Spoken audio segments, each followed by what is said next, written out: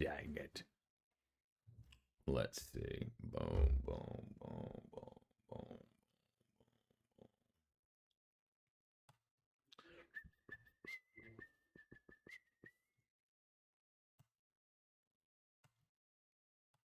Uh-oh. Let's see. Boom.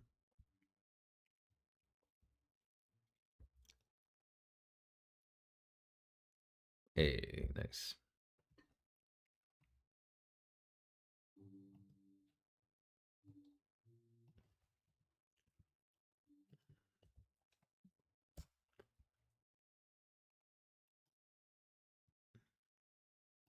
Bam. Bam. Bam. It don't matter. What up, little native mama? How you be? How you be? There we go. You know what? I think I need to do. I need to do this. So I keep leaning forward. No.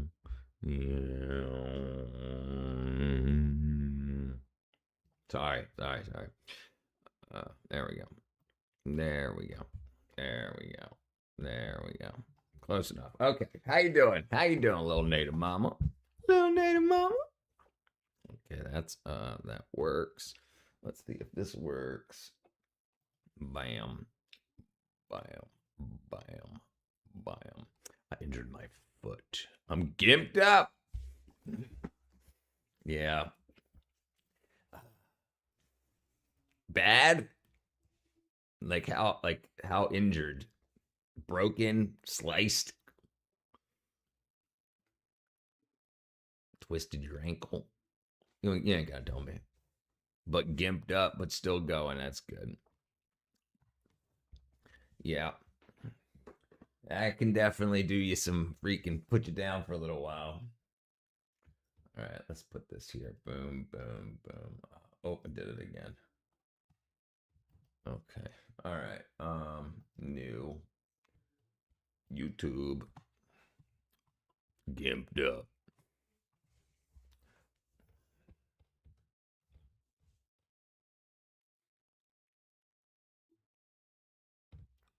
We spent $2 million drawing an airplane? People. What up, Jason? It's swollen, but a long way from my heart. Yeah, you keeping it above your heart? Like lay down, put your foot above your heart. RICE, RICE, rest, ice, compression, elevation. That's what I remember from first aid and CPR back in the day. Oh, there was this. Never mind. Never mind. Reminded me of a girl.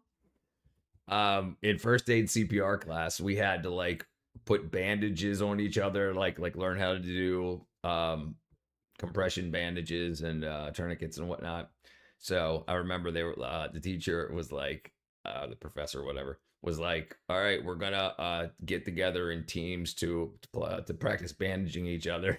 This girl, I didn't even know she came right over to me, like she got up and walked right over to me like before we even started to, and she was like, you be my partner? I was like, sure. And then she was like, okay, if you guys want to pick your own partners, go ahead. Like the teacher or professor had it listed out who was going to be partners. Because this girl, Lisa, came up and walked over to me and she's like, will you be my partner? And then when she said, yeah, she said that, then other people started going and asking partners. It was funny. What up, Clark, brother? How are you, my brethren? Honestly, I have no idea what I did. Literally 3 times the size of the other one outside my left foot. Dang. Can't stay for long, but no, thank you, brother. Thank you, brother. Let's hit the like button. Help the algorithm. Help me out with the algorithm. It don't like me. Uh-oh. Uh-oh. Okay, let's see. Where are we at today? Uh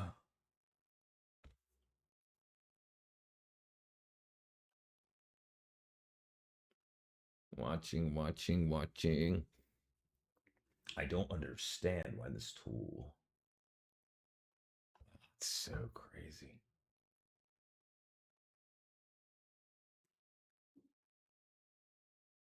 Deactivate bells. What? The FBI. Man, maybe we'll watch this. Okay. All right. What we'll watch this and see what's going on in China. We all know that having a sharper and more I'm defined gonna ice it jawline and is watch some probably one of the PBS. best aesthetics Hopefully you life can treat me have. well. And after Yeah. Things are going good. I got a couple of jobs around my neighborhood. Wind's picking up. I just finished doing a closet in one of my neighbor's houses today. Well, I didn't finish it. I finished painting and spackling, painting, sanding, painting today. I got to put the floor in tomorrow. Then the trim around the door and baseboard, and then hang the shelving unit. And then it should be tomorrow. Also, my other neighbor has a pool. Like she's got a saltwater pool and she's got like a pump issue, so we're replacing some pump motors and whatnot. John Goldbody. I put a Winston in my CPR dummy's mouth and named it Sheila. Sheila didn't make it. Pretty sure she had COPD and alcohol cardiomyopathy. Damn it. Couldn't have been from the Winstons. Do they still sell Winston cigarettes? I remember Winston's. I remember when they changed to like all natural Winston's, like when what were the Native American brand cigarettes? American something. What were they called? What were the all natural cigarettes? It came in like a light, well, like in lots of different color packs. It was the Winston's. What up, Plus Ultra? Yeah. Do you know any of my buddy Chuck Price? Chuck Price. Me, I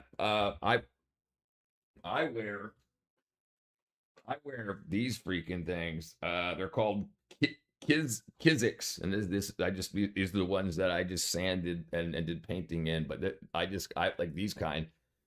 I keep them tied all the way that I slip them on. These are the ones I work in. But I have another pair for going, not working in. But yeah, Kiziks, Kizik.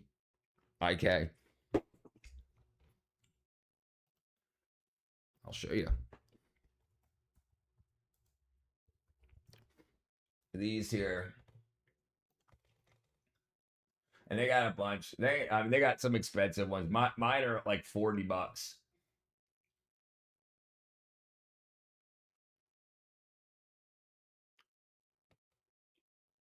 They're basically these blue ones right here, but I got them in black. American Spirit, yes, that was it. And then so when American Spirit started doing well, Winston's went all natural. Jim Bob, I saved a guy screaming from under a flip car once in Georgia. It took me over 2 minutes to get the windshield out, and I busted his shin open while doing it. His shin? He thanked me and I left. Jeez, never got sued, but his leg was definitely bleeding. He was screaming for help. Jeez, Crocs and 6. Is it good look? Oh. Hit it with a crowbar. Boots would suit me. How you doing, Sir Keith? My brother's band was playing at they were having like a show, a bunch of like local bands and some anyway. We're playing like an all day. It's like a 2-day, all day, all night, all day, all night. Like Friday. No, yeah, Friday night through Saturday through Sunday. Sunday like it wrapped up. Anyway, there was a car that had flipped and it got stuck between 2 trees. So the car flipped and then slid this way between 2 trees. And I jumped up on top of the car and I reached in from the passenger side and I pulled out the woman that was in it. And I'm skinny. I'm freaking anyway, so I got her out and then I reached back in to turn the car off and somebody kicked the car and went boom while I was turning it off to try to make me think that it exploded. Well, it worked a little bit. I think I might have peed myself a little bit. But that was my saving someone from a car wreck, but I didn't hit her with a crowbar. Crocs and socks. Gotcha. It was a hectic situation. Like time slowed down and I was hyper aware of breathing adrenaline. Yeah, adrenaline. Yeah. What up, Shiraj, brother? Got him out. Sometimes we got to do that. We got to help the people around us, especially. We got to help the people around us. Absolutely, even if we don't know who they are. That's some hero stuff. Yeah, it was pretty cool. It was good. I got props for it for like 5 years after that. Like, dude, I can't believe you did that, dude. A car could have blown up. Yeah, yeah, I didn't think about it. I wish I would have thought about it before I got on the car, but I mean, it wasn't on fire or anything. But the wheels were still going like that's why I had to reach in and turn the keys off because it was still floored and in gear and the wheels were still spinning. Yeah. Damn it. I used to remember what she said, and I can't remember it anymore. I want to say she said, my purse, my purse, my purse. But for some reason, it's not sounding right. Maybe she was speaking Spanish. She was Hispanic, so maybe she was like something else. But yeah, she was bloodied up a little bit. Like there was no airbags back then. I mean, I was 15 or 16 years old. Thought on my mind was if there was a family in there, but just an old man. Hey, you're like, oh, hey, you look inside, say, oh, it's just an old man. Call me when there's more people in there, buddy. I'm a 2 or more hero. Are Civil War monuments participation trophies? Good question. Good question. I guess you can consider them participation trophies. Well, no, trophies are given to people. Monuments are different than trophies. I have to say monuments are different than trophies. Trophies are for yourself. Monuments are for others to know. But it's pretty good. Snuffles, someone pulled me out of the front window side swept by a plumber's van at 60 miles an hour. Guy ran a red light and was on his phone. Damn. I think the car, it was like a tan, like a tannish color Toyota Corolla. Was it a Corolla? Yes, Corolla. Corolla? No, it wasn't a Corolla. What's the small Toyota that looked kind of like a Chevette? Ah, dang it. But yeah, all right. Anyway, how's everybody doing? Hit the like button. There you go. After taking a totally What up? unbiased Who's facial analysis, Tercel? Yes, Toyota Tercel. That's what it was. That's what flipped over, and it was like a cream colored, like tannish, light brownish. I want to say cream. 1989 Toyota Tercel. Not 1889. Freaking wackadoo. All right. Yeah, this is what she was driving. Yes, like this color right here. This color right here. That was it. That was it. Bam. No, not the Yaris. I don't think the Yaris existed yet back then. It was pretty much a new car back then, and this would have been like 1991. I was born in 77, so 90 I would have been 13, 91 I would have been 14, so probably like we're at 92, so probably right around there. But that stuck on its side between two trees, all smashed up. There's one cool Confederate monument I know about erected around the year 1900. It reads states' rights and home rule. Truth crushed to earth. Truth crushed to earth will rise again. It looks like a 92 Nissan Sentra. 1992 Nissan Sentra. Yeah, they do have the same kind of look. Yeah. Yeah, look at that right there. Look. Yeah, it looks like almost the same car. This is a 4-door. Was that a 4-door? Yeah, this is a 2-door. This is a 2-door. The Tercel was a 2-door. Yeah, but it does look like the same body style. Some of the men in the Civil War helped erect it themselves. But it was all about slavery. Well, a Domino's commercial popped up and I missed this. On my channel? On my channel? Right now?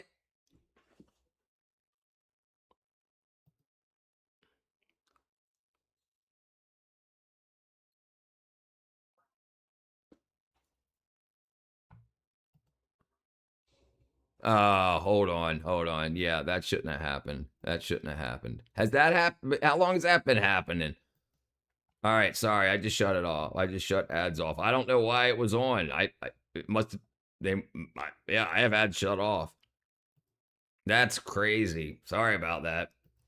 Hit the like buttons so I don't have to play ads. yeah. Usually your settings save. I am. Anyway, sorry about that. All right, let's see about China's Dudley Chin. I've never seen ads here. Do you have premium? YouTube Premium? Did you see ads yesterday, Snuffles? Has anybody been seeing ads on my channel? That's not led by premium. unhealthy No beauty premium. standards or anything. It told me, yeah, you know what you need? More chin. And luckily, I'm not the only one, because recently on Douyin, people started injecting these unknown substances into their chin just to stretch it into that super sharp V-shaped aesthetic. Except what started as a sharper chin started uncontrollably getting longer and longer, I don't get which is how millions of people started ending up with these so-called deformed bubble chins, where your chin just starts drooping and growing downwards. And honestly, once you see it, you can't unsee it. Now, how did this all start? You see, in traditional Chinese facial aesthetics theory, there's this thing called the gold... Behind the flock? I don't know what cognite is. I know about the guy behind flock cameras, yeah. But cognite, I don't know what that is. Fix a flat on the chin. Cognite is the Israeli company behind flock. I thought the one that started with an A was the one behind flock cameras. Why is he so shiny? Bubble chins are gross. Jay Leno. Golden ratio. We'll look into it, Jim Bob. Basically, they divide your face into 3 horizontal sections, and in an ideal face, each section is supposed to take up roughly about 1/3 of your facial length. You know, so all sections are in harmony together. So this app, which is probably made by plastic surgeons to make girls want to get plastic surgery. Okay, everything needs to be harmonized nowadays. Now guess which section everybody suddenly became obsessed with? Yeah, the bottom half. No, the bottom half of your face. Because apparently your chin isn't just your chin anymore. It's now responsible for determining whether your face looks balanced, long enough, slim enough, feminine enough. You name it. And there's one celebrity that gets brought up over and over again. I did my first live panel for a long time. I quickly remembered why I don't do them often. Hey, maybe we should start doing panels. And that's Angela Baby. She's basically treated as a blueprint for perfect facial proportions. Heart-shaped face, sharp jawline, balanced profile, everything matching those so-called golden ratio measurements that everyone's obsessing over. Whether she's had plastic surgery or not, that's been debated for years, and that's besides the point. The point is that she's become the reference image everyone is chasing. So if you naturally have a square... She's got 0 pores. ...shaped face or a pear face, congratulations. You failed before the game even started. And I'm not even exaggerating either, because some of these beauty companies advertise that having a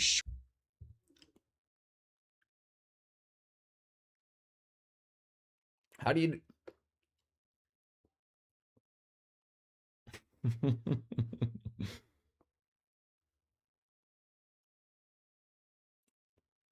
I don't know how to do the freaking mewing thing. I don't know how to do it. Too many people are dumb. What's the remedy? The golden ratio. I'm the golden ratio boy.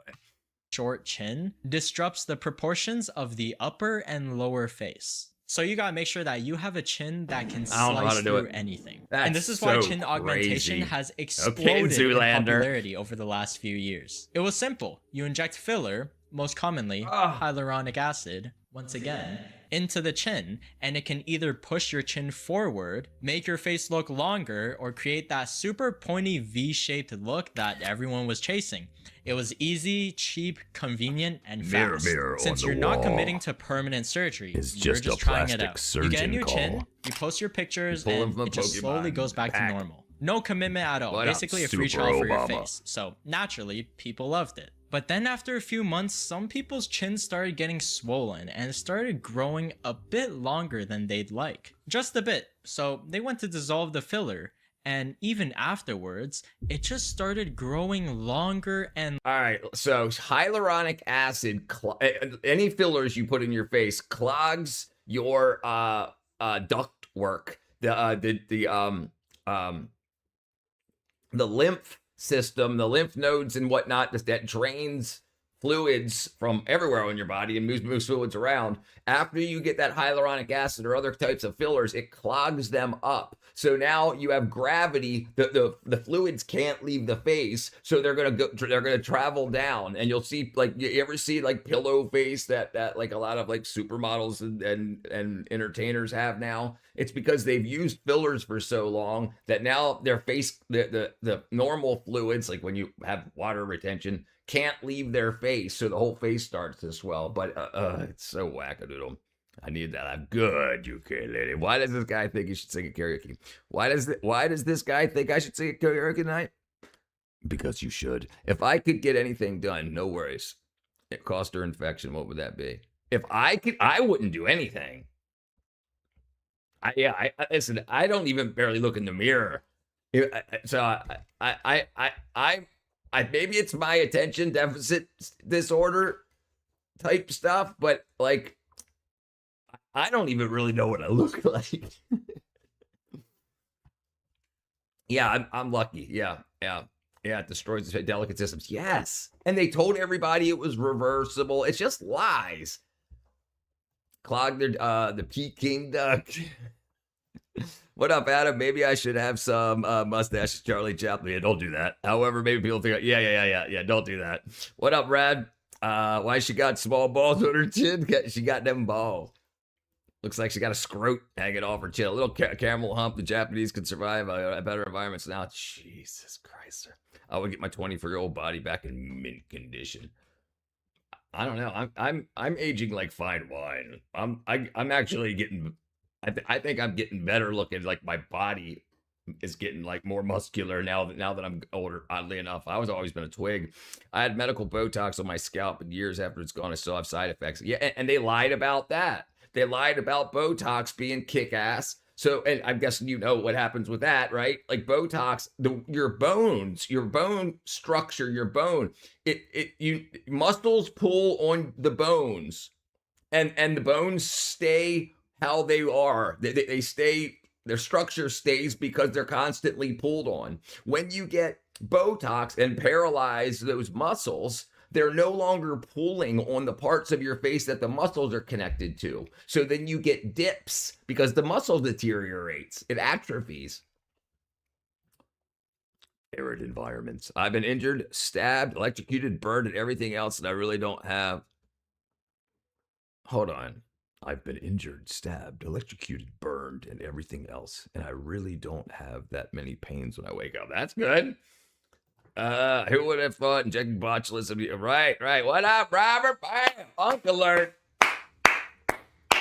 Thank you, Robert. Unk alert. Yes, I had my scalp migraines, everything fine, except it ruined my sweat glands and I got hot flashes. Oh, jeez. Especially when you injected unknown chemicals, right? Right. And the big thing is people are getting these overseas, like just from wackadoo chemists on Amazon and whatnot. And what's that one thing? Not Temu, Alibaba. I've read the U.S. patents on it and the Chinese patents. Yeah, don't do that stuff. Yeah, I once met Botox at the bar. Look goofy. Longer, uncontrollably. Their chins just didn't seem to know when to stop. And over time, gravity started pulling it downward until the entire lower half of the face was distorted. Which is what eventually created a new variant of our bubble face disaster. It's like their little brother. Unbelievable. The bubble chin First off, who in the right now, mind? Of course, people start asking, shot from the what is going on? Okay, how is this even? Right? Alibaba sounds like witchcraft. The one, right? Quagmire.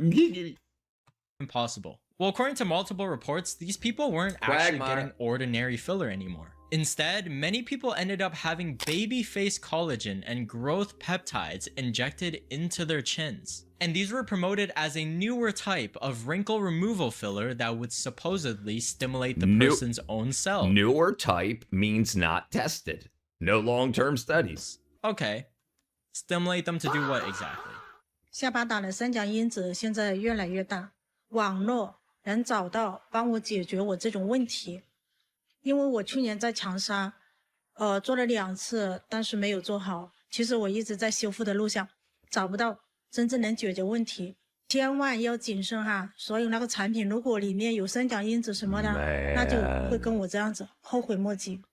Unlike normal temporary filler that just gradually disappears over time, it doesn't. This material behaves. It doesn't temporarily dissolve over time. It migrates. It moves around your face. It doesn't dissolve. She got bollocks chin. Thank you, brother Robert. Thank you, my friend. Completely differently. Instead of being absorbed by the body, it stayed inside the tissue and started shifting around, as well as harden and stimulate this abnormal growth. And combine that with the fact that your chin is constantly moving every day. You're eating, talking, smiling. You're just making facial expressions. I can translate. And over time, gravity starts pulling your chin downward, and the filler also starts going lower and lower. Why don't people do natural action to remove wrinkles instead of artificially? For example, like use less stress, which reduces your chance of having wrinkles, or less trees. I'm crying. Eat beverage, right? Why don't they? Right. And that's the thing. That's the absolute thing. You only do 3 things for your body. You either pray/meditate, you exercise, and you consume food, water. Food and drink. That's it. For 3 things. And so if you're not doing that, the best of those 3 things, you're going to have issues. The body is amazing at repairing itself if you give it what it needs. And people are eating freaking Big Macs and stuff. Idiocracy, yep. They are smart, but they're also obsessed with being beautiful. Right. Well, right. And they're also chasing glory. They want to be the baddie on the internet.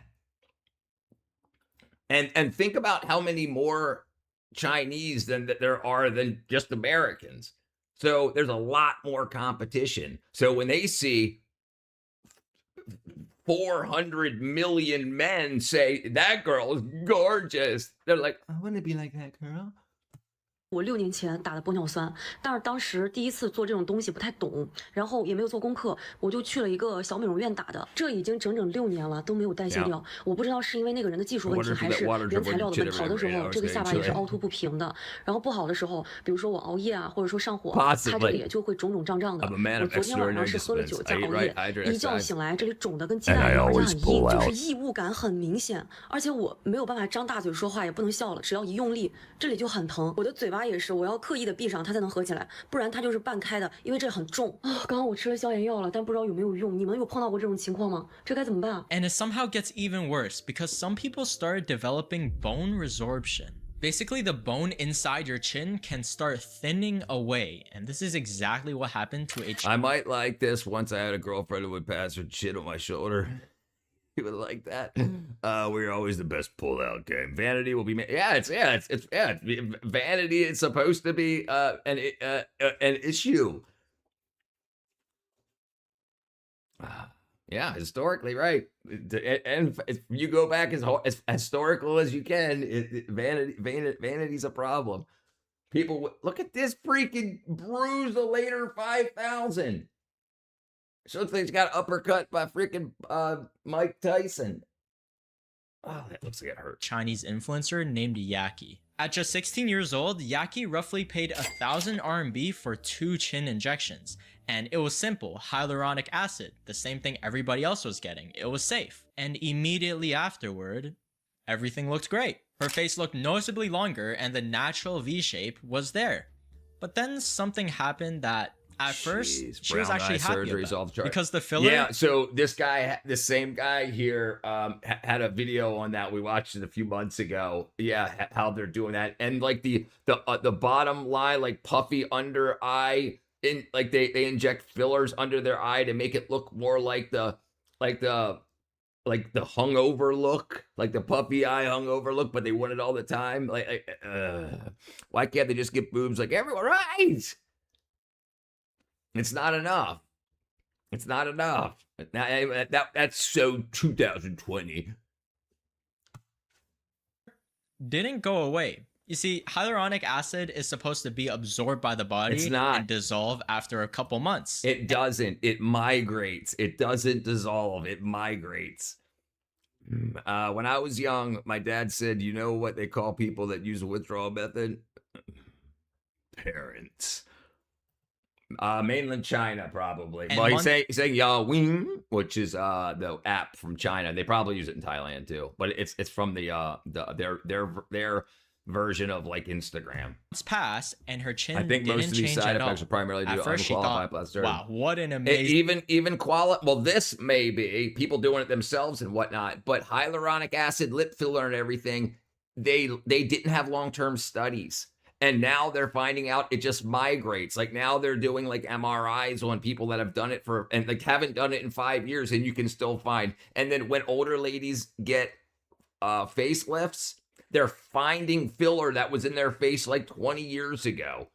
It just migrates out of the lips and moves up to the cheeks and down here, which causes this area to start to sag because it gets filled full of the fillers and that fluid that the hyaluronic acid fills up. And when you get hyaluronidase, the stuff that dissolves that injected in, it also dissolves your natural hyaluronic acid. Hyaluronic acid, natural polysaccharide, is the repeating disaccharide chemical formula C14H21NO11. This is a massive polymer chain repeating glucuronic acid. The kids will be learning this acid. Will the kids learn about this acid in chemistry class? Absolutely. They know about it before chemistry class. They know about it from beauty class. Nothing like putting polymers in your face. Side effects. Right. Your body is a balance. It's a balance. So if your body makes hyaluronic acid in very small ways, distributed equally or evenly all throughout the body to hold tissues together and whatnot. But if you put big hunks of it in, and they say, well, your body naturally makes and dissolves hyaluronic acid. Yes, very small amounts distributed all around, not big ass hunks of it in places. It's a wackadoodle. Plastic like polymers composed of propylene glycol, styrene, ethylene, butylene. What could possibly go wrong? The same thing I use Jabberwocky, Polk polypropylene. How do you do the split screen thing and talk to two people? Me? I use OBS. So I've got full camera view. Well, it's actually got a full camera. I have it cropped in, and then I've got my secondary camera. What up? And then I've got what up? And then I've got this. No problem. OBS, Open Broadcast Software, Open Broadcast Studio. If you're on a smart device, just press the little 3-tab thing on the bottom of the screen, the right hand, put split screen on the divider up there. Well, you could do that on your phone, but if you want to do it to do a live stream, you want to use like OBS is free. It's got a high learning curve. If you have any questions, John, join the Discord. Just ask me if you have any questions how to do OBS or whatever. You can also use like StreamYard, which will kind of do that for you. And that's, kind of free. Freemium. It's free to get a couple of things, but then you pay to get more. But yeah, OBS is free. Can't go wrong with spray foam or Fix-A-Flat. Cheap and effective. Brothers, so people have been arrested and for injecting Fix-A-Flat into people's butts. Honestly, I like women with ugly faces and nice bodies. Yeah, boy. Hyaluronic acid are quite absorbent, apparently. So the data that's been coming out the past 6 months is that it's not. It migrates. So people get it injected in their lips, and then over the course of a couple of months, the lips get smaller. So they thought that it had absorbed, but now that they're doing like scans and surgeries, they're finding that it moves into like the jowls and the cheeks, and then into the and it clogs the drain system, the lymph system. Yeah, and so they like it's.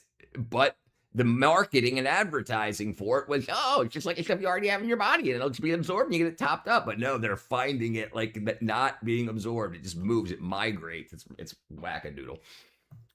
amazing deal, right? Wait, everybody else has to keep paying for maintenance, but mine is still here? Talk about the worst buy one get one free deal. Because eventually her chin slowly started changing shape. It started swelling really bad, and she experienced constant itching and redness.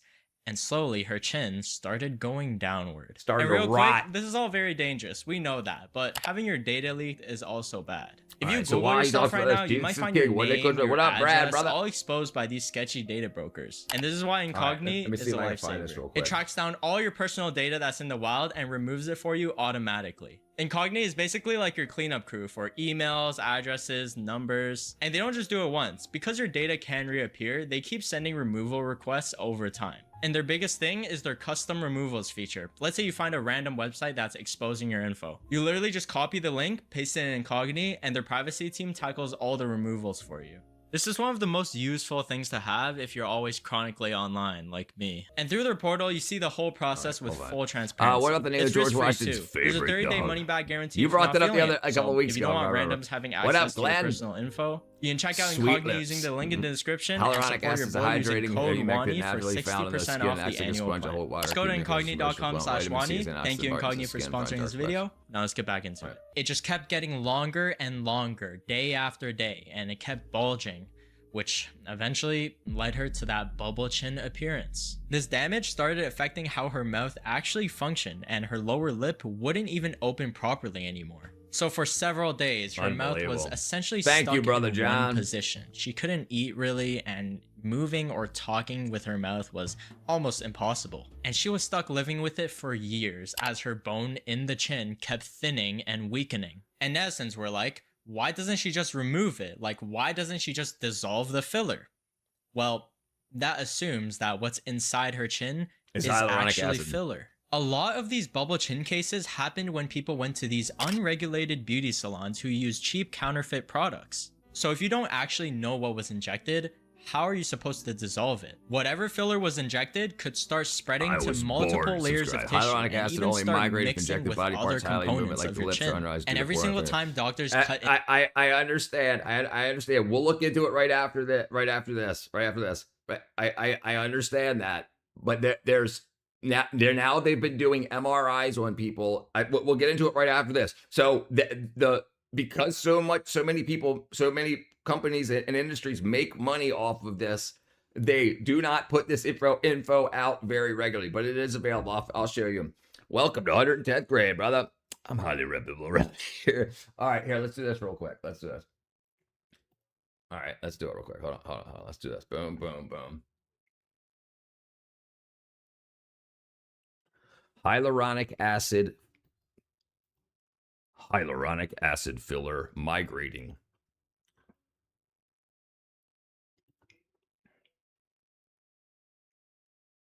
Okay, let's see.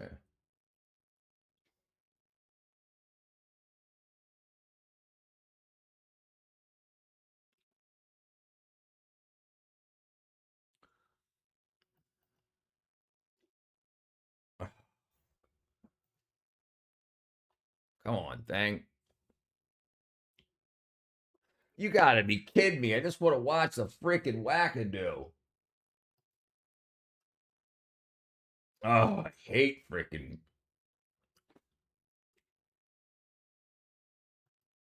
All right, we'll do it right after into this. the area to do like what a up, repair, Dr. Weir? I said the same thing. Use another thimerosal, injury. which is a so, form of mercury. You know, you'd think people would just take a step. Thimerosal. Yes. Thimerosal. Ours is the flu shots and others realities the congregates in the brain doesn't go away. Right. It bioaccumulates.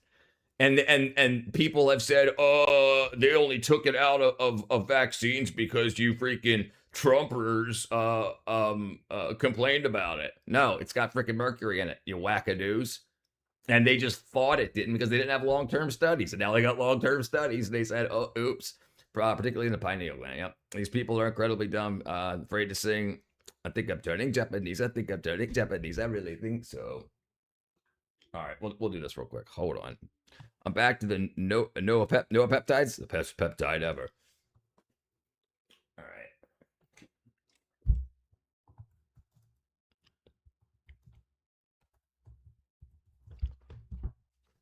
All right, let's see if I can find it real quick.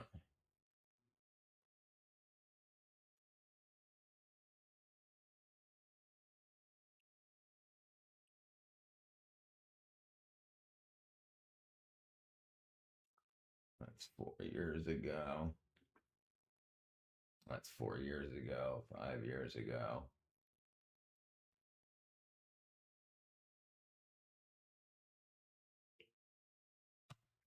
All right, I don't know. Let's react to another Brett Cooper video. This one's called The Scary Truth. So I take a lot of aspirin, but I don't take store aspirin. I don't take acetylated salicylic acid. I take salicylic acid. I have crystalline aspirin, 99.5% pure aspirin crystals that companies like Bayer buy and then acetylate it, then sell their tablets with all kind of buffers and wackadoos in it. But just salicylic acid, straight up aspirin, not grocery store aspirin, is a different beast. And Let's react to facelifts are ruining. Let's react to another. I don't want you to react to it.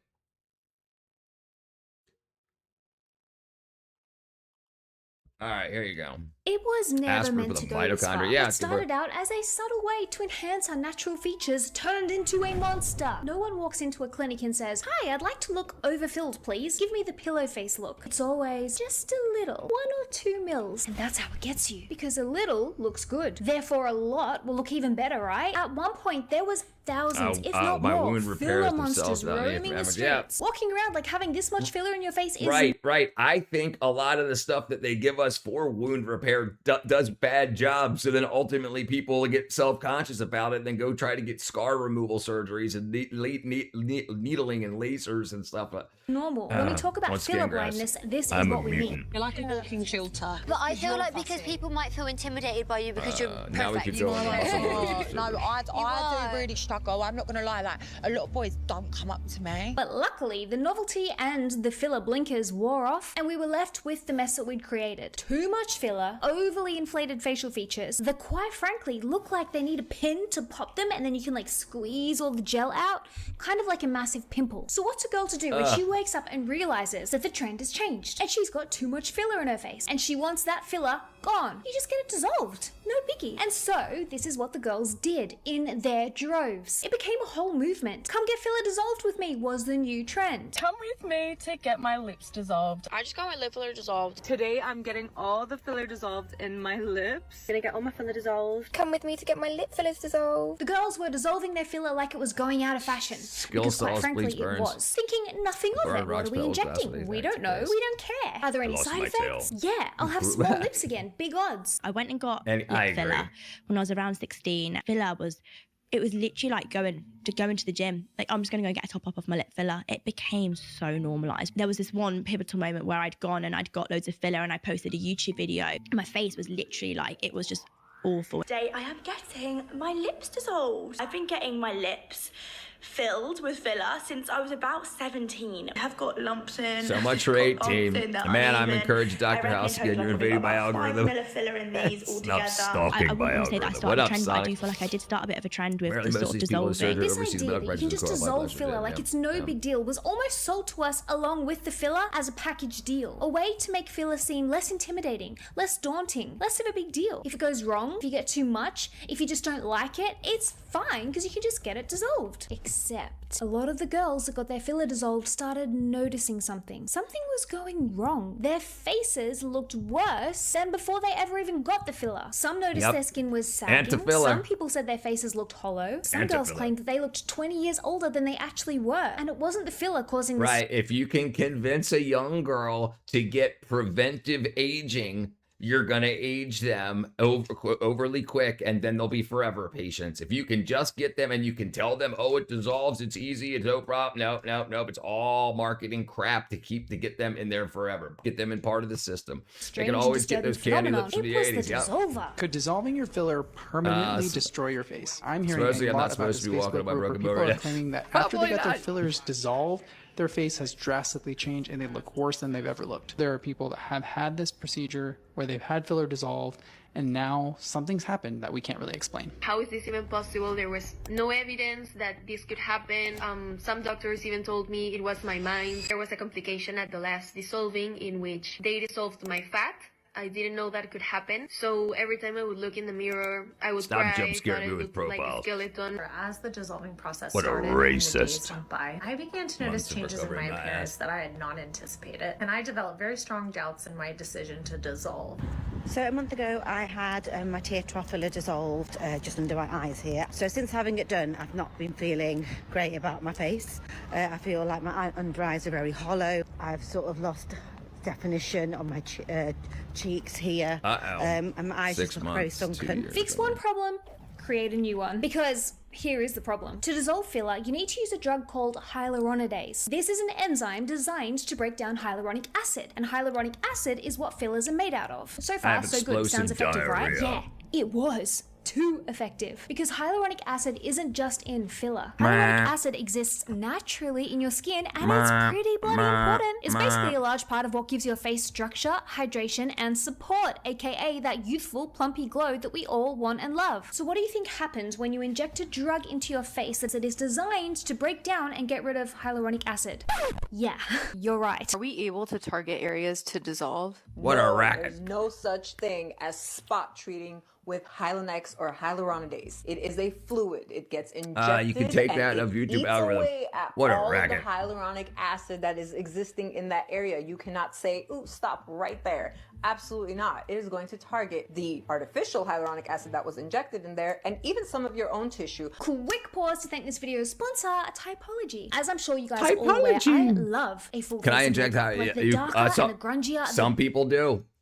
Better. But I do not want this every day, and quite frankly, sometimes I just don't have the time, which is why on my no makeup days, I go for my Typology Tinted Trio. First up, we have the Tinted Trio. I love this when I don't want to wear a full-on foundation, but I still want to smooth out my complexion. It's got really light coverage, and it's infused with vitamin C, squalane, and aloe vera, so you get that super hydrated, dewy look to your skin that everybody loves. Then we have the Tinted Concealer, which is an absolute necessity if you are a mum or someone who doesn't sleep half as much as they should. It does all the things a concealer should. Covers dark circles, reduces puffiness, brightens the under eye, except because it's technically skincare and not makeup, it's actually helping to improve the health and the look of your under eye skin immediately as you're wearing it, and over time. It contains some seriously impressive ingredients like caffeine to Obama got the Nobel Peace Prize before he did anything, and then he caused more war than peace. Cornflower hydrolate to improve circulation and drainage of the under eye fluid so that your under eyes appear brighter and more refreshed. Then my personal favorite is this little cutie. This is the tinted lip oil. They are robbing these girls. Do you know how inexpensive this stuff actually is to make? And they charge like hundreds of dollars for these kits that cost like $1 to make. Amount of color while hydrating and protecting your lips with ingredients like squalane and vitamin E. Think the most decadent, luxurious lip oil treatment, but with a hint of color. I am going to pop the link to the Tinted Trio in the description box down below. And Typology would love to offer you guys watching this their Radiance Mask with yellow clay and organic turmeric for free with any order over $50. This offer will only be live for 1 week after this video goes live. So if you're like, I feel a little bit partial to treating myself to some tinted skincare and getting a full-size face mask for free, you know where the link is. Let's get it. Let's go. If you're one of the girls who got her filler dissolved and wonders why she looks 20 years older overnight, this is why. The thing is, when you inject hyaluronidase into your face, it doesn't have the perfect target. It doesn't segregate between hyaluronic acid. So yes, it breaks down the hyaluronic acid in your filler. It also breaks down the hyaluronic acid that naturally occurs in your face. This is too much for me. This is an enzyme that breaks down filler in the body. The only thing is it can't differentiate between our normal hyaluronidase that we produce in our body and the synthetic hyaluronic acid that we have. You cannot say, I'm going to target treat one little area over here and get a result, because that is going to seep into all of the areas that have hyaluronic acid existing there. And what's even more disturbing to me is that hyaluronidase isn't even formally licensed to be used specifically for filler dissolution by the FDA or the TGA here in Australia. A drug called hyaluronidase is injected into the skin to break down filler compounds and skin tissue. Its off-label use in cosmetic procedures is unapproved, untested, and unregulated. Hey, they're going to do it anyway. Even the most beautiful woman in the world. 20% of 150 patients had adverse effects from the drug. The narrative surrounding fillers has always been that it can be removed without any adverse outcome.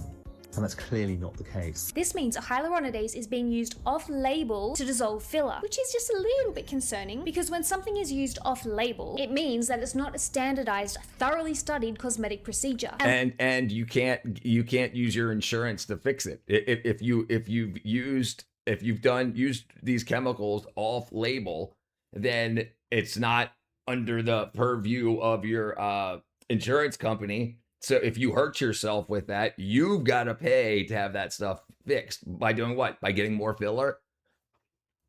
It's wackadoo. What exactly does hyaluronidase do to our surrounding tissues over time, long term? Well, we don't know because we don't have clear... The ding-a-ling, Steven. Concise answers because, quite frankly, we haven't done long-term studies. Phase 4 of a clinical trial, meaning after it's been worked up for safety and efficacy and worked up on likely thousands of people, phase 4 is used. Everybody does it. Everybody. It don't... Black, white, green, purple, everybody. Yeah, no. No, everybody does. You are phase 4. Yikes! Skin hanging from the bones. My face is literally like a rag. Collagen, elastin, it's all loose. My skin isn't attached to my face. This Russian woman is one of many patients around the world reporting devastating side effects after a popular cosmetic procedure, the removal of facial fillers that some claim has impacted their whole body. Queensland woman Agnes had lip fillers dissolved 2 years ago. She says what began as a feeling of numbness soon escalated to indescribable pain. My body was near convulsing. My head felt like it was in a vice, in a grip. My jaw was aching. So when we hear girls saying, I got my filler dissolved and now my face looks hollow, my skin feels different, I look older than before I ever even got filler, they're not making this stuff up. You can see a distinct difference from her normal skin to that area. There's more glands, that's the little white dots, and the skin is thinner. And so that creates this almost like shelf that you can see right here with this change. Up here, we're in pretty good shape. It's everything down in this region here where the filler and the hyaluronidase were injected and dissolved that's really changed. And what's even more concerning to me is that the women who claim that they have been permanently damaged by hyaluronidase are essentially being ignored. Their evidence brushed off as being anecdotal. Therefore, it doesn't matter. Because it hurts the narrative, the obviously false narrative that hyaluronidase or hyaluronic acid is like the filler, just get it done. They can dissolve it if you don't like it. No big deal, girl. Go clean. And then once you get it done, then you get it dissolved. Then what? Then you're always buying more product to fill the areas that you screwed up. The aorta is the main large artery in the human body.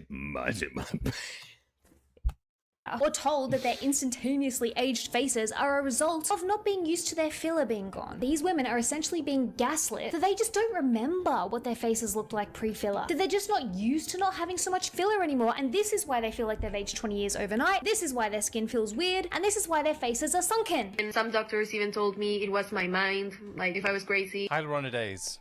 Will it dissolve your face? We need to tease out why a minority of patients are so unhappy after hyaluronidase. Filler stuff is so foreign to be is that completely hyaluronidase really is causing a physical problem in a minority of patients. So hyaluronic acid fillers have been used in Hollywood for 50 years. They've been using it to make to make women more beautiful than nature. And then people are always like, oh, she's the most beautiful, and then not telling anybody. And then once it started to come out and it was easy to get injections done at your local clinic and cheap enough for the average woman to get into, then it started to become a huge thing. And they lied about it being able to be absorbed and dissolved because, oh, it's your body has natural hyaluronic acid and natural hyaluronidase and it dissolves and rebuilds. But yes, but when you inject, it's at like picograms of hyaluronidase throughout the skin, not freaking milliliters or milligrams of it being pumped into areas that, and then you have no idea. And then it goes into your bloodstream and it gets pumped around your body and it starts dissolving everything. Pharmaceutical industry will market industry snake piss to women for their skin, and they will buy it. Yeah, they would market snake piss. Absolutely.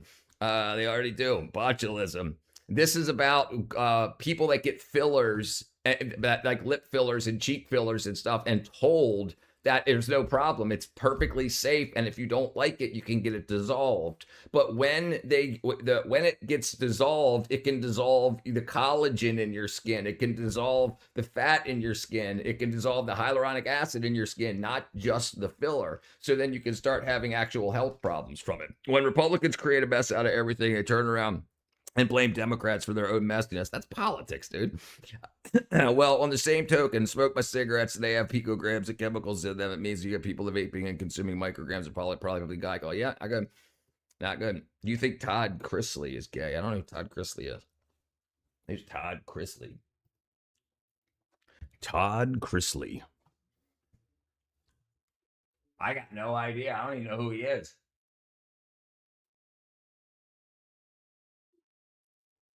I got no idea. I don't even know who that is. I don't know. Second is that hyaluronidase is used in conditions where it's very easy to create the perception of a long-term problem. The second is acclimatization to an overfilled state, and then a reversal to normal, which simply feels much worse than normal because it is so shocking to lose so much volume so quickly. I don't think so. But the girls are like, no, like something is wrong here. Please listen to me. My skin is sagging. It feels like bubblegum. I can stretch my face. My legs hurt. Now the science backs this up. It is well documented that hyaluronidase does in fact dissolve the body's own hyaluronic acid, not just the filler. That's proven. We already know that. But we've been reassured that our bodies should replenish this lost hyaluronic acid in a few weeks. Oh, please help me, doctor. Hyaluronidase ruined my skin. My name is Rebecca Goodell. I'm a medical doctor and specialized in aesthetic medicine. And You're gonna lie. Ozempic's discovery was heavily inspired by the slime of the Gila monster. Is this possible? No, it's not. But we do have hyaluronic acid in the skin, and this hyaluronic acid can be affected by other hyalase. But all of the HA in the skin is going to be replaced with new one. So even though the hyaluronidase removes a little bit of your own HA, it will be replaced within 24 hours, and you will even have more of it. Are you sure? Except no, for she's not us, sure. That simply does not happen. A Gila monster bite is similar to the permanent same kind of bite you see deficiency from and a significant lack of volume in the areas that were dissolved. And no, it is not simply because of a lack of filler. It is the lack of our own natural hyaluronic acid that was helping to hold up our faces. Yeah, so what happens is this woman who does fillers, this doctor that does fillers, hears about everybody telling the truth about how fillers can be dissolved and says, don't worry, you'll be even more beautiful after you get fillers and then get them dissolved because your body's going to make even more hyaluronic acid and you're going to be more beautiful. So please don't stop paying for my life. They really release flesh-eating bacteria. Yeah, in the mouth. Definitely in the bites of the Gila monster and Komodo dragon. Kelly Osbourne looks like a Gila monster now because of it. Doctors say your hyaluronic acid will come back. I'll tell you for a fact that that is an uncertain statement. You cannot know if the hyaluronic acid will ever come back. Because right, but she's making so much money off of telling people on the internet, I make you beautiful with hyaluronic acid, and don't worry, there's never going to be a problem, no problem, just keep coming in, keep swiping that credit card. I've operated on people who have had dissolver, and I know the natural thickness of the SMAS in different areas of the face, and people who have had dissolver before, sometimes even 4 or 5 years later, I've gone and made incisions for a lip lift or a facelift, and their SMAS is still thinner than it used to be. So some people never recover their hyaluronic that you dissolved. Some people do. You don't know who that's going to be. Now, I am not trying to fearmonger here. It needs to be said that this side effect does not happen to everyone. Some girls get their filler dissolved and they look absolutely amazing. Everything is fine. But when enough women are complaining of a side effect of what is essentially a drug, we can't simply brush this off. Like, somebody should be investigating this. Somebody should be doing the studies. But to my knowledge, nobody is. Doctors say more. No, of course nobody is. Who's going to spend the money on the study? Who's going to spend the money on the study to not make money? Do you know how many billions of dollars around the world this makes these people? Research is needed. And if they say, oh, we just put a couple $1 billion into doing a study to learn about this, and oops, it's very bad for you, then what? While patients are pleading for regulation and accountability. Make it happen. And here is where the vicious cycle starts. Girl gets filler. Girl gets more filler. Maybe gets overfilled. Maybe decides she just doesn't like it anymore. Decides to dissolve the filler. And ends up accidentally dissolving her own face. So now she's unhappy. She's self-conscious. She feels like she looks droopy and saggy and older than she is. So what choice does she have now but to go back to the clinic and get more filler injected? To correct the volume loss that was caused by the dissolving agent. Now is head black-haired. It should be noted that I wondered what I would look like like without that filler? Would I actually look better? Well, I got the visual that I needed, which just confirmed my decision to replace the filler as soon as I could. Guess who is happy again because I got my under eyes filled yesterday. So you have girls getting filler, dissolving filler, getting filler again, dissolving filler again. The time has finally come. I'm getting my lips refilled today. I got my lips dissolved 2 weeks ago now, and let me tell you, it has been the longest 2 weeks of my life. I've never felt so ugly. I was hoping that the natural lips would grow on me. I have learned Steven. I have a You friend in remember so my Mexican lip later looked becoming like American. Used to grab bees and sting how could you himself. forget? That's I why did that so that I right, could- right. No, bee stings help for arthritis. In a lot of cases, right? Isn't that crazy, dude? There was a woman that had a. I want to say it was very bad. Oh, was it? Damn it, I can't remember if it was arthritis or if it was asthma, but she got stung by like a bunch of bees and was taken to the hospital. They thought she was gonna die, and after she got through it, she no longer had either if it was asthma or arthritis. It was no longer a problem. It's crazy. I would invest $100,000 USD to learn how to lose money if it makes my chin look killer filler. All right, I'll be right back. A clean slate and re-inject them. We have dissolved her upper lip. We had a little bit of migration. Nothing can be worse than the dissolver. I know. Like this is a walk in the park. This is a very soft, nice, very nice filler. And it's like, where does it stop? With a facelift. Apparently, if you ask influencer and podcaster Ashley Stobart, who has so much filler that she subsequently had to dissolve it, who was then left with so much loose skin on her face that she felt the need to undergo a facelift at the age of 34. What the fuck? She's 34. This is insane. I've had so much. How of did that. you end up in this situation where you were like, I'm doing a facelift? Talk to us how you got to that. It honestly, like, from years of filling, dissolving, treating, new shit, all this, I just had lost definition in my face. I didn't look like me anymore because I'd been filled out, put back in. And then they ended up getting 4 centimeters off each side of my face. Squeezing filler out of my face for hours. Like, I've got these videos on my phone that my friend took, and it's just like, they're green, aren't they, Lauren? I was in surgery for 9.5 hours. And then he was picking filler. My husband kept ringing up and being like, is she okay? And they were like, we just can't get all this shit out. I've shown you the pictures. Some of it was just like green balls of pus that had got like I was curious, so I cross-referenced a bee sting of other venom. Now, I am not making this video to discourage anybody from dissolving their fillers. It's your face, your body, you're a big girl, you do what you want. However, in saying that, I do think it is of the utmost importance that we are fully informed and aware of the potential downsides of this treatment prior to getting it done. Right. And that's the whole thing. This is new. This is so go and pay a handful of beauty influencers to say it's the greatest thing ever. And then it sells $1 billion worth of stuff. You give out freaking $30,000 to like worth of money. 6 influencers, $5,000 each. Bam. And then now you're going to have millions of girls getting this stuff, or boys, people. I'm doing the same thing with bee stings, the alpha gal. Yeah, well, we got to look at that too. Yeah, the alpha gal shit's whack-a-do.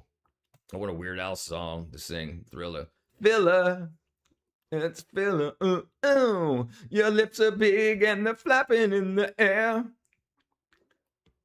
You need to fill your brain, not your underwear.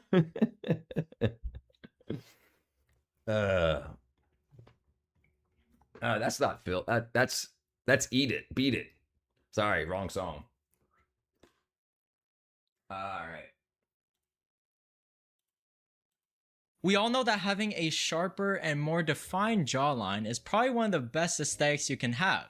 And after taking a totally unbiased facial analysis that's not led by unhealthy beauty standards or anything, it told me, yeah, you know what you need? More chin. And luckily, I'm not the only one, because recently on Douyin, people started injecting these unknown substances into their chin just to stretch it into that super sharp. We all know that having downward and the filler also starts going lower and lower. 下巴变成这样了，这个是我6年前打的玻尿酸，但是当时第一次做这种东西不太懂，然后也没有做功课，我 Personal data that's in the wild and removes it for you automatically. Involved a woman in Nanjing named Miss Dang. Now, she was already trying to I'm repair completely a serious. previously And failed Kama bubble Sutra, chin they injection. recommend She spent 8 years wash trying things to for fix the it. enlargement. She No, searched I on know. Douyin, Xiaohongshu. What's your biggest Worst criticism for possible Trump? decision, by the way. And then I've got a lot of criticisms of Trump. I absolutely do not think that he should be. Trump needs to take a lesson from what's his face, the Department of State, Marco Rubio. He's going so far with the memery and whatnot. He's going too far with that stuff. And I think one of my biggest concerns was talking about the election and not giving up the election. But it's odd to see that the things that I was most critical of him, if there is evidence, and I can see how like the news says there's no evidence. Okay, well, when there is evidence, what are we going to do? And if this is actually evidence, what are we going to do? But I do like what's going on with the economy. I do like that we have all of the businesses coming back and all the manufacturing coming back to America. That's really, really good. I don't like how they're handling health. I don't like how they're handling the lawsuit thing for Roundup. I do not like that, and the persona of Trump, like constantly attacking people online for like if it's just clicks and views. I wish he didn't do that stuff, but I really like JD Vance, and I really like Marco Rubio. Formic acid, formic acid ants also, yeah. As written, fire ants, however, personal experience, thousands of bites. Yeah, I've had lots of fire ant bites. I don't think I want to get my ding ding sting 8 times from a wasp major to pay. Yeah, I'm not interested. Fire ant venom is unique because it's roughly 95% water and soluble alkaloid toxins, which causes paralysis. Yeah, and the pustules. Yep, absolutely. I have lots of them down here in Georgia. Fire ants suck. I've been eating alive. Me too, brother. I've been covered head to toe. When I was 4 years old, I spent a month in Nevada aloe vera cut up calamine lotion. You're gonna need a lotion, an ocean, a calamine lotion. I've never seen fire ant. Luckily, they look scary. Yeah, there's lots down here. We had red ants in Maryland, but they were just red ants. Down here, the red ants are fire ants, and they bite you. Each bite turns into like a pimple. And it burns and itches. I was also 4 years old. They'll also swarm you, and there's evidence that they also produce infrasonic toxins because the mountain lion does essentially freeze your body. Wow, never heard of that. That sounds cool. I've seen posts from this one clinic page called Suzhou Yumei Medical Aesthetics. Every single patient they did had perfect results. Almost too perfect. I mean, if you take a look at their profile, they specifically advertise experience in repairing bubble chins involving these so-called growth peptides. Not only that, but they claim that they had specialized filler repair technology. Foreign substances stuck in your what face? Up, crying easy. fish? Complicated repairs that nobody wants to touch? This guy lives for it. So Ms. Ding traveled there for a consultation, and the price? 20,000.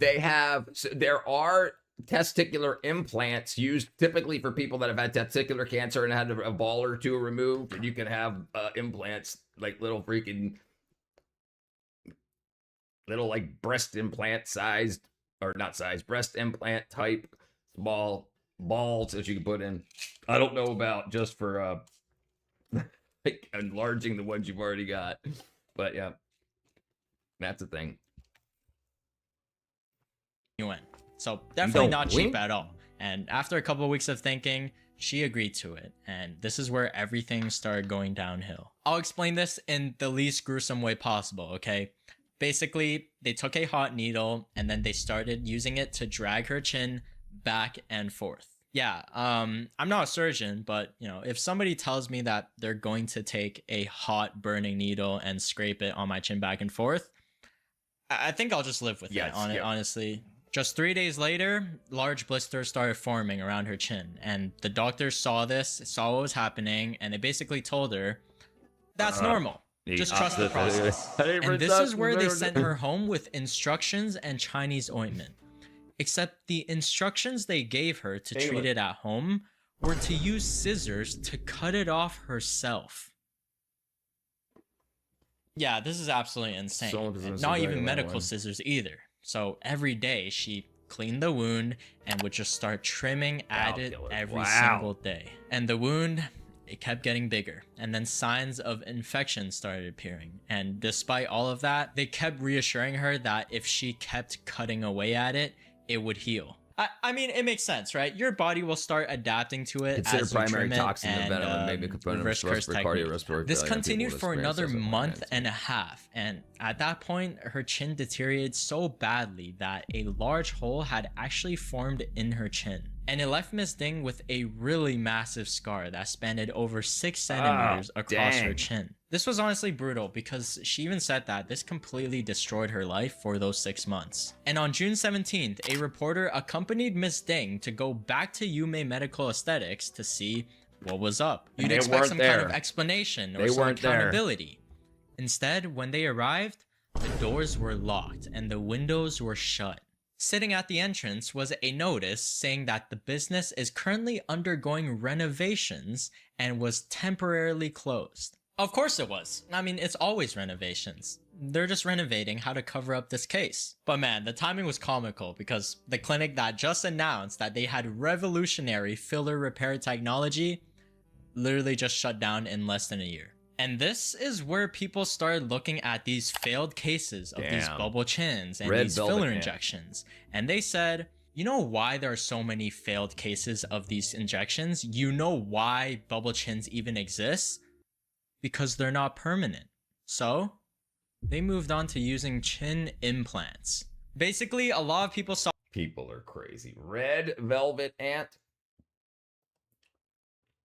Red velvet ant. Oh, holy crap! I ain't never even heard of a freaking wackadoo. It figures Arizona's fire ants that are not like all the other hamster plants. But here in Georgia, they're wackadoo. Look at these things. I have never seen such a thing. Man, I have never seen such a thing. Look at that. Wackadoo.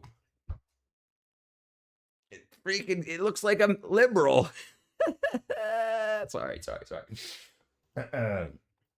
Saw what was happening with these bubble chins, and many of them gradually shifted to getting actual implants. It's not liquid, right? It's not filler. It's literally permanent. During a procedure, the doctor will make a small incision inside of the mouth rather than outside because this will avoid scarring. That's one of the reasons why these chin implants are being marketed as being discreet. You just choose the implant and then it's directly placed into your jaw to either push it more forward or just completely change your side profile. Finally, the perfect solution. No more revisiting the clinic every couple months, no more bubble chins. Instead, you just install one permanent chin.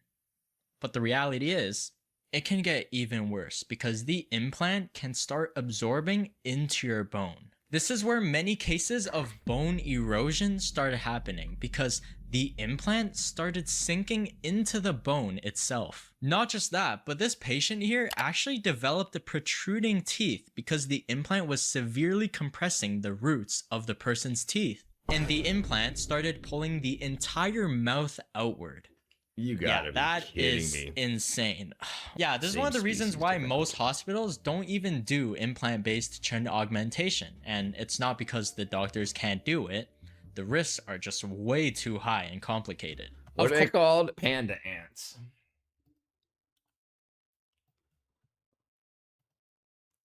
Panda ant.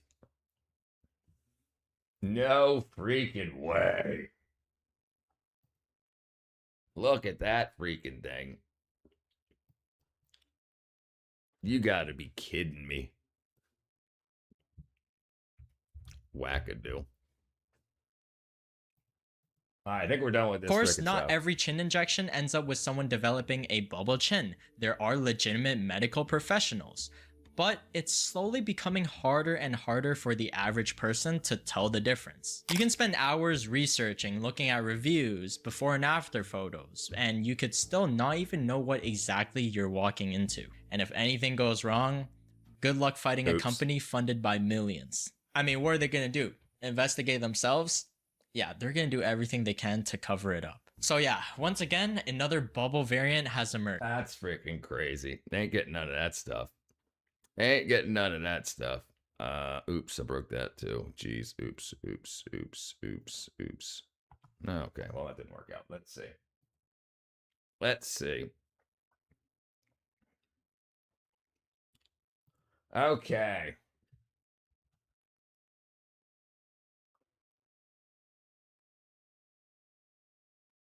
What? What did that say? They're making $10 million a month off of AI slap? Look at the file amp right underneath my truck below my feet. You got one right outside your car, brother. I've seen down here in Georgia. I've seen people open up their doors, have fire ant nests that have crawled up into their car, made nests, brought dirt up like red clay from the ground underneath their carpet. And can you imagine like not noticing, getting in your car like at 6 o'clock in the morning, heading into work, and then the next thing you know, you're freaking lit up, being chomped on, and Uh-oh. All right, let's see. Uh-oh. Uh-oh.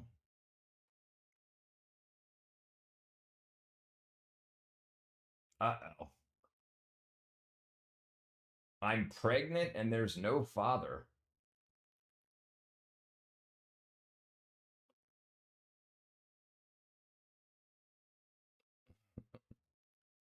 Meet the nose-plugging grandmas of India.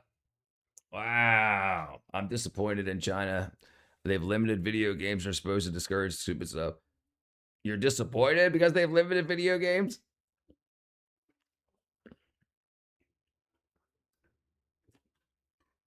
All right, let's see.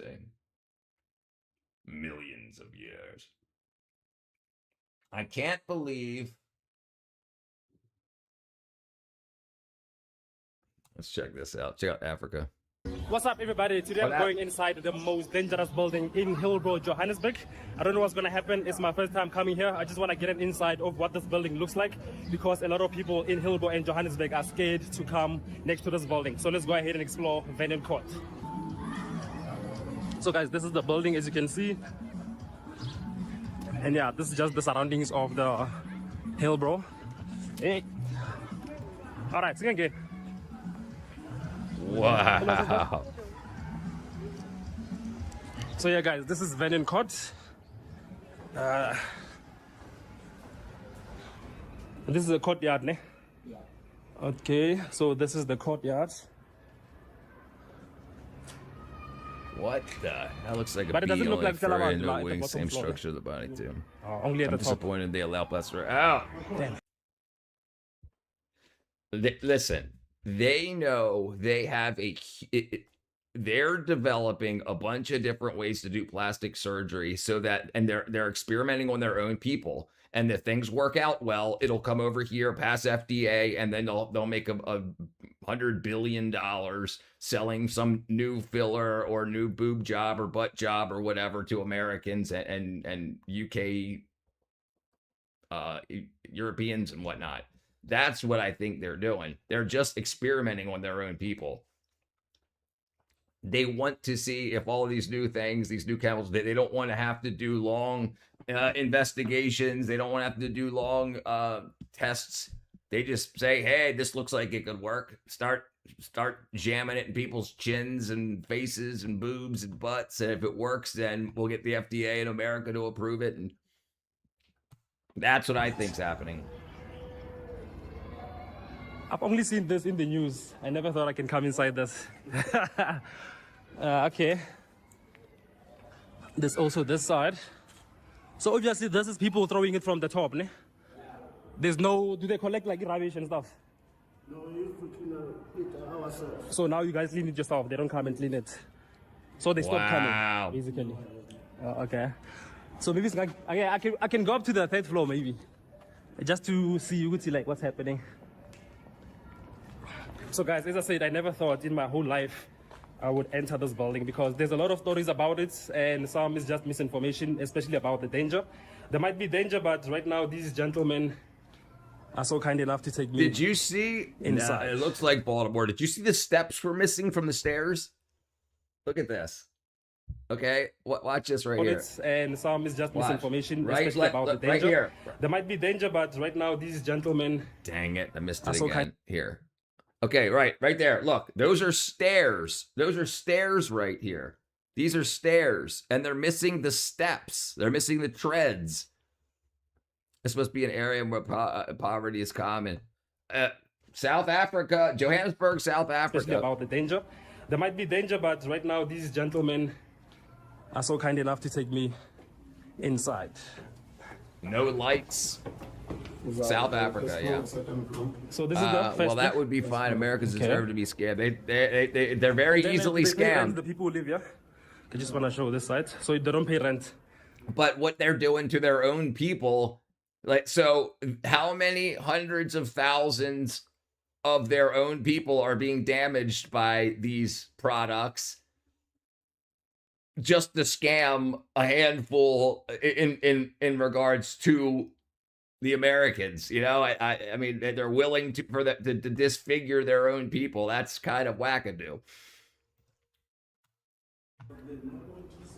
No electricity, no water, so there's no need to pay rent. There's no need to pay rent. Does the FBI actually do their job? No, they don't.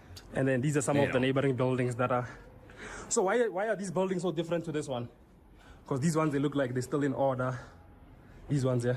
There's another flat. Oh, that's like managed by someone else? Yeah. Okay.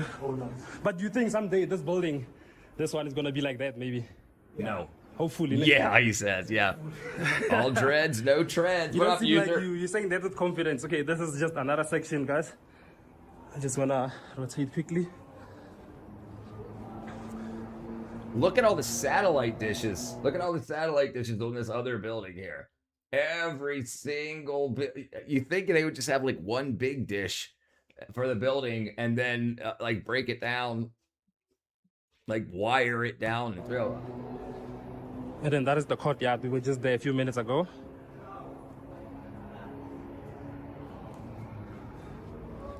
Oh, yeah. It looks like all the windows are broken. And the pipes also. There's nothing working here. Yeah. Nothing is working. Yeah. Maybe one floor. Maybe one more floor. Yeah. Can you tell about it? Yeah. Can then go inside. So it's like too many rooms. So in this side, it looks like it's rooms.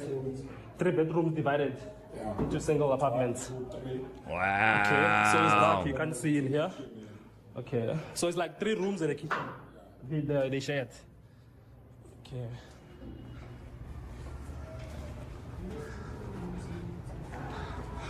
So guys, I'm gonna try and stand where there is light because you can't see me due to the fact that there's no electricity in this building. And the guy actually said that nothing works inside this building.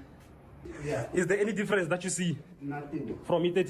So where do you go poo-poo and pee-pee? I think because of the building wire, it makes it difficult to share a single dish. So they made you sound, yeah. I mean, but it seems so much more expensive. Like, I mean, you know, making all those dishes, all those digital boxes, and I guess each individual person has a TV, obviously. But if you understand the way that satellites work or antennas work, is they're receiving all the signals at the same time, and the digital boxes do the decoding. So they wouldn't need like the different boxes unless there's some sort of signal shifting or changing for different frequency sets. Well, I guess people with ugly vanity inside deserve to be ugly on the outside. And that's scripture, brother. June. Still the same thing. Okay. And then what is some of the problems that you guys face living here? Water. Electricity is obviously, those are too crucial. Yeah. But then when the city comes here and finds this building like this, what is something like what are they saying basically to you guys? Well, they said they're gonna move us from this building. Okay. Put us maybe in a. So they need to find you guys another accommodation. And demolish this.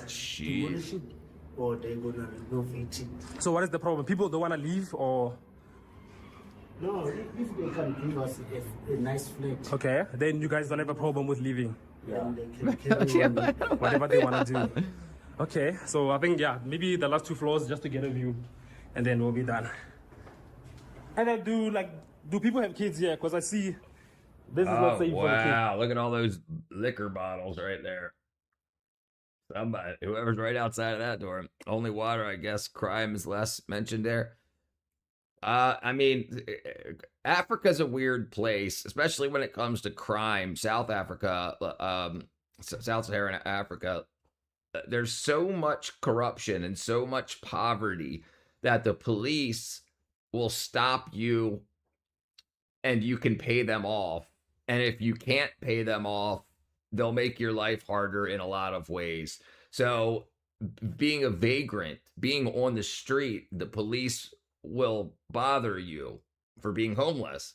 So that's why you don't want to get in trouble like that. So you're finding some place to stay anyway. But they have their form of socialism where they were waiting for the government to give them a house, especially because they're unemployed. So they don't have social safety nets like that, like we have in other countries. All right, Sharaj, brother. Yeah, it looks like poverty anywhere, right?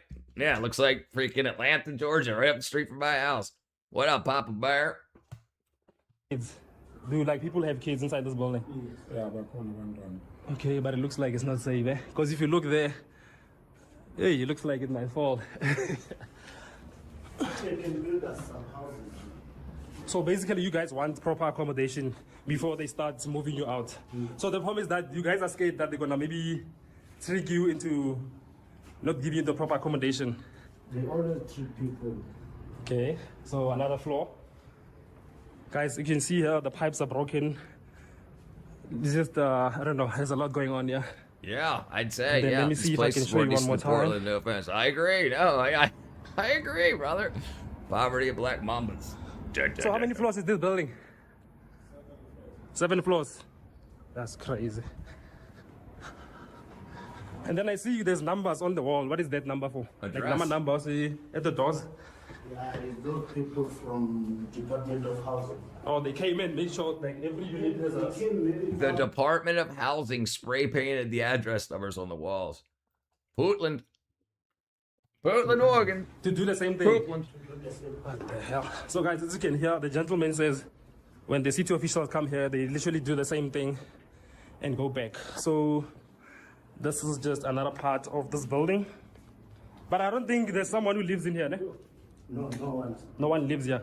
You said there was inspection. Okay. Yes. They came to check. How safe is the building? Or they can renovate it. Okay, wow. So this is where they took the sample? Yeah, the sample. Oh, of the... So guys, They just want to make sure it doesn't collapse. They pee, they do whatever they do. Oh my goodness. Oh, it's poop on the ground. This is crazy. So guys, as you see me in this building, like I said when I started, I have never thought that I would be inside this building because it's filled with a lot of stereotypes, the dangers about it, and people snatching phones on the street. So unfortunately, I got some gentlemen at the entrance who were able to help me come inside the building. So he had to pay for security. I just want to see if there's a view. Johannesburg, South Africa. Johannesburg, South Africa. Hillbrow, Johannesburg, South Africa. This is one of the balconies that are facing the north of Hillbrow.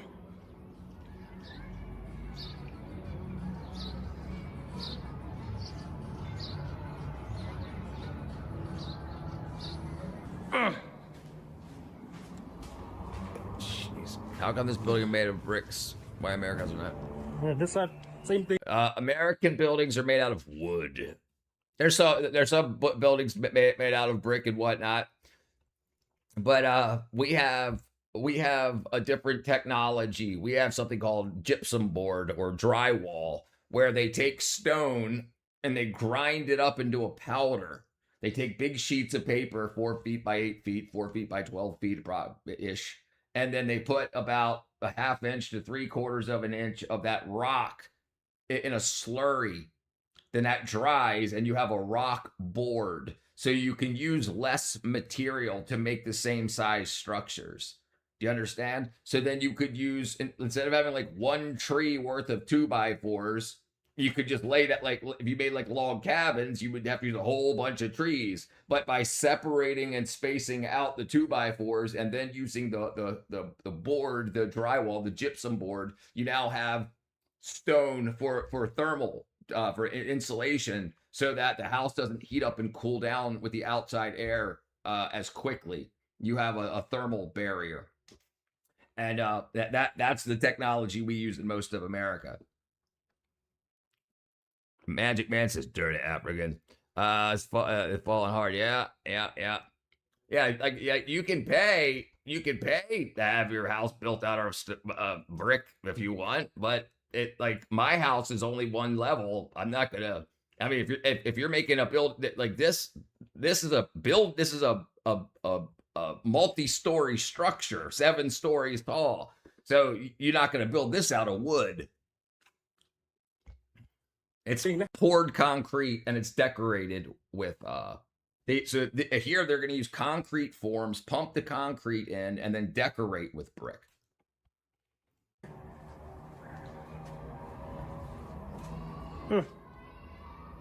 This is a mess. Oh my God.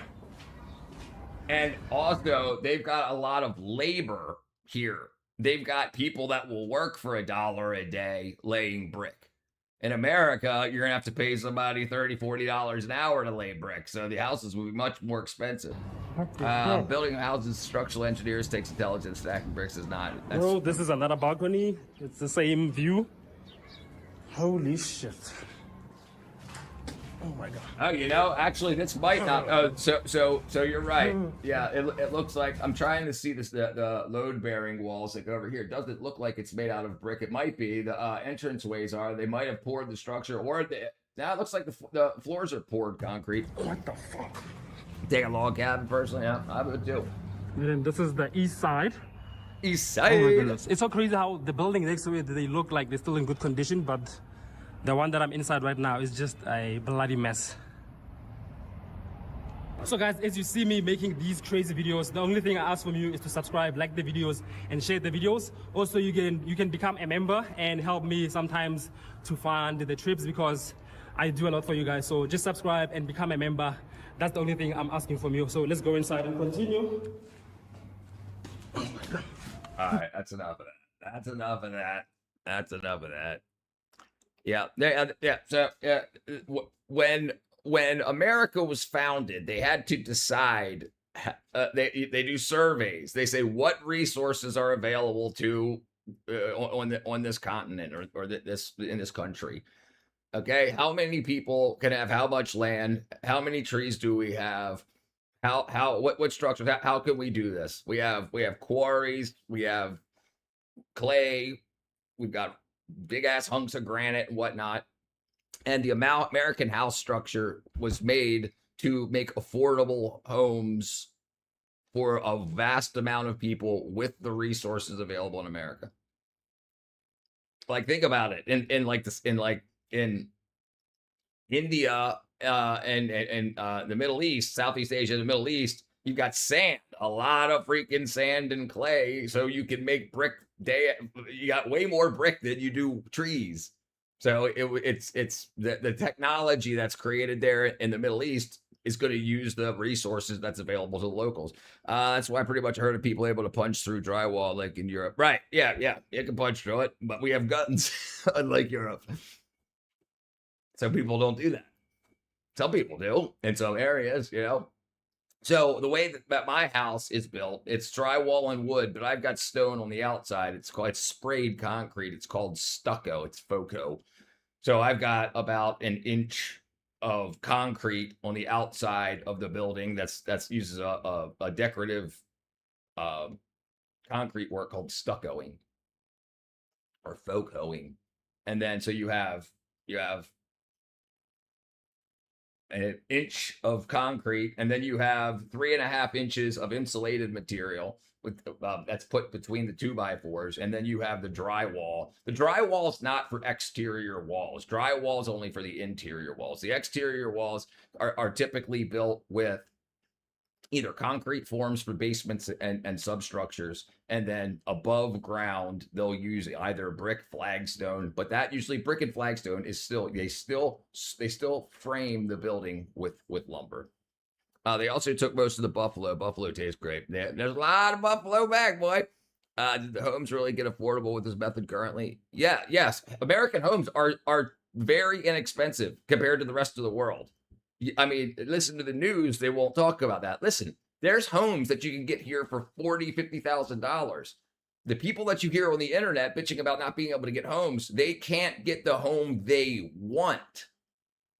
That like people can get homes. You can buy a lot of land. You can buy a couple of acres of land for $30,000, $40,000, and you could have a house built for about $30,000 to $40,000. But people don't know how to do that. They think, I just need to buy. I just need to buy. Some people are builders. Some people are, consumers. So, but for the size house and the amount of land you get in America, you'd pay $750,000 just in like the UK, London and whatnot, especially London, anywhere in like England. So you get a lot of land for it. People aren't very they don't know how to make money with their land. Like I make money with my land. I grow food. I have chickens. I grow plants. I sell plants. I have tooling. I help my neighbors. So I work out of my home, and it makes it affordable for me. You can tell they made America based on the state size, not knowing how big the country actually was. You can see how big the states goes. Yeah, right. Like if you look at Baltimore and whatnot, you can see it looks like this. It looks like what we were just watching. It was made out of brick and marble and stuff. Like a lot of the stone entranceways, a lot of the stairways that enter into the house are marble. Like because it was cheap back then to get marble from like Italy and whatnot.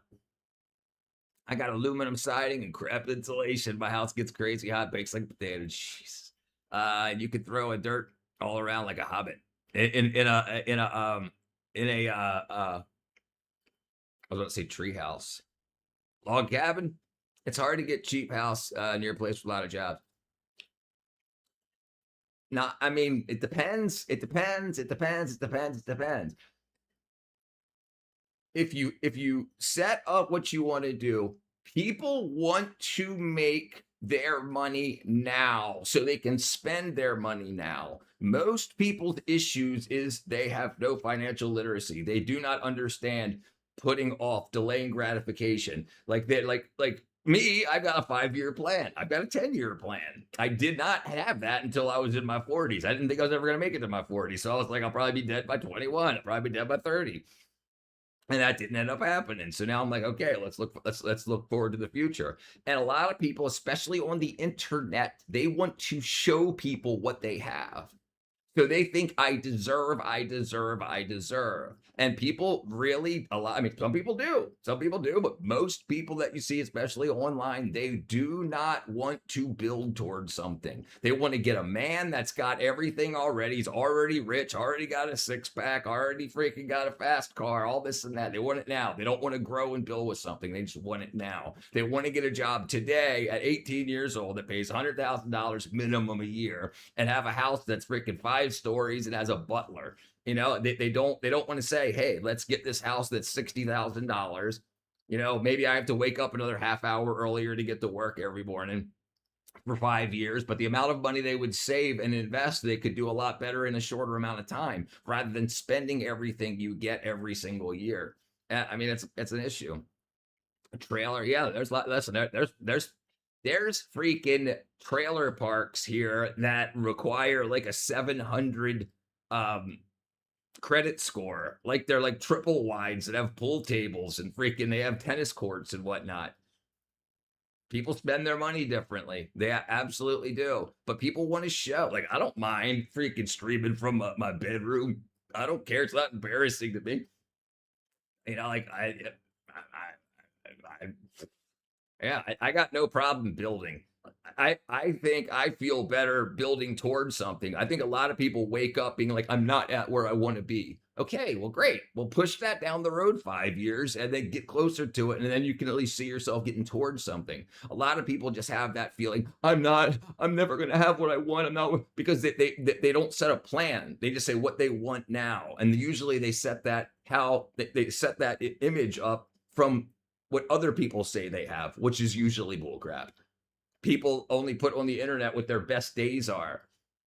Their highlight reel of their life rather than saying, like, so if you watch an influencer, it looks like they're going out every night, but a lot of them, like you'll see in Atlanta, you'll have influencers go into a restaurant, change clothes, like they'll be wearing one set of clothes and they'll get their appetizer, they'll take pictures and whatnot, they'll go to the bathroom before the first course comes out, they'll change their clothes, take it again, and then they'll post it 5 days in a row like they went out for 5 days, but they made one meal look like that. And then you have people like, why doesn't my boyfriend take me out every single day and spend $400 a day? Because that's freaking over $2,000 a month in just going out to eat. And yeah, it's crazy. It's absolutely crazy. I think, and you see people that like live out of their van and travel around.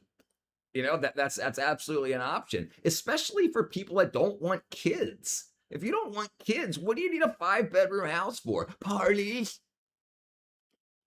The homestead lifestyle tree. Yeah, me too. I love it. I freaking love it, dude. And I'm from the city. Like, I'm from Baltimore City. I left Baltimore City and came down here.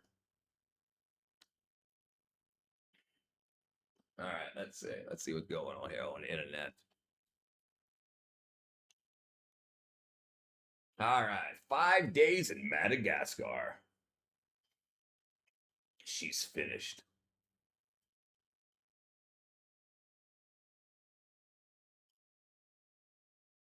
Forest Service. Yeah, that's crazy. New York City, flash flooding and thunderstorms. Most polluted place on Earth.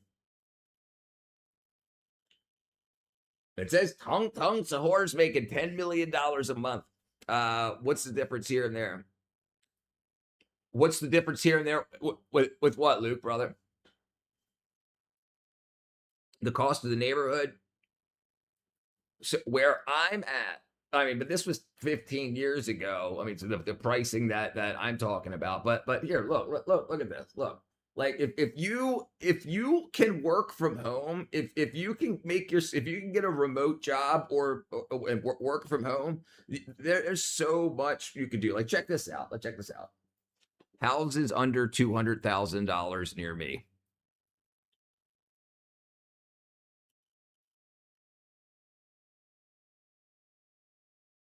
All right, look at this. Look at the ready. Okay, look. Oops. Hi. Look at this. Okay, $95,000, $99,000, $109,000, $135,000, $59,000, $85,000, $199,000. And Noonan, this is 5 minutes from me, and I live a half hour from Atlanta. I'm at the park smoking weed with my friend Patterson. Can you shout out? Because he's really old. What up, Patterson? I love people, but I also enjoy privacy. Yeah. I used to work as a data collector. Yeah, data science stuff. Yeah. 199, 175, 100,000, 79, 79,000. That's a freaking wackadoo. 105,000, 109,000. That definitely needs work. 189. So there's lots of things available. Lots, and this is in Noonan. Like I said, this is 5 minutes from me, and 45 minutes from Atlanta. All these 2 bedrooms, 1 bath.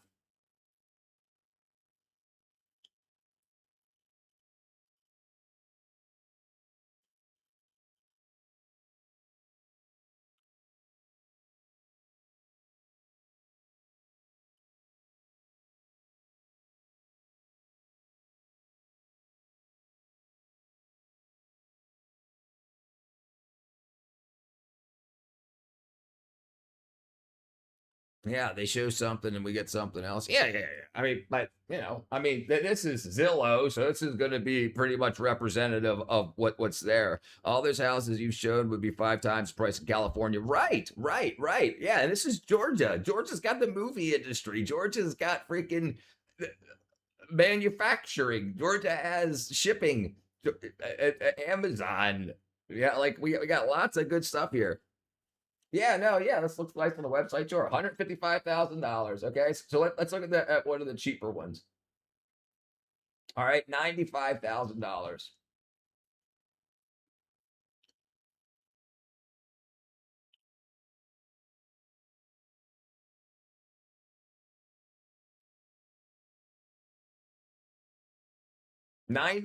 Under $100,000.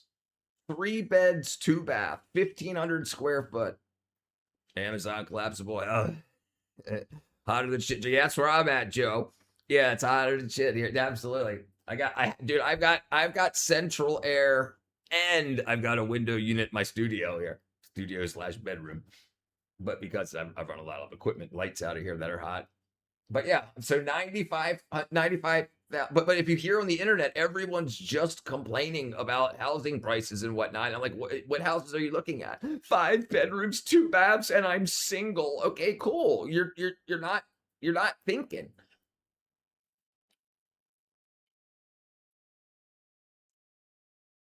Look at that. It's got a jacuzzi tub, walk-in shower. It's got set up for a children's room. Yeah, so there's things available. You only hear people complain. Like you don't hear people saying, "I got a great deal on a house" on the internet. You only hear people complain, "I can't find a place to live because Trump." Okay, well, where are you looking? See, open it up for a couple of miles. Yeah, jacuzzi and stuff. Go get it, freaking Dr. Wiener. House prices and high rent has led to generation of people living in their car. Yeah, right.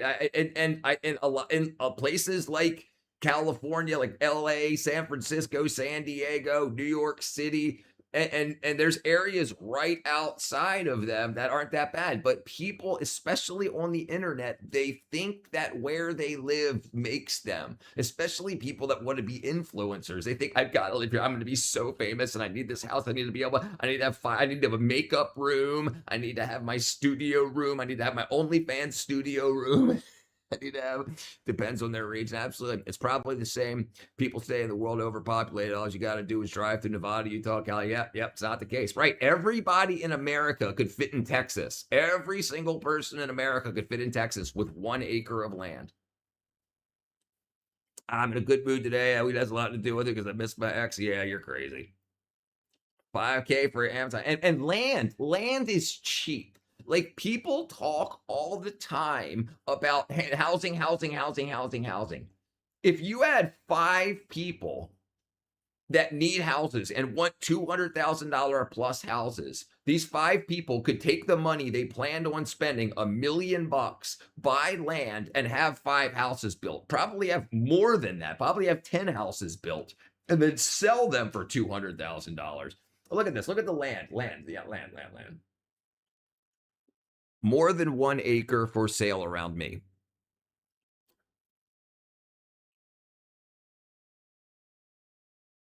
Okay, check this out. Thank God my house is paid off. Yeah, $5 a cardboard box. Probably best to buy 20 acres. Okay, look. 5 acres, $34,000. 5 acres. Build ready, which means it's got water, it's got plumbing, sewerage, electricity. 1 acre, $3 grand. 2.5 acres, $6,000. So you could take it costs about $60,000 to $70,000 to build a $200,000 house. But remember, if a builder is selling it for $200,000, he's making a lot of profit off of it. So it costs less than that to build and get the land. $0 for sleeping on the streets. Yep. Land of the free. No, okay, 30 acres. $925,000. 30 acres. with a luxury log home and multiple fireplaces, spring-fed stream, hardwood ridges, fenced pasture, habitat, hunting habitat.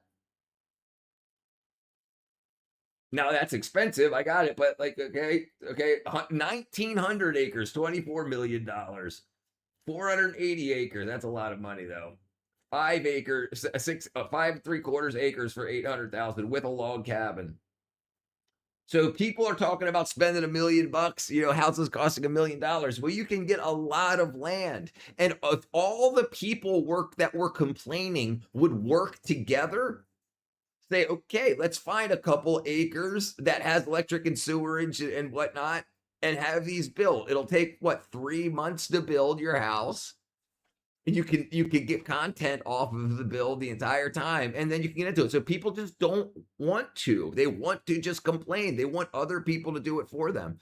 No one in LA or New York City want to live there. Yeah, I agree. State business always a profit, no matter who's buying or selling. Real estate business, yes, right. Yeah, right. Yeah, but you can absolutely get.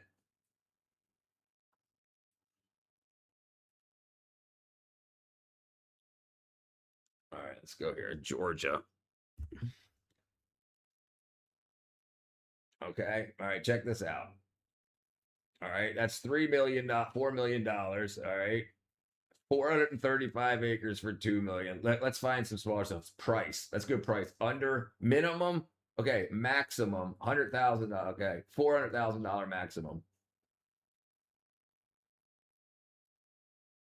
Let me do $100,000 maximum. All right, look at this. So all this is under $100,000. Okay. All right. Let me scroll back up here.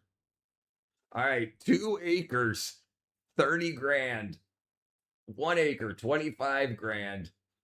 10 acres, 100 grand. 10 acres, 70 grand. So all this is available. All this is available. And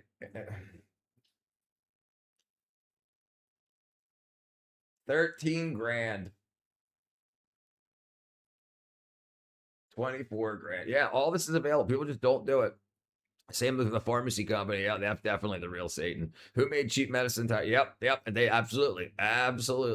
And that's why makeup companies also make so much money. They're the chemical companies. They mix together chemicals that you can smear on your face. It's very, very inexpensive. Marketing is most of their budget. And then they make freaking tons of money. Satan himself would be this greedy. Yeah, it seems like it. All right. 100% profit. Right. So there's all this beautiful, beautiful land available.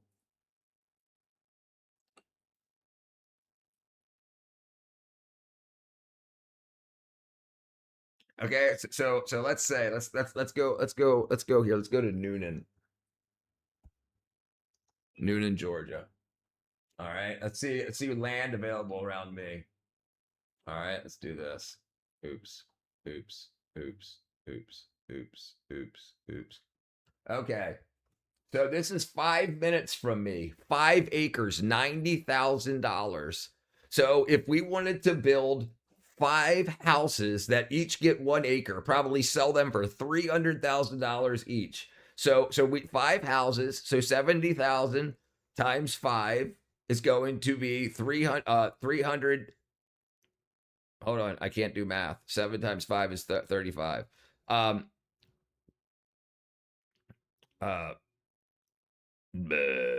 $350,000 to build 5 houses. $90,000 for the land. So just say $400,000. So you can find 5 people that can come together and get a $500,000 loan, and you could have all in 6 months. You could have all the houses built and everything, and you're 45 minutes, not even 35, 40 minutes from Atlanta. So if you worked in Atlanta or the surrounding area, there's lots of jobs. There's lots of stuff being built around here. This is awesome. Now I'm thinking of buying land. No, land's where to go, brother. Very few people have the jobs working rural in a small town. I agree. Even if they got land, I understand. But what I'm saying is, you could create a company. You could create a company. You could be in real estate. You could have these houses built in 6 months. So if you got a 1-year deferred loan, a loan that didn't have interest for 1 year, you could have these houses built and probably sold before 1 year. And even if you didn't, you could live in one, and the 5 other people could live in one. You could live there and have cheap houses, and then the value is just going to go up and up and up and up and up. So you wouldn't be paying rent; you would be paying the mortgage back, which would be cheaper than rent. Build the next SpaceX. Yeah, acre is like 45,000 square feet approximately. All right, so like here's 0.2 acres in a community, in a neighborhood. So you're going to get a 1/4 acre for 20 grand, 60 grand to build the house. So for $80,000, you could have basically a $300,000 house, $90,000, $300,000 house, and then you could put it on the market right away, and then just live in it till it sells. You know, I mean, but if not, whatever. And so this is what people with time can do. 45 houses, 1,000 square foot per acre. Yeah. Yeah. I mean, and if you really could get a loan or talk to a lender, build a freaking multi-family home, you know, then there's a lot of money to be made out here. There's a lot of money. And people talk about, you could build houses that sell for $100,000. You could make $30,000 on each one, minus whatever the land costs. You could work with the government, make it all Section 8, you know, so you get guaranteed paychecks, and people you could have that money next year. People don't want to wait for a year though. I've already got a mortgage 20 acres on the moon at a website, so I'm set for retirement. Maintenance costs makes it harder to sell. Yeah. I mean, there's. But my point is, if people talk about the United States, they say, oh, housing, blah, blah, blah, blah. No. Anything could be done, especially for people that don't have places to live or are renting. They could absolutely, if you're going to build a house in America, you'll get the loan. Because you're guaranteed, if as long as you're not out in the sticks somewhere, you're guaranteed to create value. The amount it costs to build the house is much, much less than the house can sell for, and the bank knows that. So if you have it all built, and like you say, hey bank, I need this much money to build it. They don't release all the money at once. They say, okay, here's the first $10,000 for you to find the contractor and put the deposit down. Then when they're ready to pour concrete, here's another $10,000. When they're ready to put up the walls, here's another $20,000. When they're ready to put up the roof, here's another $10,000. And they release it like that as it gets done. So now you've got that house, whatnot. What's up, Alec? What the happened, poop? What the happened, poop? Certain parts of Baltimore look a papa. Yeah, I lived in one of those areas. Poop.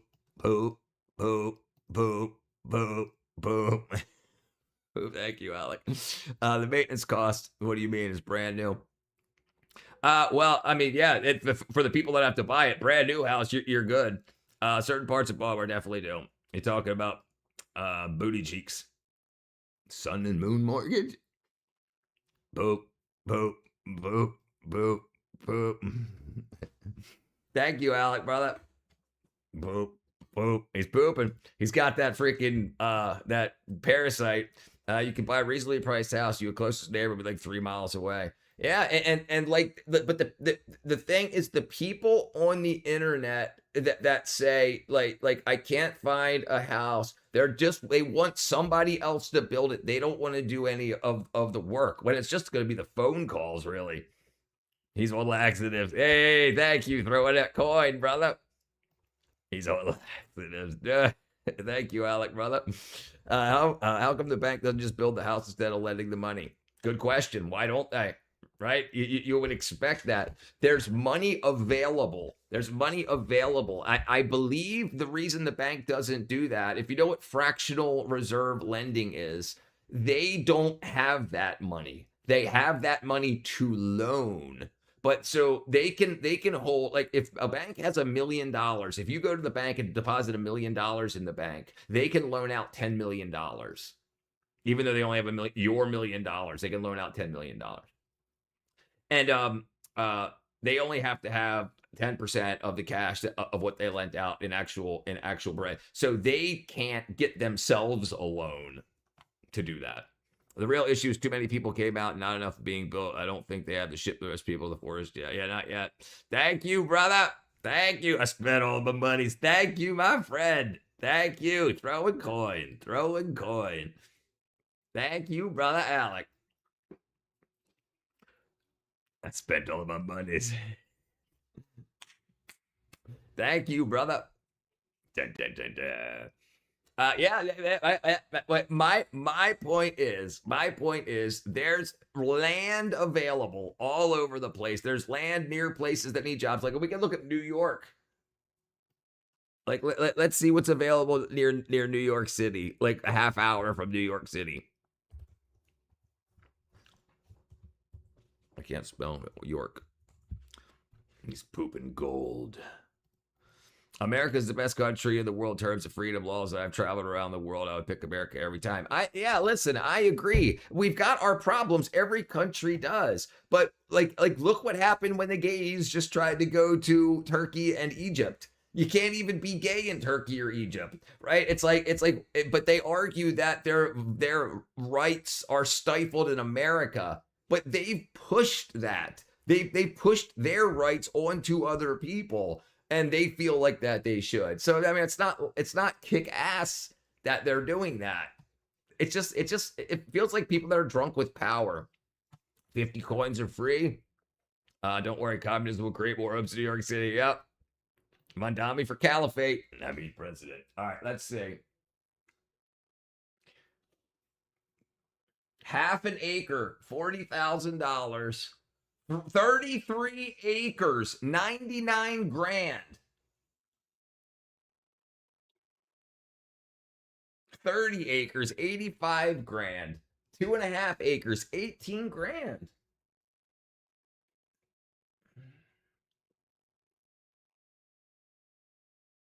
Yeah, like there's all this stuff, but people want to be in the city. They want to live a certain life. They won't put it on the back burner for a couple of years. Especially you get a lot of girls that want to do things while they're hot. You know, they're like, I'll be 30 by the time. Okay, well, I mean, you're going to live that long anyway. Why don't you set yourself up for future success rather than current success? Me hungry, but have no food. You got food?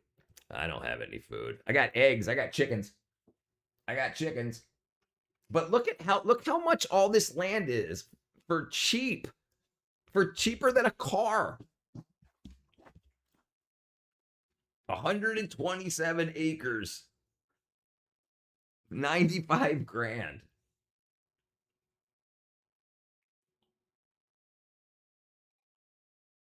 $100,000. Look at that.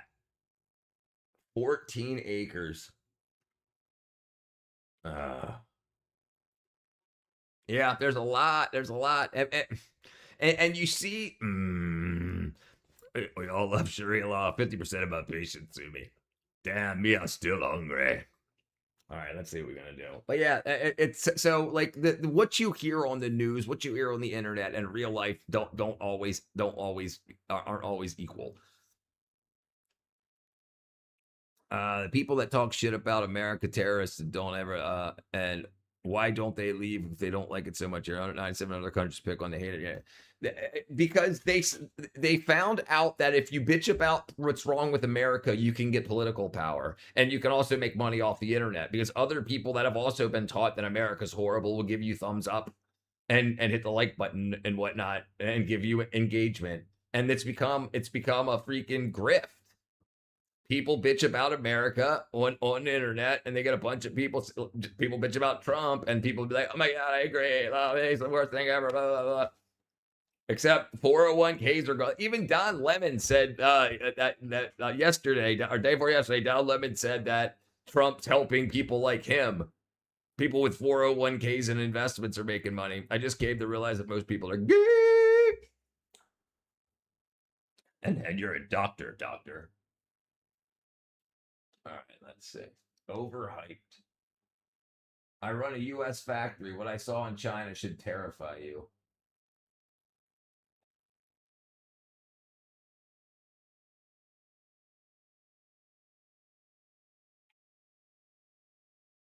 $25 million a month. Compete against Chinese factories every single day with real money on the line. So in this video, I'm going to share what I've actually learned competing against Chinese manufacturing as an American operator, how we got here, what China actually does better than us, where they're overhyped, and where the real opportunity sits for Americans right now. To understand why we're in this mess, you need to understand a 30-year decision America made, one cheap t-shirt at a time. America didn't lose manufacturing in one big moment. We lost it in a million small ones. In the 1990s and 2000s, America signed a bunch of trade deals. China joined the World Trade Organization in 2001, and the floodgates opened. What's Suddenly, up, Patterson? You could make almost anything overseas for a fraction of the cost. So American companies did exactly what you'd expect. They chased the lowest price. And honestly, in the short term, it worked. Consumers got cheaper stuff, and companies hit their quarterly numbers. Wall Street loved it. But here's the thing that nobody was tracking. Every time we offshored a product, we didn't just lose the factory, we lost the engineers who knew how to build the machines, the suppliers who made the parts, and the raw material processors. The whole system went with it. And once a system like that dies, it doesn't just come back overnight. I'm sad. It takes Whatever happened decades to or Minecraft generations to rebuild. I'm not here to tell you a sob story about lazy Americans or evil policymakers. It went down.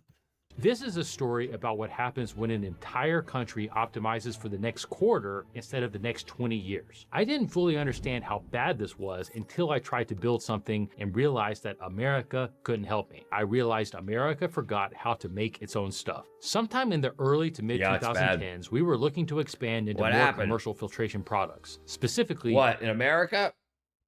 Forever? What? The Minecraft server? I mean, I can boot it back up. It's when I took everything out of this room to redo the studio, floors and walls and everything, I moved it into storage. So I got to get it back out of storage. But I haven't had time to play or anything, and nobody's bitched about it until now, and it's been down for like 3 months. Rigid cell filters, and I wanted to source the media domestically. This is a critical filtration product used in hospitals, commercial buildings, industrial HVAC systems. Surely I thought that somebody in America still makes this stuff. So we started calling suppliers, one after another. And the shocking part wasn't that the price was higher from US companies. I expected that. The shocking part was realizing that there often wasn't a real domestic source at all. We had the demand, we had the capital, we wanted to buy American components. And I remember sitting there thinking, if we can't source this in America anymore, what else can't we make? That was the moment that I realized China is a competence factory. American capability has slowly disappeared. Not just the labor, the machinery, the engineering knowledge, the supplier base, all of those things. He's talking about running for president. Yeah. It's all right. It's all right, brother. What up, Richard? Can you even buy a trailer for pretty cheap depending on where you buy it? Yes, absolutely. And there's so much land available in America, and building houses is cheap. It's less than a third of the cost of the house. If a house costs $300,000, it costs under $100,000 to build it. Even one-offs. All right, brother Alec. Thank you. Thank you for the poop. People still think China's edge is cheap workers. That's the 1990s answer. The real edge is something way more dangerous. The knowledge. China's real advantage isn't cheap labor. In America, you bring a new product idea to the table. What happens? 6 meetings, a consultant, 3 vendors. You go through approval cycles, emails, a 3-month timeline at the minimum. Now, picture that same conversation in China. An engineer pulls out a sketch, somebody adjusts a machine on the floor, samples are running by the end of the week. And that's it. It's that simple. And the reason Chinese companies can move that fast isn't magic. The tooling supplier is already there. The raw material supplier is nearby. The machine shop is just across the street. Everybody is used to moving quickly together. In Shenzhen, every component you could possibly need is within a 50-mile drive. In America... Right, so I mentioned this the other day, how everything that's done like that in America now is slowed down artificially so that everybody can profit as much as possible off of each step. Like in China, if you want to make a product, you can go to the place like injection mold something, okay? And then you're like, okay, I need a box. Well, there's a box guy right on the same street. There's a sticker guy, a label guy on the same street. And they've all worked together a million times before. And then you can get it all done, boom, boom, boom, on one trip. But like what he's talking about, you've got to make sure that this and that happens, and then each company that's going to do the counseling and whatnot is going to take their chunk in America rather than just getting stuff done. Certain city ordinance will not let you build more than one property on land. Depends where you build it. Right? Yeah, I agree. We did have a good run. We did have a good run. Your nearest supplier might be in a different state or a different country altogether oftentimes. What scares me is not that China works cheaper. What scares me is that they built a system optimized for industrial learning speed. Every cycle, they get a little bit better, and those cycles compound. Here's the part of the China story almost nobody talks about, and it's the part that should keep American business owners up at night. Manufacturing isn't a factory, China, the big it's a problem is living fake system, items. and living systems Lot of compound. fake items. Think about this. If you wanted to start an air filter company in Shenzhen tomorrow, you probably have a working product in 30 days. Economists have a fancy word for this, agglomeration. All it means is that when suppliers and talent and customers cluster together in the same place, everybody in that cluster gets faster, cheaper, and smarter. It's why Hollywood is in LA. It's why finance is in New York. It's why tech is in Silicon Valley. And it's why China owns physical manufacturing right now. We didn't lose to lower wages. We lost to better geography. Why this matters if you're building anything physical is that factories don't matter as much as the systems those factories live in. Okay, so if China is so fast and so efficient. Mine's South Korean. Took 1 year and 45 days to build the entire state, building no lasers, no advanced technology, 19 years to build a high school where I came from, right? Yeah, they're slowing it down on purpose to make as much money as they can. Same thing. Look, California. Look at that train. Look at the bullet train in California. It's way overdue and way over budget, and still hardly anything's been done. And they did that on purpose so they could milk it. Yeah, America makes the best scissors, about $50 a pair. A word. Am I still manufacturing in Alabama? I manufacture in America even though it costs me more. Let me give you the honest math. For most of our products, pleated air filters, China just doesn't really make sense. The product is bulky and freight destroys the economics, so that part of our business naturally stays in America. But for more compact products like air purifier filters and specialty components, it gets a lot harder. In a lot of cases, I can buy finished goods from Asia for roughly what it might cost us to make them domestically, after all our overhead. And that's before American upfront investments in machinery or engineering work. So when I choose to manufacture domestically, I'm accepting more complexity and oftentimes lower short-term financial returns. So why do I choose to do it? I'm willing to accept lower short-term returns if it means building something durable that I can actually control. Dependence is expensive too, and most people just don't realize it until it's too late. In my case, I'm not waiting on a shipping container or getting blindsided by a tariff. Most companies optimize for the next quarter, whereas I'm trying to optimize for the next 20 years or more. My competitors are asking, what's cheap today? I'm asking, what gives me control over my future? And there's a massive difference between those two answers. Here, I got the same mindset as this guy. What's the next 5 years look like? What's going on now? How's it going to affect 5-year plan? That's good. That's what nobody in the China debate ever tells you. America still has unfair advantages that most business owners completely ignore. Let me walk you through what an American manufacturer can do that a Chinese factory fundamentally cannot. I can ship a filter to a customer in 2 days. China can't. If a commercial customer needs a weird size next week, we can do it. China needs an 8-week lead time and a minimum order. American buyers increasingly want products made here, and that's a real premium that we can charge. Your design doesn't get copied and sold back to you on Amazon 6 months later. And here's the bigger insight that I don't think people fully understand. China's advantage is an industry. Well, what often happens in China, and it absolutely is, in America, we design. We're designers. We're the managers. We send it to China to get manufactured, and then they'll manufacture what you order. But then when you get the 100,000 or the million that you ordered, they'll leave this factory on. And then you've got all these fake Nikes and fake freaking JBL speakers and whatnot. And then they sell them at it because they're building them for $5 a piece. We're selling them for $100 a piece. Then they're selling a rebadged one on Amazon or Alibaba for $40. So they're already set up to build it. They don't have to pay for the tooling. We've already paid for the tooling. They also built the Empire State Building with no Mexicans. They built it with a bunch of Irish and Italians.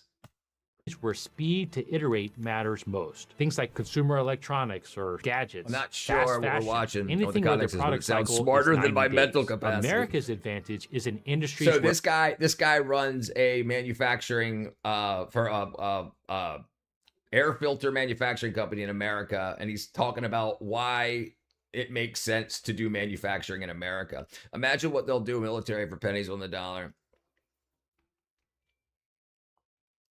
Yep.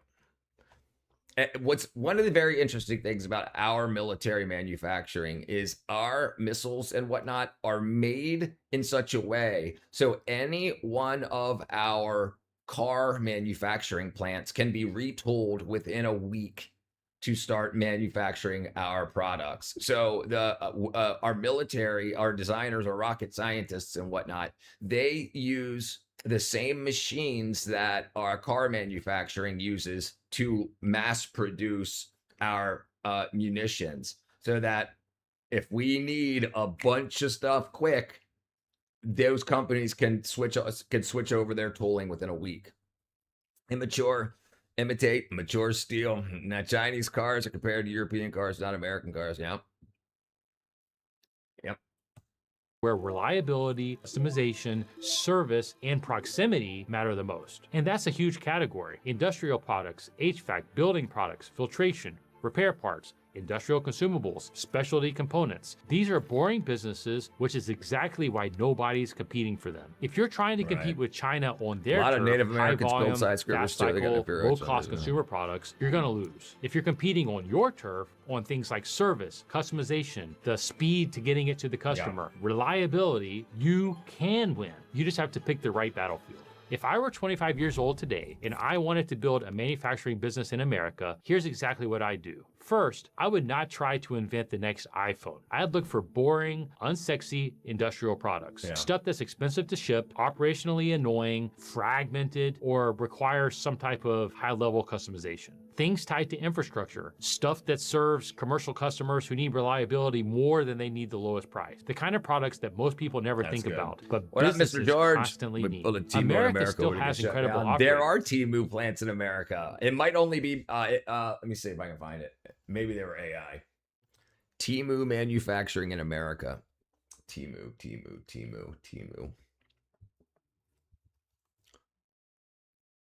It's not. Operates marketplace connections. Okay, overseas manufacturers. Okay, sorry, they're just domestic warehouses. My bad. I heard about not crying fish. I heard about that as crying fish. I'm not sure what the myth or not.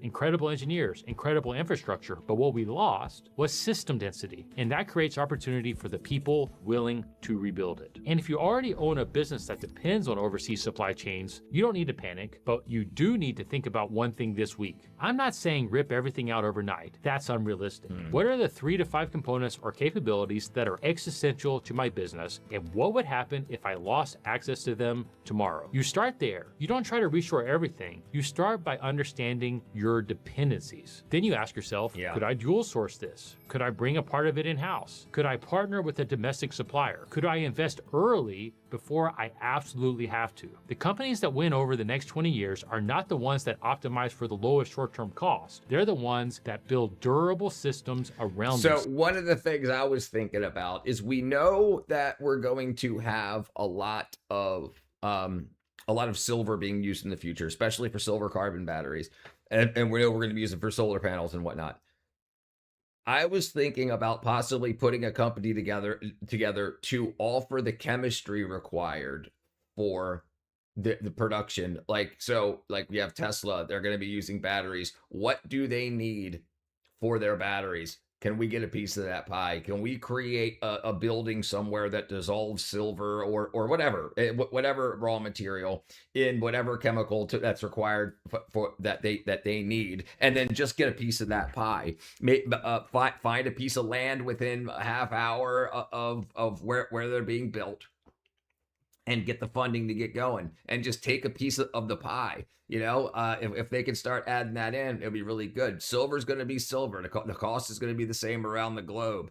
So just getting the other other chemistry isn't hard. We've got huge chemistry manufacturing production in America, so that wouldn't be a problem either. So if they need silver nitrate, silver halide, silver whatever, just have big processing vats and a way to transfer it around. We already have a bunch of things that can do that from the food industry. So it might be something worth looking into. It's on my 5-year plan.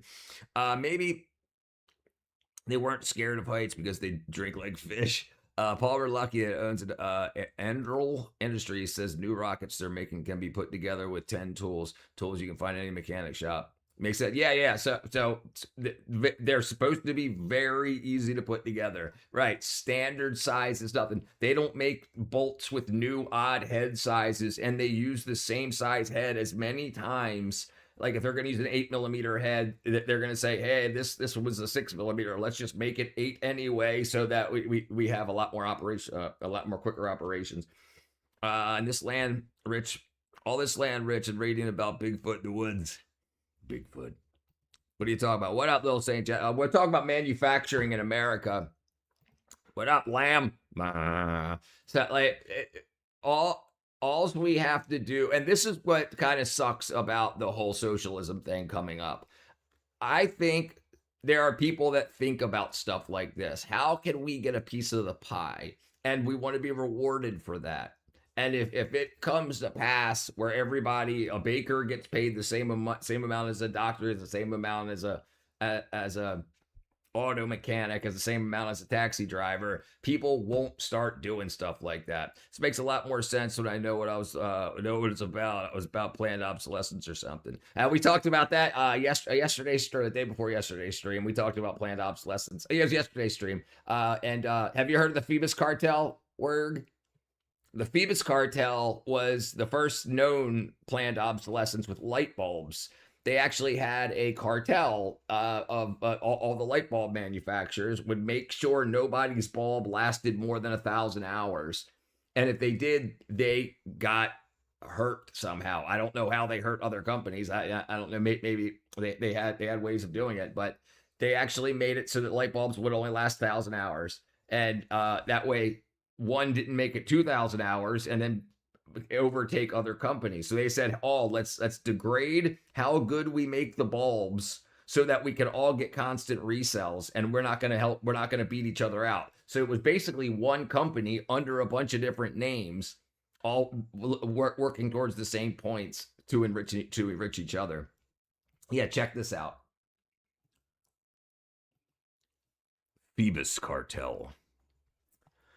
Phoebus cartel was an international consortium of major light bulb manufacturers, Osram, General Electric, Philips, that operated from 1925 to 1939, famous for artificially limiting the lifespan of incandescent bulbs to 1,000 hours to boost repeat sales, serving as history's most prominent examples of planned obsolescence. China's economy grew larger than ours 12 years ago, an hour say.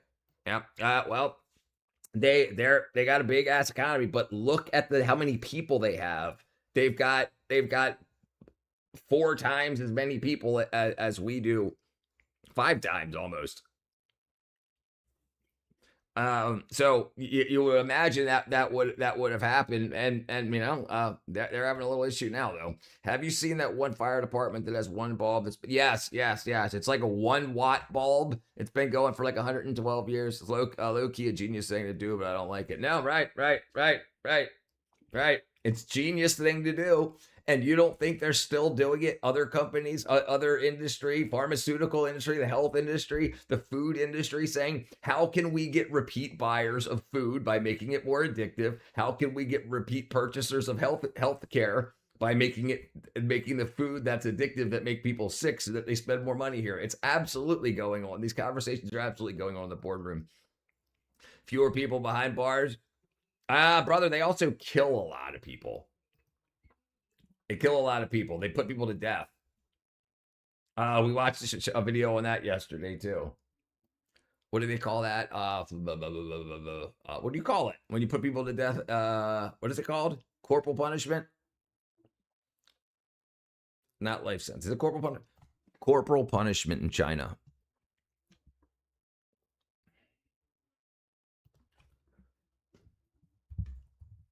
No, not corporal punishment. What's it called? Ford and Chevrolet? Absolutely. Definitely paper tiger. Capital punishment. That's it. Yeah, not corporal. Corporal punishment's like spanking the kids in school. Capital punishment is a legal penalty. China remains the world's most active executioner, which it estimates indicating the state executes thousands of individuals annually. So they're killing a lot of people, and we're not. So like we kill about 100 a year. They kill thousands a year. So that's how you get the numbers where you want them. They don't even have toilets everywhere yet. No. 4 times population, fewer people incarcerated. Yeah. Capital punishment. Yeah, capital punishment is China used to harvest the organs. Yeah. We watched a video on that the other day. Yeah, they kill a lot of people. They kill you for dissent. Talking about Xi Jinping. You don't got freedom of speech. You say something. You say their version of screw Trump, and you die, or can get died. It's wackadoodle. 46 offenses: intentional homicide, drug trafficking, financial crimes, mass corruption, suspended sentence, protected groups, under 18, women who were pregnant, and people over the age of 75, unless they cause death by cruel means, lethal injection, or shooting. Mobile execution chambers. They have trucks, vans that drive to the courthouse. And when you're executed, you don't get 10 years, 20 years of appeals. They put you down right then and there. Yeah, get died. Like Colbert, yeah, he'd have been put in the mobile execution van.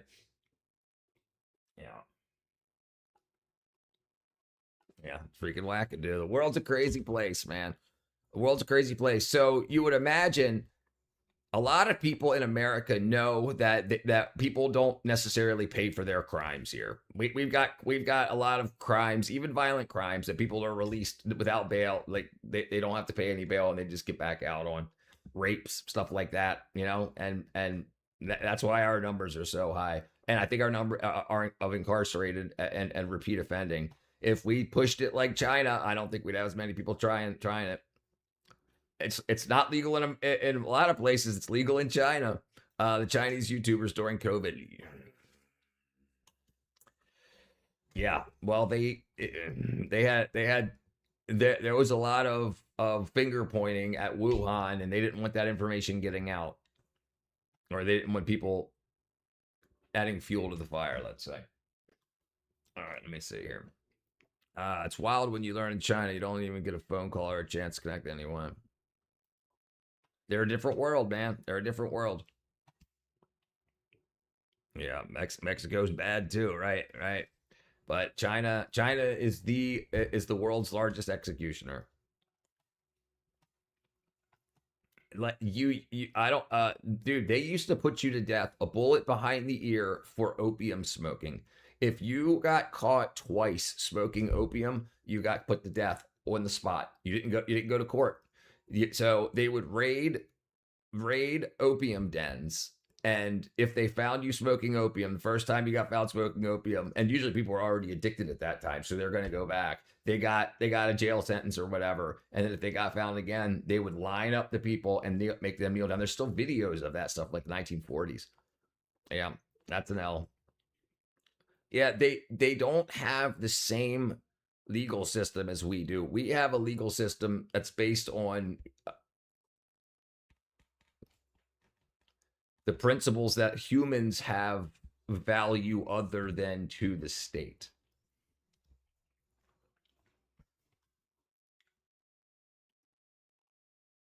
All right, that's sad. You see the old Philippines leaders that use death squad to get rid of drug addicts. Yeah. And in America, we let drug addicts run free. We give them sanctuary. And then you see, it's like, okay, well, who's profiting off of open drug use sanctuaries? It's the cartels. Because the cartels and the mafia are the ones that are selling the drugs to the people on the street. And you have the state giving people clean needles and clean crack pipe and meth pipes to use and giving them financial assistance, which they're going to use on buying drugs. He's facing a human rights tribunal. What up, William? They lock up billionaires in China. We don't know. Yeah. But there's not that. There's only 1,000 billionaires in America.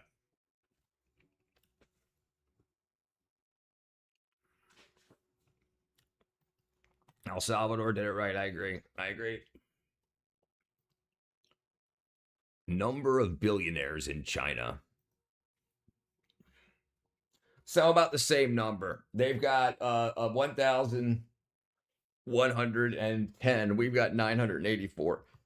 Just like China took all the industry manufacturing, South Korea took over as leadership builders of the world. U.S. has to use their naval ships now. So we used to, my grandfather, my father, and my uncle, bunch of my uncles, and my grandmother worked at Naval Yard and the steel mill in Baltimore. It's called Bethlehem Steel, and the Bethlehem Steel shipyard. Let me see if it's still here. Bethlehem Steel, Maryland.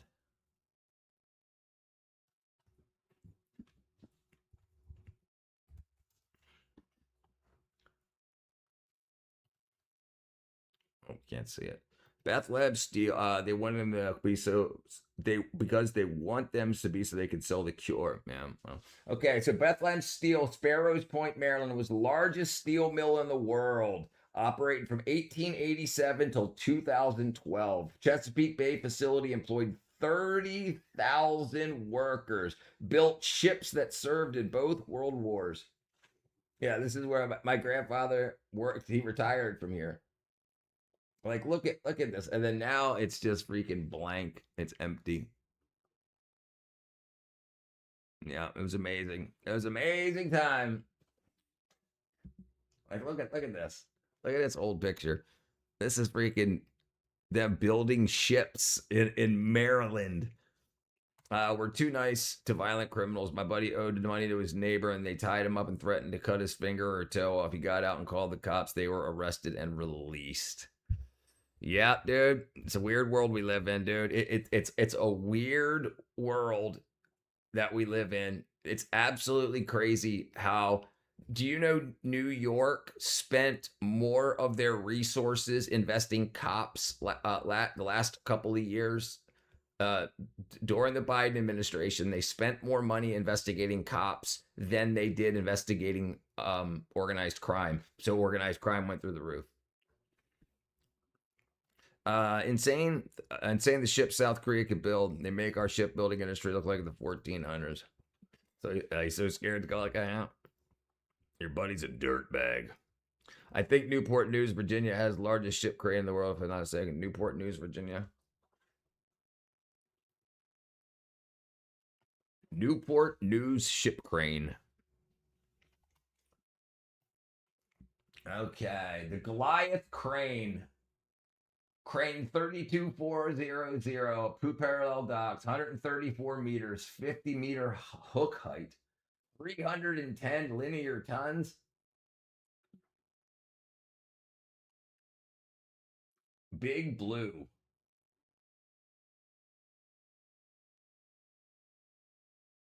Super lift construction methods.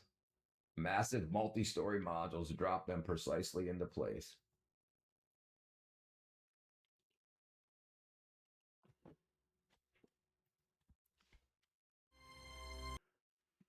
More money, investigating a cop. Yeah, investigating cops. Yes.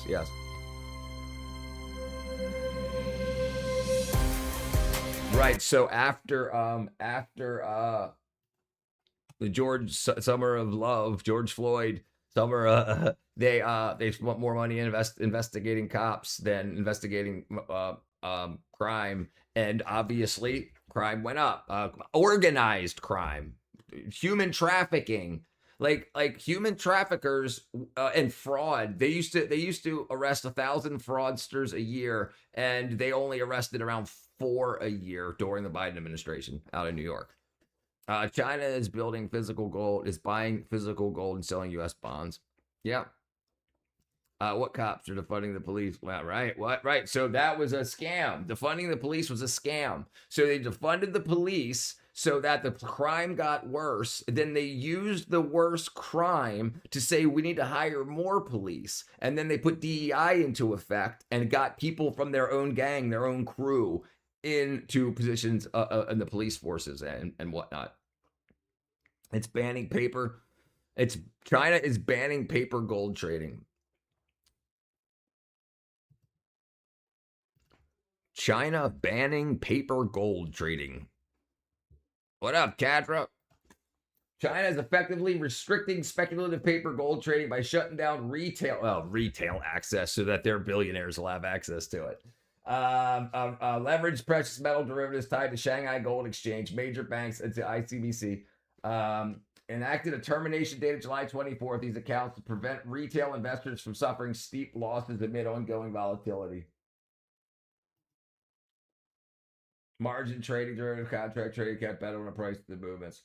What's unaffected? Trading and ownership of gold bullion. Chinese citizens are still permitted to own physical metals, non-leveraged. ETS. Official reach. The People's Bank cites severe price swings and risk management. Banks implemented steep margin requirements for holding. Analyst-wide systematic shift away from paper speculation towards real physical price conservation. Moves to discourage short-term leverage bets while central banks, states reserve heavily accumulation of bullion. Good thing we got. Do you know who doesn't have any gold bullion reserves? Canada. They don't have any. They got rid of it. They sold it all out. They wanted to do digital currency. They got rid of their gold reserves. Brother, a lot of police programs and policing programs got defunded. Not completely defunded, but they definitely lost funding and they definitely cut jobs. What's China doing now? I don't know. The real price of gold will finish us. Brother. We got the petrodollar. No, it's not empty yet. It's not empty yet. I saw an interview of a survivor of Titanic. He said you could see a ship in the distance of California, only about 9+ miles away. She wondered why they never came with it. What happened? Interview of a survivor of the Titanic. She said you could see a ship in the distance, California, only about 9 miles away. She wondered why they never came to rescue. Wow. Richard, you were correct about South Korean shipbuilding. America looked like 40 years. Juan will be pegged to gold. But in South Korea, right, because they don't have any oil. They're down 45% off of imports of oil because of what's going on in Iran. So they have to change from their oil. They're going to lose a lot if they don't start to get that oil back in. So they've got to secure away from owning the dollar, which is connected to their oil, petrodollars. I mean, whatever. I mean, we got. I disagree. Why do you think it's dying? China pegged. Buddy thinks he's wrong about the word. China owns us. Everything we use is made in China. Everything on that boat. Most of it, yeah. You thought about it? You know you're cooked when a 50-year-old girl flirts with you.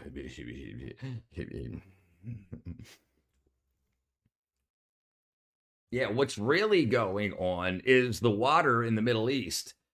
So fresh water is going to be worth more than gold because of what's going on in the Middle East. They've used 90% of their freshwater reserves, and they've oversaturated like the Persian Sea, Persian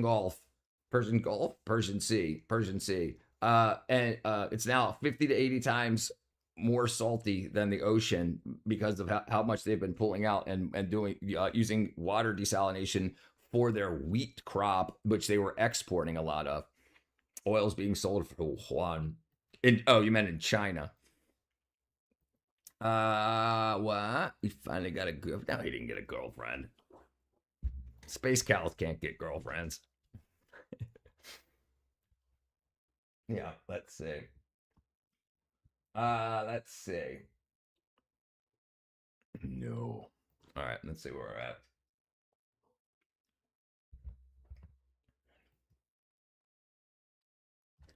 You got a doom and gloom outlook, Richard.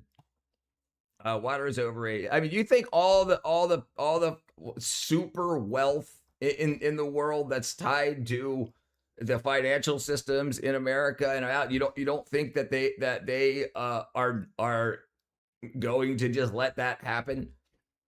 There's other financial vehicles like cryptocurrency, not just Bitcoin. There's lots of money, and there's lots more resources being put into things like cryptocurrency. And we're pulling out more minerals now too, now that we're mining again in America. Rooting you up someday. What up? What you sorry about, brother? Water is overrated though. Kool-Aid is where it's at. I'm gonna go cry. Crying fish. What's anything about Red 40 fast energy carbonation? Am I right? It ain't good for you. Cowboy, you're only cooked if you've got a you freaking bunch of wackadoos. Yeah, and I think what the chip fabrication plants in America are going to bring something very interesting too. And also, people don't really understand inflation. Inflation isn't always bad. Inflation means there's more money. That we have expanded the money supply. So if we can start taking out a lot of the issues with cost rise. Well, now we're below 4% inflation, so that's going to start deflating, so to speak. But there's more money. There's more money to be made in America now, and we should all be spending a couple hours a week trying to figure out what we can do to get a piece of the pie. Hickey, what the freaking hell are you talking about? Do you think America will force other countries to use crypto? Well, so China is really ramping up their crypto portfolios and their storage, of that also, and that's why America's trying to push against that too. He disagrees, I guess. Red 40 is linked to awesome. No cowboy. My bad. I overestimated you. Overestimated me? Okay. I saw this data centers are going to destroy our water supply without erasing the ancient memory, rendering it useless. What? I saw the data centers are going to destroy our water supply without erasing the ancient memory, rendering it useless. We'll see. We'll see what happens with that too.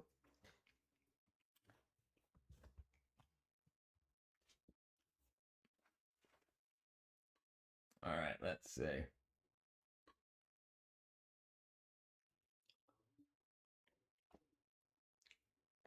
Uh-oh. 250. I'm with Richard on this one. Where did the hickey go from? It's freaking... Dude, they used to do hickey snipers in my high school. It was like these three girls would like tackle a guy and then give him hickeys all over his freaking neck. Stacy Stum. I still remember one of her names. She lived up the street from me. Okay, anyway.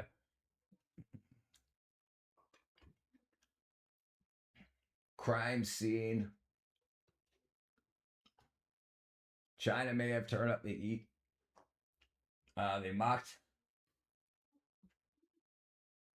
the mind-blowing math behind the human wrist. Facebook just got caught pumping back into public water on family reunion is officially a member that I'll avoid because he supports AI, and if I'm around him, I'll get into arguments, debate about it. Yeah, that's gonna be a big bubble to pop. Legendary.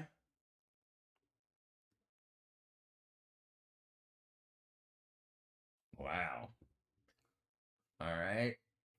No boss, no money. China's Gen Z freelancers, Swedish companies putting wings on boats. Of course, Facebook, they should have been shut down for being irrelevant. Brother, listen, Facebook, now they might be pumping their numbers, but they've got a lot of engagement. They're still doing pretty good. Now they're laying off a bunch of people, but they're making a lot of money. So that's what's odd. Well, let's see if we get some data on that. Facebook stock.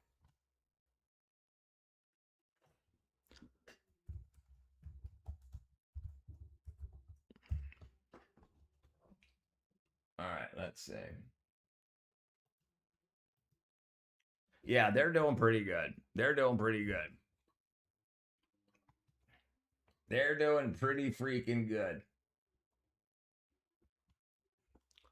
Trust me, I tried to pop his bubble, and he's like, the water usage is overblown, and you know it. Blah blah blah blah. Rock music was also called bad. So here's the thing about the water usage. Water is being made more valuable. They're making fresh water, the availability of fresh water, more rare. A lot of our water is being used to cool data centers and whatnot. And the Middle East is running out of water. They have less than 10% of their available water left, and they know this. They know that they've got to figure out, like they're having they're doing all kinds of wackadoo stuff. Like, how am I saying harming children as learning capacity is relevant to rock music? If you write, yeah, that's a little bit different. If you write, don't you like AI on the internet? AI will always remember it. I dropped Facebook like a rock. Me too. I don't use it. I had to walk away because some people don't make sense. Yeah, that's a little bit different. Rock music will make you dumb is a little different than AI. Like, does it, like, you're not using your cognitive capacity to answer questions and to solve problems. People definitely aren't doing that anymore. All right, let's see.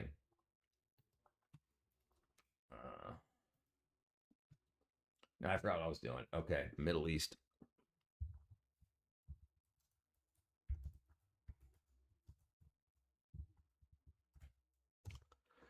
Same here in Morocco. We suffered 7 years of drought. Damn. All right. All right, I don't know what this is. Let's see.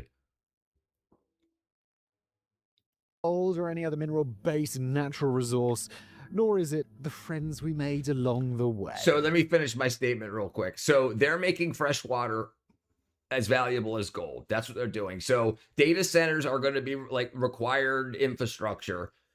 And then so they're going to require fresh water to cool them down. Okay. The only way to help cool them down more is to switch from copper to silver. Silver has got less resistance. Lower electrical resistance, which lowers the amount of heat produced in a circuit. So they'll have to switch that. That will raise the price of silver. But water, the Middle East is going to need to start importing a lot of water, and soon. Like, I believe that there's going to be a lot more ships built, like oil tankers built to bring fresh water in. The price of water will, I believe, go up. And America has a big big resource, big freshwater resources, a lot. We have quite a bit. Rock music signal tried to rebellion, literally replacing children's desire to find things out themselves. Yeah, it's a little different. I try to log into Friendster. I think MySpace is still up. It's water. Something you might be drinking as you watch this video or as I make it. These Europeans with the caps like this, you guys seen this shit? You can't take the off. Stupid laws. Sorry. That's because in the Middle East, the average person uses about 560 litres of water a day compared to the world average of about 180 litres. This despite the region having the lowest average annual water availability per person in the world according to the World Bank, and that might even be underselling the scale of the issue. According to the Carnegie Endowment for International Peace, 16 of the 25 most water-stressed countries are in the Middle East, North Africa, or MENA region, with Bahrain being at the top of the list. And the people in the Middle East are acutely aware that they live one step removed from a water crisis. Safia, a resident of the UAE, told CNN, and we'll quote her here, "We are, at the end of the day, in a desert. Just to filter the salt. Gas, maybe at the so they are. They're doing water desalination. A lot of it. So much that they're raising the salinity of the local water. And the Persian Gulf is now 50 to 80 times as saltier than the ocean, because they're pulling the water out, salt water out, they're desalinating it, and then they're pumping the brine, the salt water, the salt that's removed back into it. But they're not getting rain to dilute it out. So it's getting saltier and saltier. So then every time they pull another liter of water out, it takes more power to get the salt out of that water, because it's got a higher density of water. I think desalination will solve a big part of that. And there's a lot of desalination going on. They're going to need to do more. But things like the Persian Gulf, which is close, it's really, really difficult to do. Me watching my Great Lake, and they're doing it. I'm sure he'll mention it. part of the economy, but I'm water watching my is Great the Lakes enjoying basis of our process. survival. Right, yeah. And that survival's a risk because the Middle East's water issues are about to get a whole lot worse because of two things. One of them is our old friends, climate change. The other is that gigantic war over in Iran. Saltwater kingdoms. Now, before the discovery of oil, the Gulf region was among the poorest areas in the world. At the end of World War I, They will the come for our population of present-day Saudi science. Arabia Saying they will numbered come between for our 1.5 water. and 2 million people, while Bahrain, Qatar, and We don't know who Kuwait they are together yet. had They're roughly coming. 175. Yeah. They said the same things to me when I was in high school. Yeah, it's good. We don't know what World War III is going to be about, but World War IV will be about water. That used to be something that they said all the time. And then they also said, we don't know what World War III will be fought with, but World War IV will be fought with sticks and stones. 5,000. The economy revolved around pearl diving, subsistence farming along the coasts, and nomadic life in the interior. The only foreigners present were merchants from neighboring regions and India who traded with local Gulf merchants, along with seasonal workers in the fishing and pearling industries. And then came oil. First in Bahrain in 1932, and then almost like dominoes falling over, Saudi Arabia and Kuwait in 1938, Qatar in 1940, and the UAE in 1958. The discovery transformed these sparsely populated kingdoms almost overnight. During the 1970s and 1980s, large-scale migration of guest workers began in response to rising oil prices and the Gulf states' plans for rapid development. But while oil money paid for the salaries, the roads, the skyscrapers, and the airports, there was one thing it couldn't mankind do. could just walk up the river and conjure fresh water right? from thin air. The population boom would We used to, until we started dumping shit in our streams. Poetic, we'll ever have a world war. But we will even have a world war to have a world. Will we even have a world to have a war in? We'll see. Yeah. Better take out those oil wallets. It's not a safe thing to do anymore.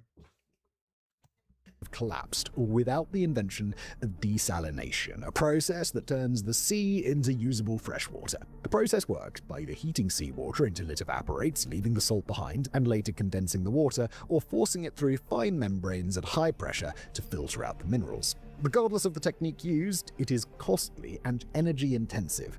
But that's never been a problem as long as oil and the oil revenue kept on flowing. Michael Christopher Lowe, director of the Middle East Center at the University of Utah, told CNN that the Gulf countries have become saltwater kingdoms, describing them as global superpowers in the production of drinkable water from the sea. And the numbers back that up. In Kuwait and Oman, desalination provides around 90% of the water their residents use, while Bahrain relies on it for 85% and Saudi Arabia for 70%. Major Gulf cities, including Abu Dhabi, Dubai, Doha, Kuwait City, and Jeddah, are now almost wholly dependent on desalinated water. This manufactured water supplies the region's lush golf courses, vast water parks, indoor ski slopes. Right, people used to, but with plumbing and water towers becoming a thing, that they now pump water from fresh sources to or treatment facilities to water towers to get the water pressure that we need. But that's the population. I believe in the 1960s, Saudi Arabia had 3.5 million people. Now they have 35 million people. So they've got, and they're growing. So they need a lot more water, and they use a lot more. There's very few places where you can drink random spots of water and not get sick. Not anymore, right? Not anymore. Gadra's period's kicking in. Here in Morocco, we're investing a lot in dams, desalination, water transfer. Unfortunately, we don't have the money in the Middle East. Yeah, you guys got to sell some of those supercars, Walrus. And sprawling hotel complexes that would otherwise be impossible in one of the driest places on Earth. As the countries in the region try to diversify their economies away from being purely reliant on oil, having access to desalinated water becomes even more important, as some of the industries they are venturing into are very water intensive. Consider data centers. It's proven particularly popular in Saudi Arabia and the UAE. The servers that run artificial intelligence and cloud computing generate enormous heat, and in a region where summer temperatures routinely exceed 45 degrees Celsius. I talk a lot about vitamin and mineral deficiency. One of the reasons we need to supplement with minerals is because we used to drink water, mineral water. We used to drink water from the ground that had dissolved minerals in it. That's where we got a lot of our minerals. Now we're drinking water that's been filtered, pooped, and peed back out, and then filtered again, and then boiled and filtered again, and then sent back to our homes. And a lot of it isn't through pipes like copper that gives us things like copper that we need. Like, we have a whole bunch of people that have something called non-allergic rhinitis or non-allergic allergies symptoms, where like runny nose and whatnot, histamines, because we're not getting enough copper in our diet anymore in order for our body to help with the histamines. So like, you've got people that don't understand that plastic pipes don't give us the minerals we need. Clean, fresh water, pure water is different than fresh water. Fresh water, water out of a stream, has minerals dissolved in it. Fresh or pure water is purified water with the minerals and stuff taken out.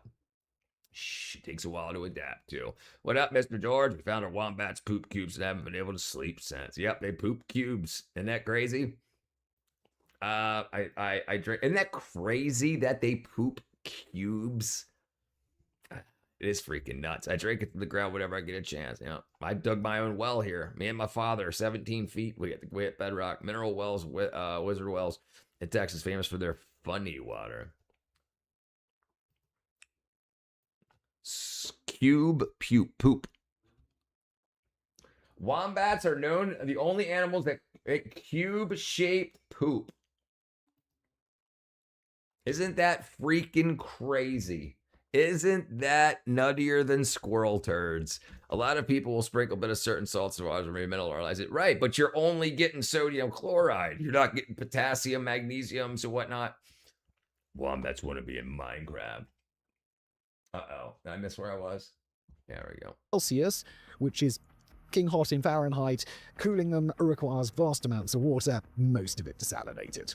According to projections from Mordor Intelligence, a leading market intelligence firm, the region will need 426 billion litres annually by 2030 just to cool its data centres. And we say all of this to illustrate just how important desalination plants are in the Middle East, so you better understand the sheer scale of the challenges that they're now facing. First, the climate. The Gulf region is warming at a rate that might politely be described as alarming. According to a 2021 study by the American Meteorological Society, temperatures in the region are rising 50%. I mean, D3 is important. I only use D3 that absorbs through the skin or through the mouth. So if you have capsules, if that's all you got, then you know it's better than nothing. That's for sure. Mineral wells water has lithium in it. Yeah, maybe keep people from getting crazy or making them crazy. Faster than the rest of the Northern Hemisphere. If the current trend continues, average temperatures in some part of the Middle East could increase by 4 degrees Celsius by just 2050. Extreme heat waves have already become routine, with temperatures exceeding 50 degrees Celsius being recorded in Kuwait. And I think one of the reasons for the higher temperature bubble over the Middle East is the increased salinity of their local waterways. So you have the water becoming saltier because of desalination, and then it's getting hotter in the region because you're not going to have evaporation at the same rate anymore. That would cause cooling and whatnot, a cooling effect. Especially, I can't try to trade my glutes. Again, roughly the equivalent of goddamn hot in Fahrenheit. Arita, hey Siri, what's 50 Celsius in Fahrenheit? 122 Fahrenheit. 122. Good lord. I don't know what that means, but my nan would probably describe it as bloody hot, because in the UK, old people use Fahrenheit. A research paper published in the Marine Pollution Bulletin Journal documented a sea surface temperature of 37.6 degrees Celsius in Kuwait Bay, which could possibly be a world record. And this matters for desalination because the process depends heavily on energy. Higher air and sea temperatures reduce the efficiency of the power plants that run these facilities, forcing them to burn more fuel to produce the same amount of water. Desalination plants worldwide produce between 500 and 850 million tons of carbon emissions annually. On the higher ends, that's nearly as much as the roughly 880 million tons emitted by the entire global aviation industry, which is widely considered to be one of the most carbon-intensive sectors in the world. Right. There's a bit of irony in all this. So they tell us to stop using air conditioning, and it'll drop it by like a million tons, possibly. But then the Middle East has to create a hell of a lot more than the airplanes produce. All of them. Just in desalination, not with everything else. So it's like it doesn't work. It doesn't work that way. You're going to have a much better life. Your brain works better. You do better at math and spelling, and you digest food better, and your metabolism works better at certain temperatures, not freaking 90 degrees Fahrenheit. So air conditioning is very good for society. The old Englanders from the era, they almost had things right. Almost. Does pumping insane amount of oil make local environments change too? Yes. So the thing is the Middle East is sinking. They're sinking in and they're creating sand dunes because the water and the oil that they're pumping out of the ground isn't being replaced with anything. So the ground will slowly take up the spaces that had the oil in it. In Europe, places like Norway are getting popular due to less heat during summer. Yeah, well, you got to do something. I mean, why do you think there's going to be so much super migration, mass migration? You're going to have all these people that are going to die in the heat unless they come to a moderate place. The fossil fuels powering desalination contribute to the climate change that makes the region hotter, which in turn makes desalination less efficient, requiring burning more fuel to get the same amounts of desalinated water. The heat also causes higher evaporation rates, which means crops and cities need more water at the exact moment when producing that water becomes harder. Droughts could be longer, deeper, and more common, while the frequency of dust storms in the Middle East could double by 2050. All of which puts more pressure on the desalination plants. And speaking of groundwater, the Middle East has very little of it to begin with, and what exists is rapidly disappearing. Saudi Arabia uses 80% of its water for agricultural purposes, with groundwater extraction accounting for most of this demand. But these aquifers are being drained far faster than nature can replenish them. According to a UN report, water tables in parts of Saudi Arabia have dropped as much as 6 meters per year since the 1980s, fast enough that hydrologists believe some aquifers could be depleted within decades, and rapid urbanization only threatens to accelerate that decline. And then there's seawater intrusion. A NASA study found that seawater will infiltrate underground freshwater supplies in about 3 of every 4 coastal areas around the world by the year 2100. They're already detecting salinity, higher salt levels in their wells. So the way aquifers get replenished is from rain. Rains on the ground gets wet, the ground gets saturated, and then it rains again, and the ground keeps getting saturated as it goes lower and lower and lower until it gets to the aquifers. But the Middle East is so hot and so dry that the amount of absolute dry dirt above the aquifers is much, much thicker. So you need more rain and more sustained rain to wet all that dirt before it even gets to the aquifer. So the little bit of rain they get here and there makes the surface wet, but then that'll just evaporate off. And so it's not replenishing the water. So they're going to need a constant resupply of fresh water. Bantu will be the first language here in the West. Bantu's peoples, Congo, Ivory Coast, Mali, and Senegal. Hello, baby squirrel. 100. As sea levels rise and groundwater tables drop from over-extraction, saltwater pushes further inland, contaminating aquifers and rendering them useless for drinking. Right, so hold on. So imagine this. So the land is sinking because they're pulling all the water and oil out of the land. Then you imagine having a big typhoon, so now your ground level is lower than the seawater level, but you just got this bulge that's keeping that water out. But if something happens like a tsunami and then floods that over, now all Dubai, Abu Dhabi, Oman is all going to be underwater. Can I say something? Sorry, Jordan Artsroom is streaming about that. Check him out. All right, brother. Let me know when he goes on. Drinking or agriculture. And this creates a vicious cycle. As groundwater becomes too salty to use, demand shifts even more heavily onto desalination plants, straining infrastructure that is already operating near capacity. Now, none of these problems can be solved quickly. Building new plants takes years, and switching to renewable energy will require massive investment and time, especially because only 1% of desalination plants are powered by low-carbon energy sources. But all of these issues can at least be addressed as long as the desalination plants are there. Given enough time, money, and technological advancement, these problems are solvable. Sadly, that might not be the case with the war in Iran. The war in Iran. Even before the first bomb was dropped, Iran was already facing a water crisis. Yeah. For years, the country had been struggling with a drought that experts agree had been made far more severe by climate change and decades of mismanagement. Rivers that once sustained ancient settlements have been drying up. Groundwater reserves have been extracted far beyond natural replenishment, with over 70% of major aquifers considered overdrawn. Last year, the situation became so dire that the capital's main reservoirs held less than 15 million cubic meters of water, barely enough for 2 weeks of supply. The government has even discussed the possibility of relocating Tehran, a city of 10 million, Discord. Thank you, coast Tom, because brother. the capital's water situation has become untenable. And then came the war, and with it, the start of a wider Middle East water crisis. On Saturday, the 7th of March, Iran's foreign minister Abbas Araghchi accused the United States of attacking a desalination plant on Qashem Island in the Strait of Hormuz, cutting off water to 30 villages. Araghchi called the attack a blatant and desperate crime, adding ominously, "The US set this precedent, not Iran." The next day, on the other side of the Gulf, Bahrain announced one of its own desalination plants had been damaged, with all fingers, of course, pointing at Iran. The exchange immediately raised fears of a broader escalation. For decades, security experts have warned that desalination infrastructure represents one of the most dangerous pressure points in any Middle East conflict. What up, TW? A leaked 2008 US diplomatic cable from Riyadh warned that Saudi Arabia's capital would have to be evacuated within a week if the Jubail desalination plant was seriously damaged. You see, the Jubail complex supplies more than 90% of Riyadh's drinking water.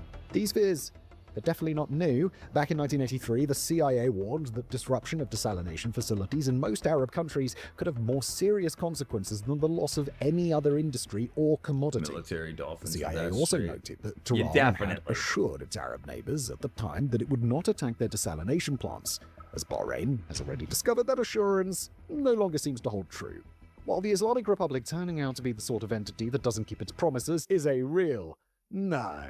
Seriously? Moments, as the big revelation of this conflict might be that the US and Israel also hit an Iranian desalination plant. Thankfully, though, these two strikes have been the limit of attacks on water infrastructure, at least for now. This may be because of what Nima Shokri, an expert in geohydroinformatics at Hamburg University of Technology, described as strategic restraint in an interview with The Guardian. That restraint is important because, as Christian Henderson, a Middle East expert at Leiden University, told Middle East Eye, Iran could quite easily strike its neighbors' desalination plants, but the cost would be very high.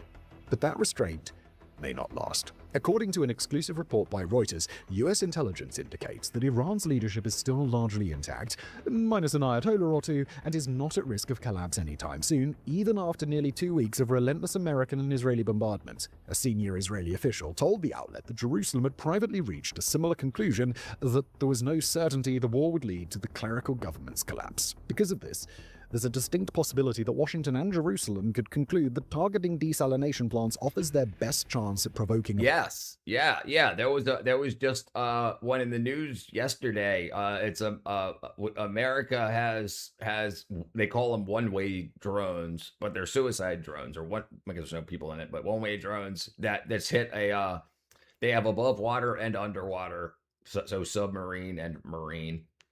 One-way drones that can rescue people without, so AI controlled. If like people eject into the water, like eject from an airplane, and the automated ships can go out and pick up the humans.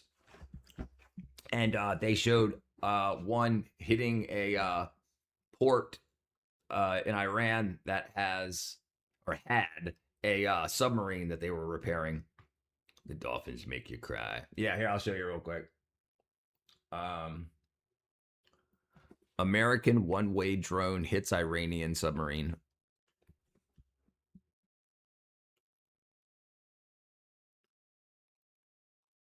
Yeah, here it is right here. Here it is right here. Let me make it bigger here. Yeah, absolutely. Yeah, damn's right. This is some Jews who adorn you. Go ahead and worship Saturn in the black cube. Go ahead, princess. Poor, just Jesus Christ. The seals make me cry. Jordan said you broke his heart. How could you? I'm sorry, Jordan. What do you mean I didn't break his heart? I'll watch. When's he going on? Popular uprising against Tehran. If that happens, Iran could feel justified in retaliating in kind against American allies in the region, turning what has so far been a limited exchange of strikes against water infrastructure into something far more devastating. On the flip side, the longer the war goes on, the more the regime in Tehran might feel compelled to use whatever cards it has left. Oil and gas infrastructure and international shipping have already been hit. If Iran believes its strategy of causing massive economic pain to US allies is working, Gulf desalination plants may become an attractive target. For Iran, however, the threat to its water supply goes beyond the destruction of desalination plants. The country gets most of its water from rivers, reservoirs, and underground aquifers rather than the sea. But all of these sources are now at risk from something that fell from the sky last weekend: toxic rain. On Saturday night, Israeli strikes hit oil storage facilities in and around Tehran, setting off fires so massive that residents described the scenes as apocalyptic. Flames shot into the air, and thick plumes of black smoke covered the sky. Then the rain came, and it was black. Residents reported difficulty breathing, dizziness, and burning sensations as the rain fell relentlessly.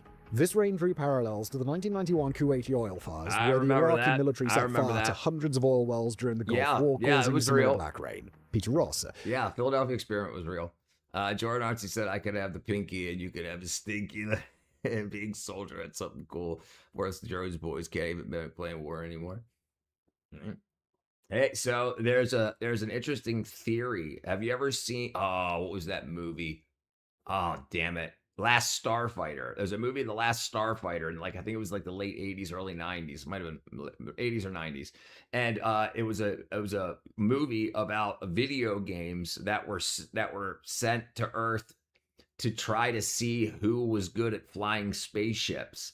So the game, you flew a spaceship around, and then this one guy was so good at playing this game that the aliens came down and abducted him and said, "You need to save us. No one can fly the spaceship as good as you." The video game was basically a test to teach, or a way to teach people, and then a test to see who was the best. So now you've got things like Call of Duty and Halo and stuff, where you're flying planes and drones and whatnot, or you're doing war from a remote control. And so that could have been done to train the population to be able to fly drones and operate drones just like they do from their video games. Put on your cloak and burqa. Should have went platinum. And the Mother Caliphate. To train the last Starfighter. Yep, that's what it was. Great. We call Jordan Artsy Poppy Stinky Pinky. Teflon Don's got explosive diarrhea. You can't stop Hootie. You can only hope to contain him. These days, Gen Z are all over shooting games out. Arc Raiders, good one. Training Mankind, Reflex Nature. Senior scientist at the Raincoast Conservation Foundation in Sydney, BC, told CBC that the fallout had the potential to seriously threaten public health and the safety of drinking water for quite a while, with fisheries and agriculture all sitting at risk. Brian Berger, a professor of chemical engineering at the University of Virginia, concurred, telling ABC News that in addition to the hydrocarbons and other toxic compounds, forever chemicals, likely present in materials like flame retardants built on the facilities, could contaminate groundwater and easily become airborne and end up back in the rain. Basically, the toxins wouldn't disappear over time. They would cycle through soil, water, and air, compounding the damage over time. This would be catastrophic for a country that was already teetering on the edge of water bankruptcy before the first bomb fell. R2D2. Is a water crisis inevitable? R2. And finally, we have to address the elephant in the room. Because so far, we've painted a bleak picture. Climate change is making the Middle East hotter and drier. Groundwater is being depleted faster than it can be replenished. Desalination plants, the lifeline of the region, are energy-intensive and vulnerable to strikes. And now, a war is raging that threatens to destroy the water infrastructure that millions rely on. So we have to ask, is a water crisis actually inevitable? And the answer that we wish we could give you is no. But the honest answer is that it depends on what happens next. Setting aside the war for a moment, there are concrete steps the region can take to reduce the pressure on its water systems. Agriculture consumes roughly 75% of the water used in the Gulf Cooperation Council countries, and much of it is wasted through inefficient irrigation methods. Studies in the UAE have found that 60% of water from traditional sprinkler systems evaporates before it even reaches the plants. Gulf countries should adopt drip irrigation, which has been proven to cut water usage by up to 50%. Israel's already proven that it works at scale, and the Gulf states have both the resources. What do you mean, the exact size? You're talking about the power? You talking about the power or what they are? They're I can tell you what they are. They're Foster Grants is the brand, and they're 250s, 2.5 plus 2.5s. The measurements. No, I don't. I do not know.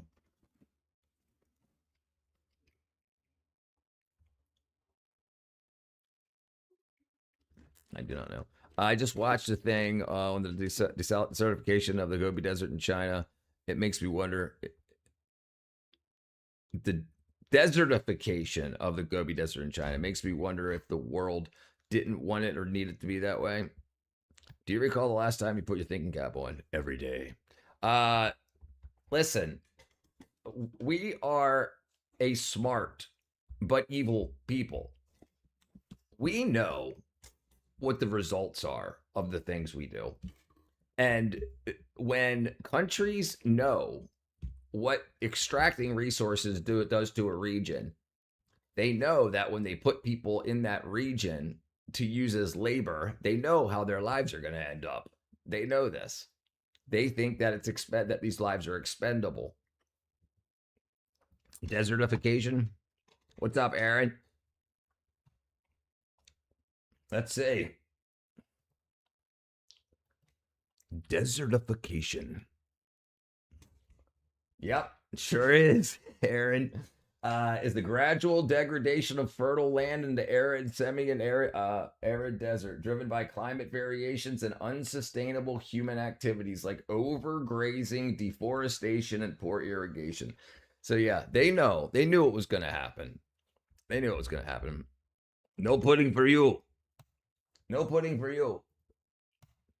And the incentive to follow suit. Beyond irrigation reform, the Middle East may need to rethink what it grows. Governments have long subsidized crops, such as wheat, in pursuit of food security, even though producing these crops in a desert climate often requires massive irrigation and unsustainable groundwater use. Shifting to less water-intensive crops. This is ego. They wanted to say, we can do here what you can do anywhere because we're wealthy, because we're oil rich. They said, we're not only going to grow wheat for us, but we're going to be an exporter of wheat. And now that's a problem. Like if the desert needed to be a desert and we changed it to a vegetative area, it may have changed other parts of the world to a desert. Right. So if you know how entropy and how the global energy works, you're going to affect another area by changing another area into that. So if when you make, you have high and low pressure systems, and you have also the same type of thing. You need energy extraction that pulls up and creates weather systems that causes drought type systems in other parts of the globe. So like we're not going to end because we're on a 22.5 degree axis. We have climates that we have winter, spring, summer, and fall, and you have the equator. So this is the area that's running right through there.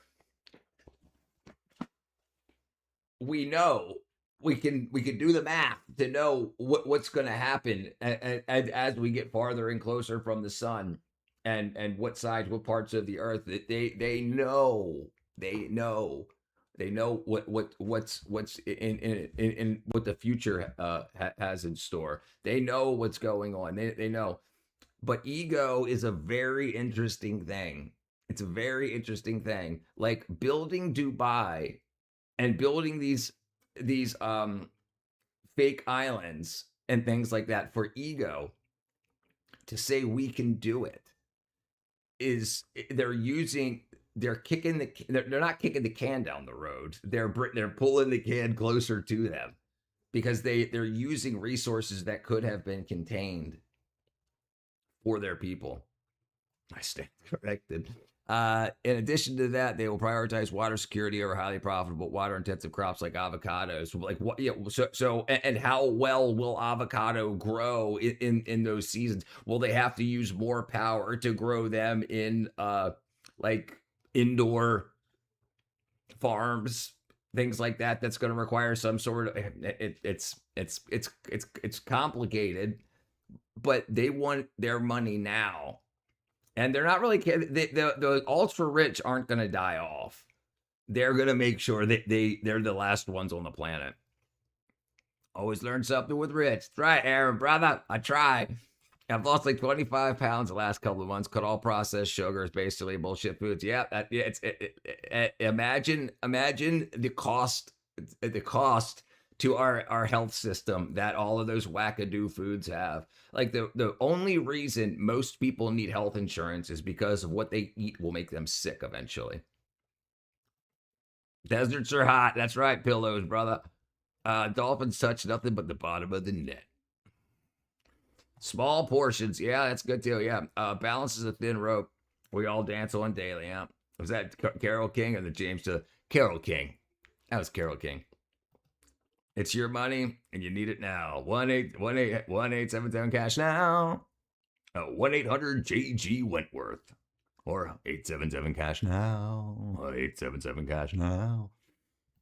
Crops like sorghum and barley and importing staples from countries with more abundant water supplies would be more sustainable in the long run. Politically. Right. With the money they have, they should be importers. They should not, because 60% of the water that they spray on the crops doesn't hit the crop. It evaporates. So they're wasting all of that water just to say they can do it. I got here, morning in Vienna, and you're saying it's bad to turn the desert into gardens. So it's going to be difficult. The amount of energy and power you use, and as you pull oil out of the ground, you slowly sink into that gap that you're pulling out of the ground. That changes the environment. That changes the way that the angle that the sun hits you. It changes the amount of sunlight you get. It also changes how much more sand will blow into your now dune or divot. Here comes the lesbian queen. Pick up the phone. All you have to do is call, and I'll be there. Yeah, you've got a friend. It's my money, and I need meatloaf. 877-CASH now. It's not about turning the desert into farmland. What we're trying to do is build a barrier oasis to stop the desertification. If the desert keeps advancing, we'll lose agriculture. No, I can understand that too. So that's absolutely a possibility too. But it would be on such a large scale. But you're gonna have to figure something out, and whoever figures it out is gonna become a very wealthy man. I love meatloaf. Ego definitely kills. Excuse me, I thought I was a lesbian queen. My wife is back. Israel did exactly that. It's luscious and fertile. It seems like it's a good thing there. Yeah, right. So why do we have such problems in the world? Evil exists and ego exists. These are real things.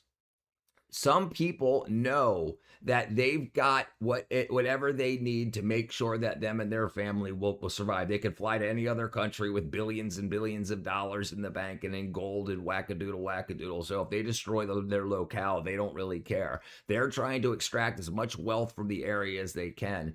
But the people of the place, not the leadership, the people of the place need to make sure that they've got their plans and what to do. Like you're talking about Walrus, you're talking about setting up the barrier. setting up a barrier to say, so you want to be able to catch any rain coming in and keep it in the area that you want to keep fertile and wet. So you want to create like a bowl, a big bowl that will have water run towards the central area, so that any water that falls, any rain that falls, will be forced into an area. So you're going to desertify another area even more, but you've got to bank your resources, the natural resources, sun and rain. You know what else is luscious and fertile?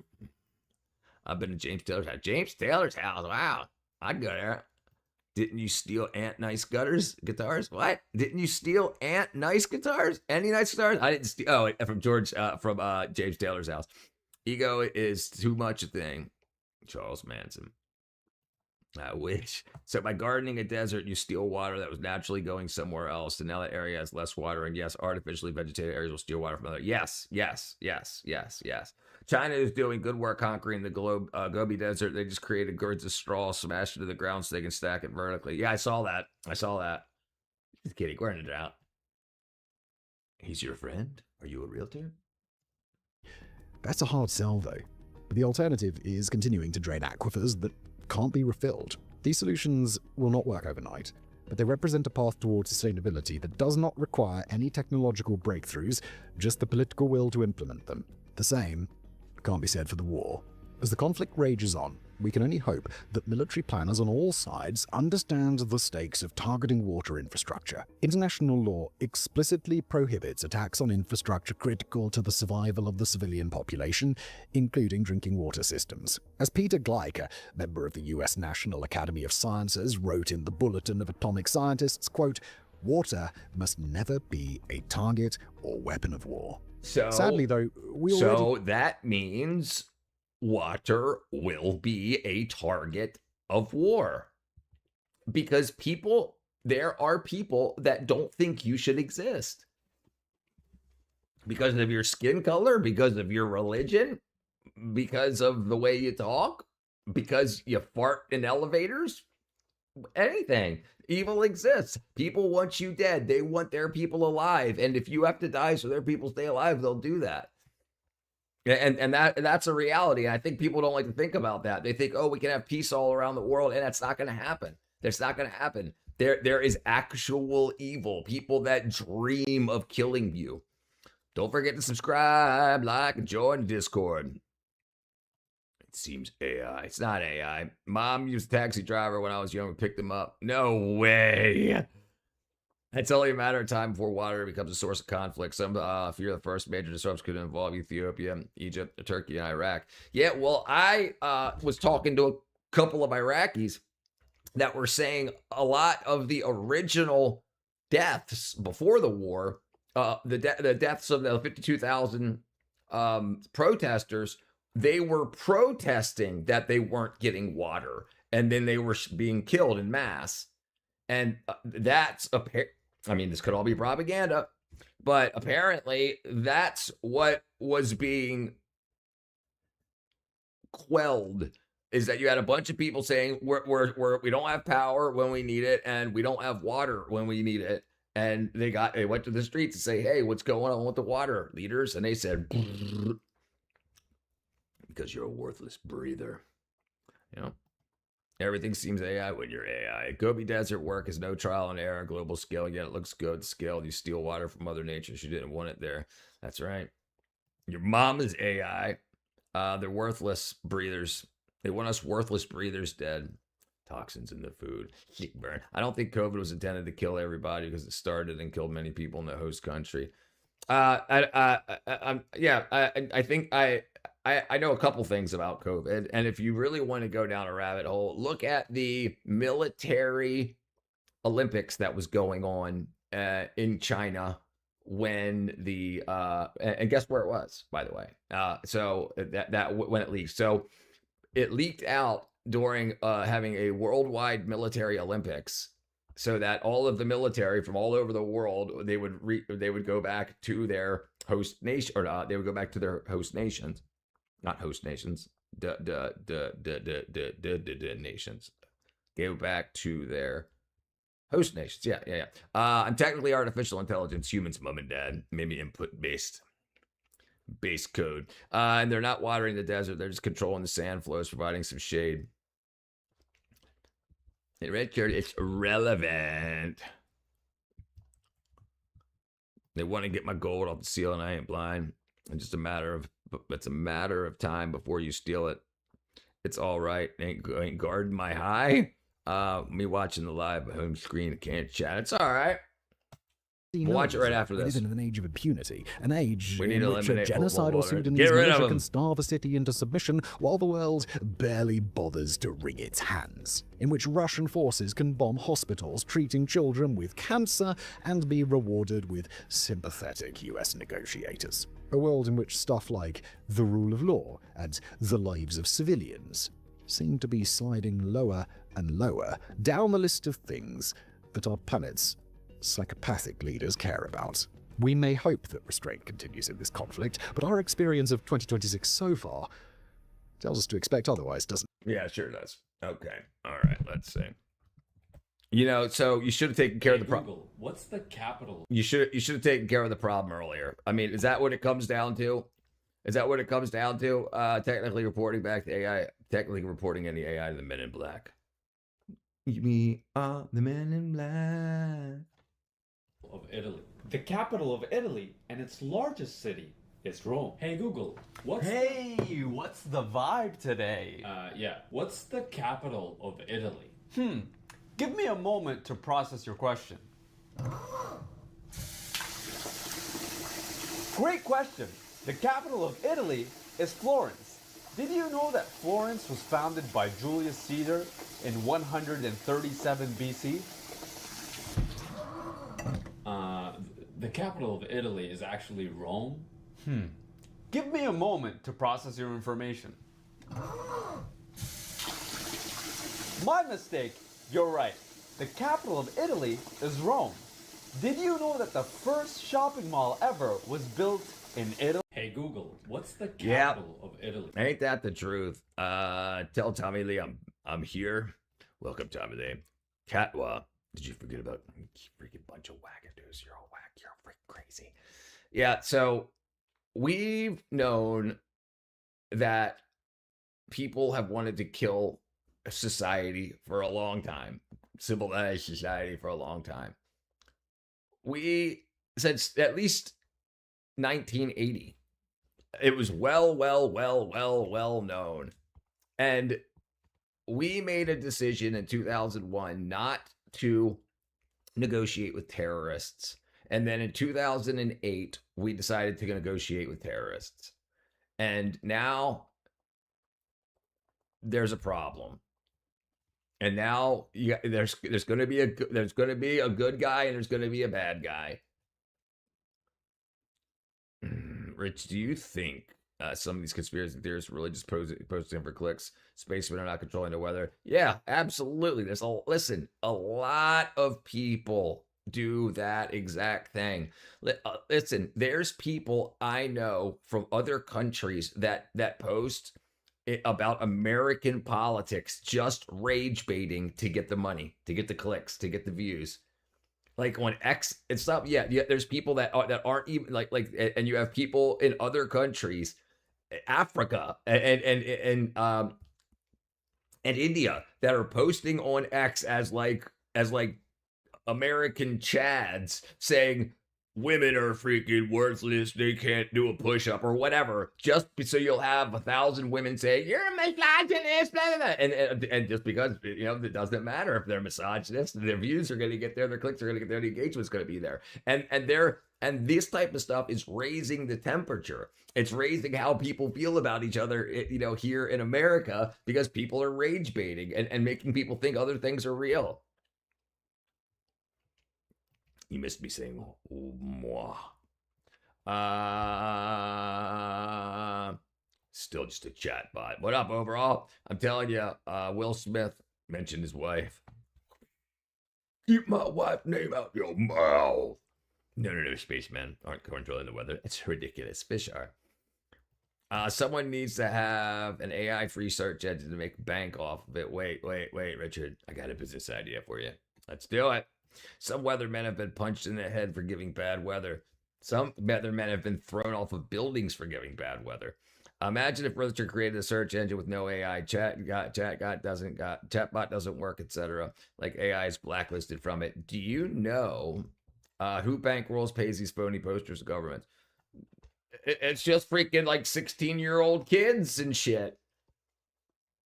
I mean, they're like TikTok and stuff. You've got CCP funding, raising the political climate.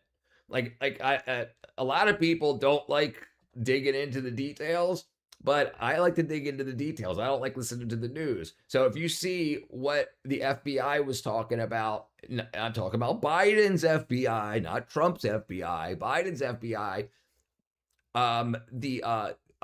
The reason Biden wanted to end TikTok availability in America was because they were funding to swing the people's outlooks on, or people's outlooks on the different political parties. And so they used that to help themselves get elected, but then they didn't want that to be done. That's why they wanted to shut down that, like right before Trump got elected. They didn't want that. They didn't want Trump to be able to pay China to help him become super popular on TikTok. And Trump is the #1 most followed person on TikTok now. Right. So if you can just pay the CCP or somebody in the CCP to change the algorithm to say only good stuff about Biden or only good stuff about Trump, then you have millions and millions and millions of people. That's all they're seeing about that person or that thing. You can even control friends list of posts to your friends, say something negative about you, so you check the platform off as well. Yeah, that happens a lot too. People do that. Absolutely. You have people that'll come in that'll just shit on you, and you can buy chat bots that'll do that.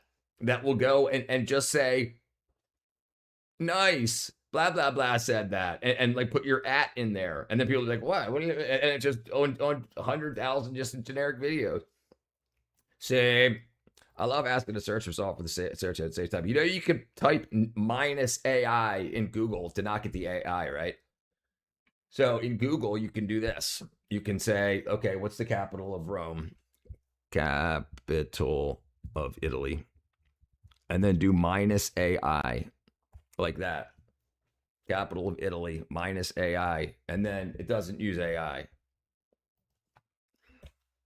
See, it doesn't give you the AI response. And see how instant it was? So you just get the old school result from Google if you use -AI. No, people genuinely have addictions to AI. I feel like it's bringing them down. And parents have options to AI to kids. Money, yeah. Social media today often feels like a competition over who can spend more money, damage their reputation to those. Right? Yes, absolutely. Right. So if we know that this is possible, if we know that, like, if two people have two different algorithms, they'll believe two different things about the world. I should be a businesswoman. This is $1 million idea, bro. Biden wanted to shut down Carvel. He's a Baskin Robbins, guys. Have you tried the Better Old? Hell no. I've got so many rave conditions that make multiple views. I've got so many rave conditions that make your views go up on multiple platforms. Also before the tag. Or the before tag. Yeah, that's so dumb to have to type that. I agree. Oh my God, video was so amazing. Also, the $750 gift card really works. I said, yeah, I know. I said capital of Rome. I was trying to repeat what that guy said in the video. Google dorks. I like those comments. AI race. -AI is like, look up the subject without encyclopedia. Is that something? Yeah, man. I'm just saying it's possible. It's people don't know it exists. Be careful about timed out and check connect channel activity to make sure you were joking. And yeah, -AI. All right, so if we do it again, now we can burn some water. And then now you get, there you go.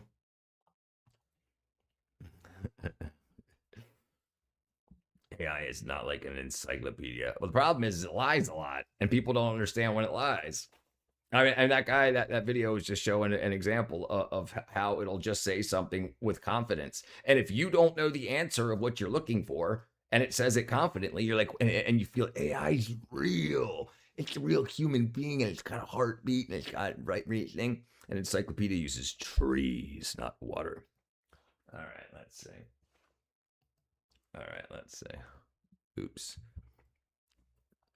Oh. Like typing before 2020. All right, let's do that. I don't know what we're gonna do. Like world map.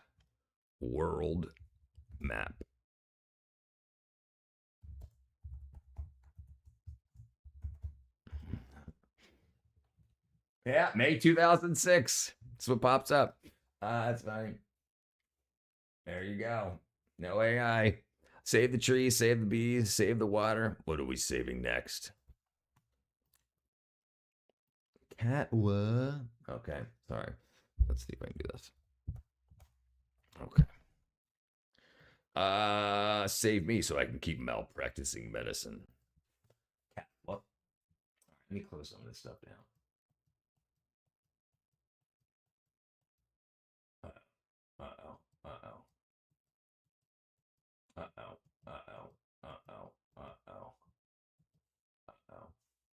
All right. Filler's not dissolving. How about my Oregon? Dude, you can still play it. Did you know that? We played Oregon Trail on stream the other day. You can, there's a DOS box online. You can go to OregonTrail.net, I think, or OregonTrail.com, and you can play old school Oregon Trail on a DOS box on browser. Be careful what you say, Rich. One day AI overlords will shift through these streams and filter out the riffraff. I mean, our handsome overlords. Hey, Katra. Save the savers. Ask if China develops coronaviruses before 2020. No. I think what W means is my name rhymes with Ottawa. Ottawa. Save the savers. Save yourself. All right, let's see.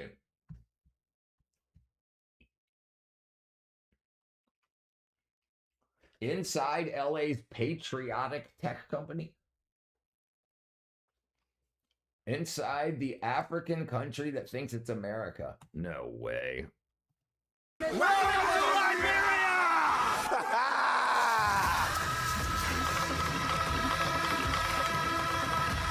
We got something new, Ben. College flashbacks, brother. I'm not feeling it either. Are you feeling it? These boys party hard. We need to be up in Maryland County. Adventurers, we are out there right now. Check this shit out.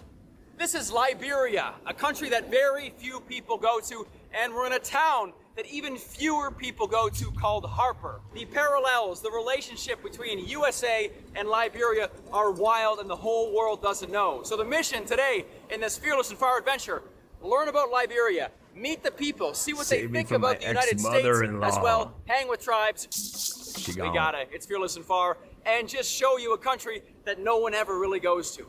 But it's amazing.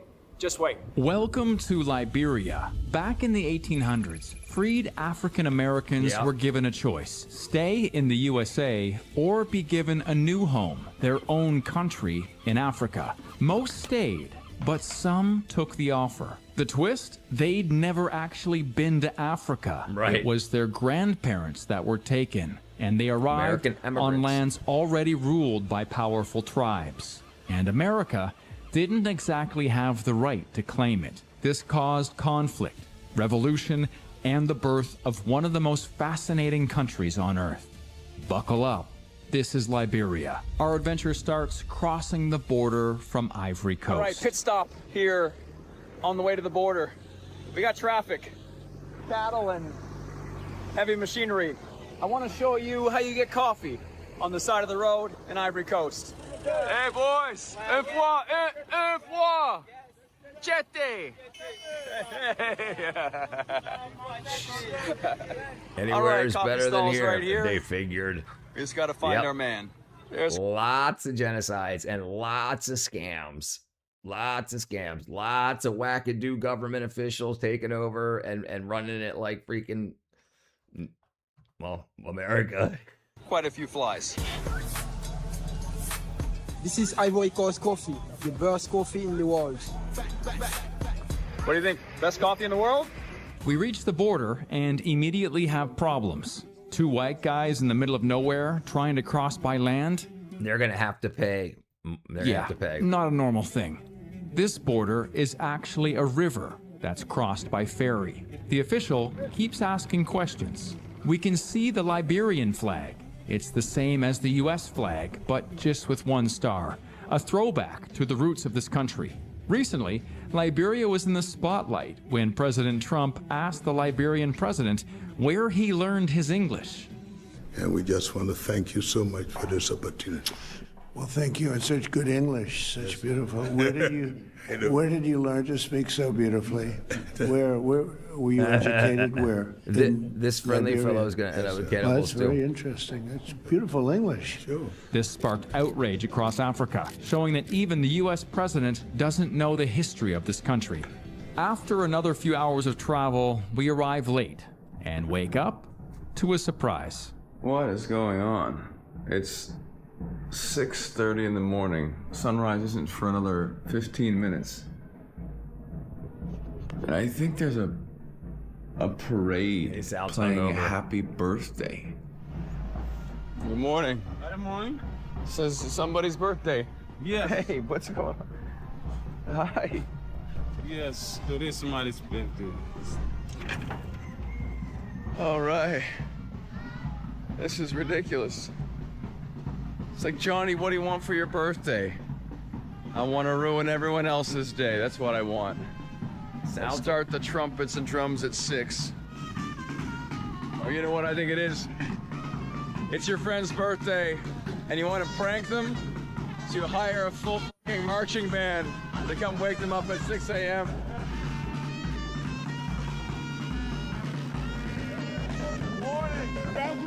Happy birthday, brother. Happy birthday. Wow, they have American-like houses, too. One dude dancing in his lawn to a marching band before sunrise is not something you'd see in America. And honestly, it's not a bad way to start another year around the sun. Something about that is so incredibly beautiful. I'm not even mad. He was having a great day. You see his face? Whew, all right, well, let's start ours. Morning.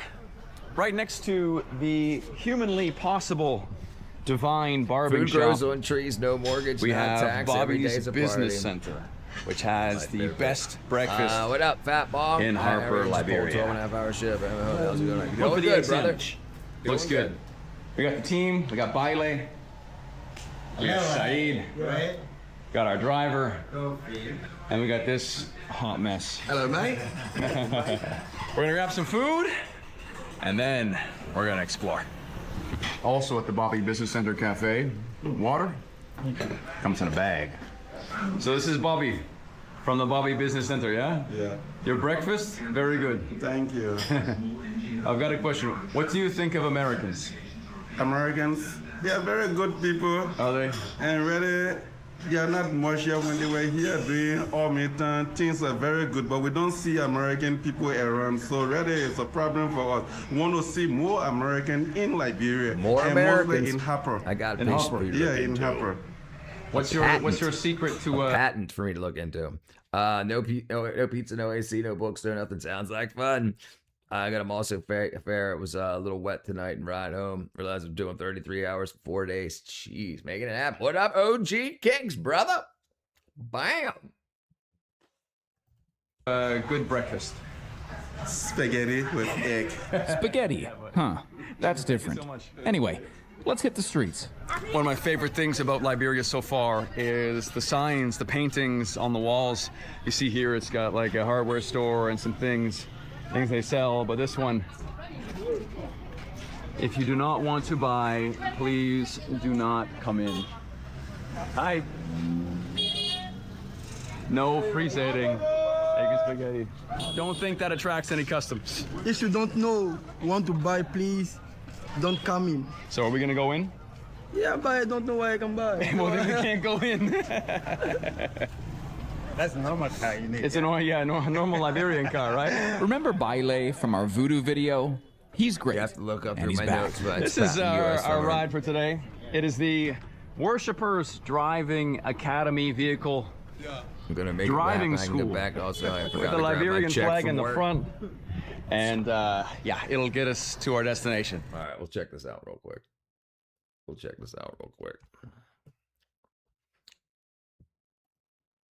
Info isn't easy to share a lot clearer. Are you on the Discord? Join the Discord, Shadow.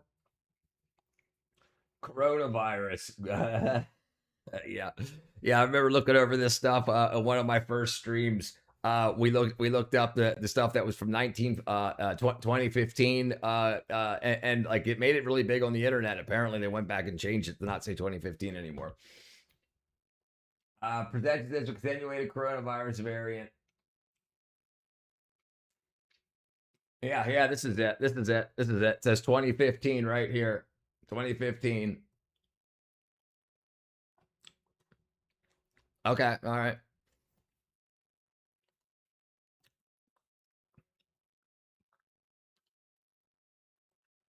Hopefully. We're gonna hop in. All right, you get back there, buddy. Tour. Yes, mate. All right. Let's pop in.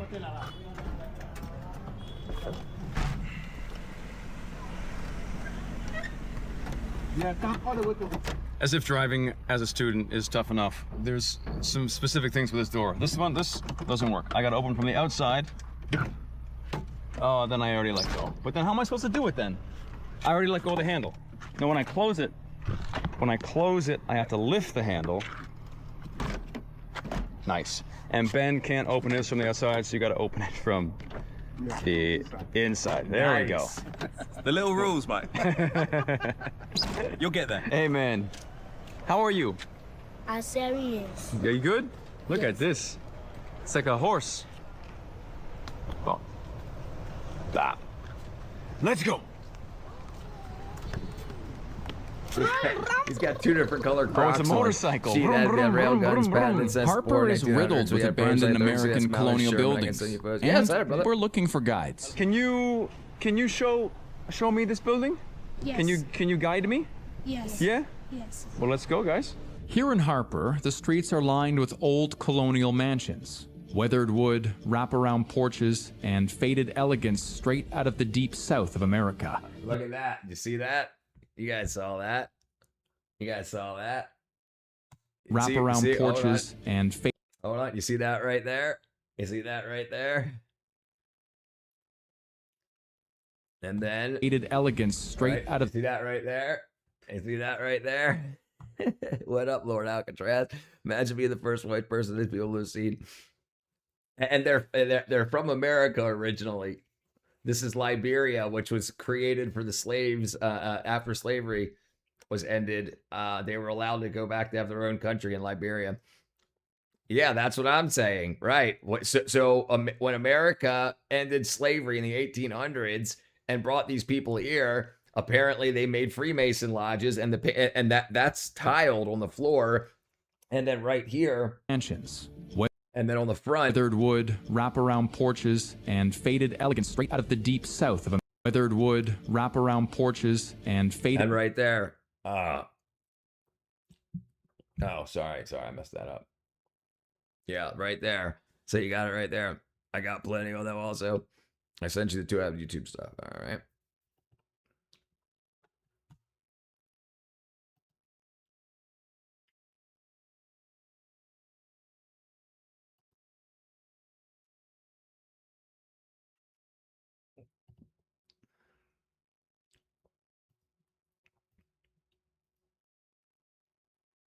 Nice. Railguns.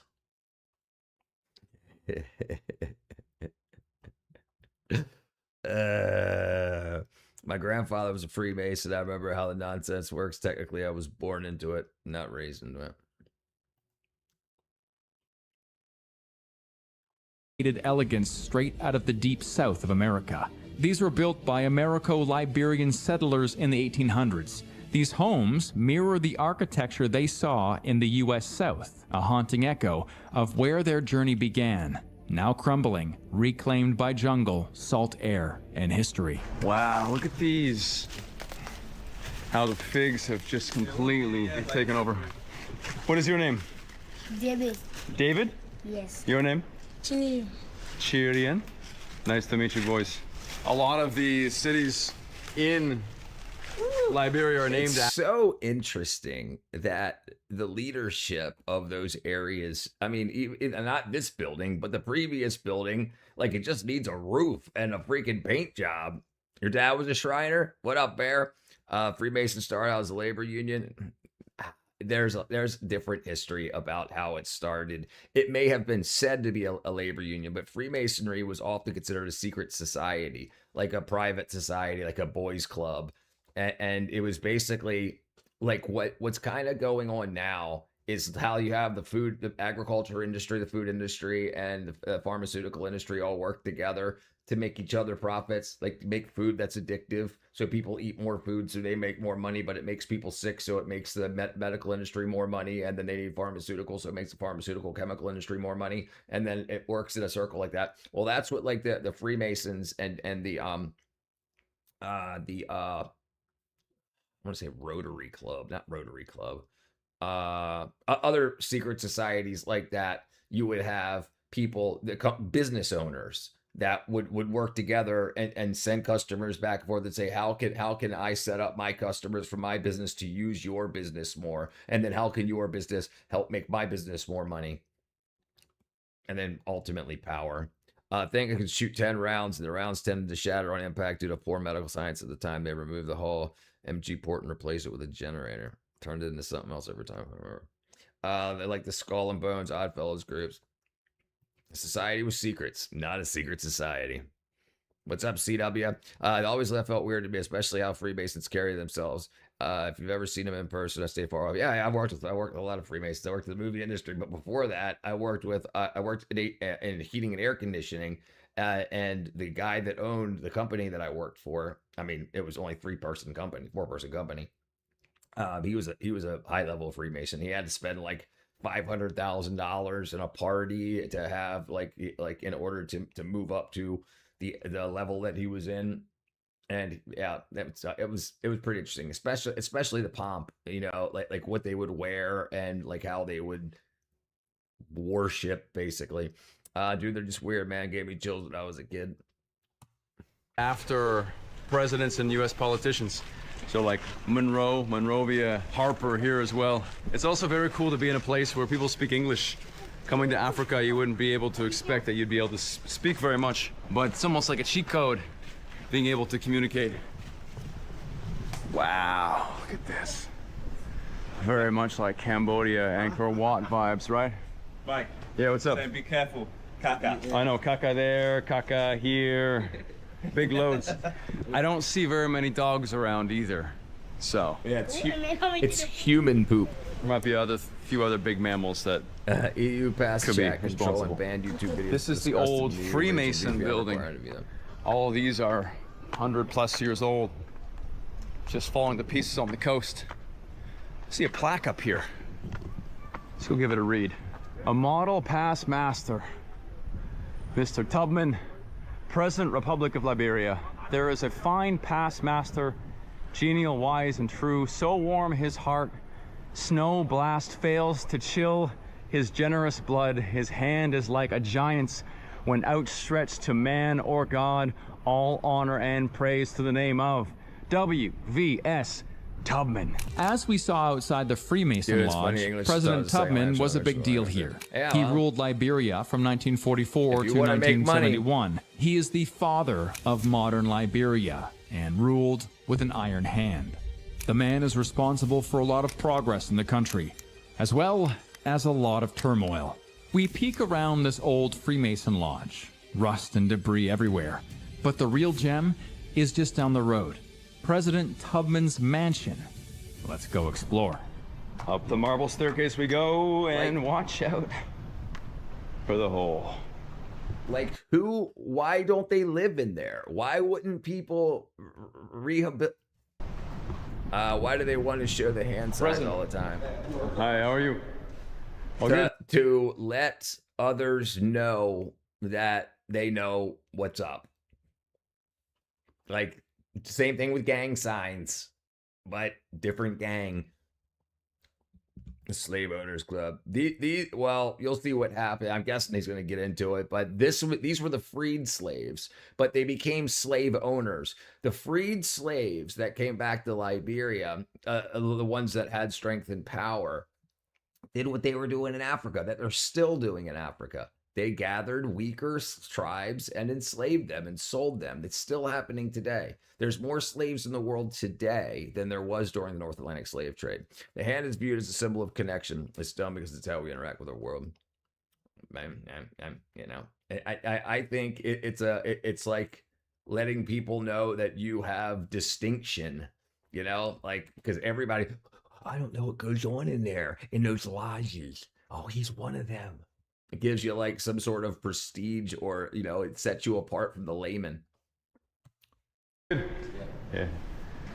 Well, see all the area. Yeah, it's cool, right? Okay. Are you just walking through? Care. You're taking care of it. As my boy there. What's your name? My name is Seaton, Class Seaton. Class Seaton. Yeah. It's Mike. That's my brother there. Your brother's upstairs? Yeah. Hey, man. Can you give us a small tour? Yeah. Yeah? Yeah. I'd live there. The presidential palace. Ooh, nice. Ocean view up front. Ooh, fancy man, fancy place. How old is the building? How old is the building now? From 1927. 1927. Rooftop terrace on this thing. What Harper's known for are these old colonial buildings. And it's cool that they have caretakers to make sure no one sprays graffiti and things like that, because we haven't really seen any damage. Well, lots of damage, but you know what I mean. No graffiti, nothing like that. Confused talk about two hey, it's hands nice, bro. Feel the ocean wind. Yeah. I guess we realize that. We strike up a conversation on the rooftop. I guess no one lives there because of the ritual. Possibly. My Scientology took their blueprint. I wanted to meet people from other cultures, but due to my dyslexia, I got to be a bunch of librarians. Dun, dun, dun, dun. What's the story with the broken boats? Wrecks, man. What happened? Gasoline. It was pulling that, and then no gas, and then it's ocean right into this area. But the ocean pushed it over the river. Oh, stay on the ocean. Yeah. But then there, you can see the tour boat. The right, take it out. It was a fuel ship, and the tugboat was pulling it. No, not tugboat. No. It's just recently. Last year is a transport ship. Last year, right? Yeah, transport boat. And what about the one that's further behind? This behind was the one pulling. This is the one with up engine. These are the ones that were pulling this. But this is a tour boat that can drag it out. To drag it out. Yes. What do you guys think of America? If we wish to go there. You wish to go there? The chance, we can go. What do you think? Do you think it's a nice place? Do you exactly. think? Why you said America could be a nice place. Another place could be a nice place too for us. All depends. So all depends. If we have to go there to work, we can't. Okay. But for now, we are depressed of farmers. And tell me, what's life like in Liberia? Left leg, left heart, because Liberia has money, and then only other people takes the money. Other people take the money? Yeah. Like with the government or? Our government. All right, brother. No job facility for in Have a good night, Maryland my County. friend. So anything to say to the world? Saying to the world that we need help. We need to be help in Maryland County. You need help here? Yes. Most of us bills here are ex-soldiers, and this is our county.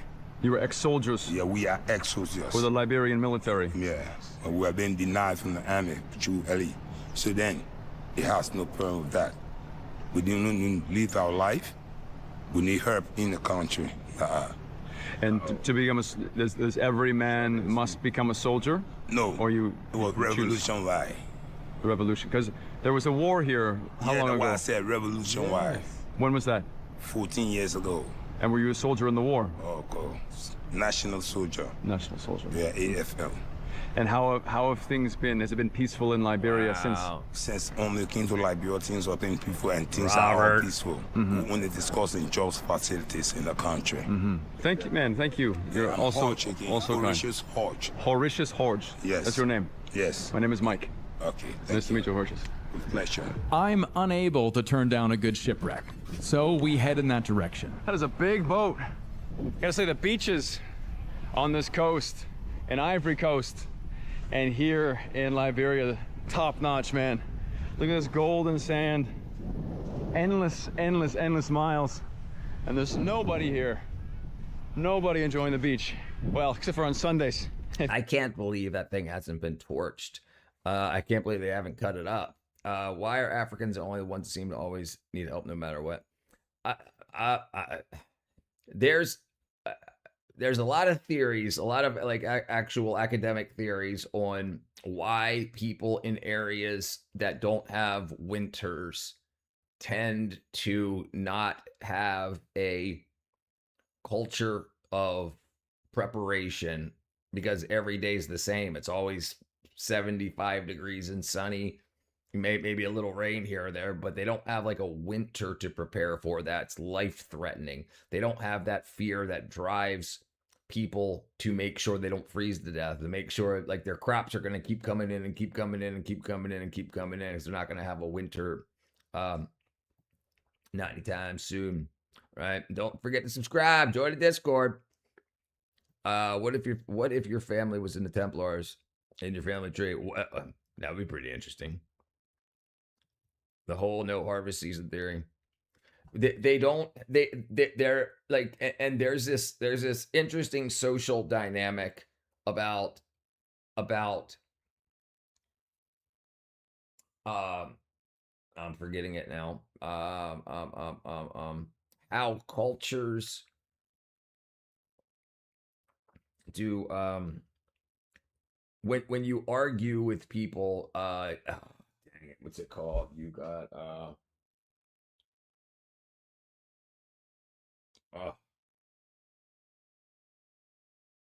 dang it. Basically, like it's like when you get into an argument with somebody, you have to be able to quell the argument, to say you're sorry. It is called, dang it, what is the name of that? What is it called? Oh, it's called, damn it, I can't remember what it's called. Basically, you get into an argument, right? If you get into an argument, you know, you have the skills to like calm it down, to say I'm sorry. And oh damn it, what is it called?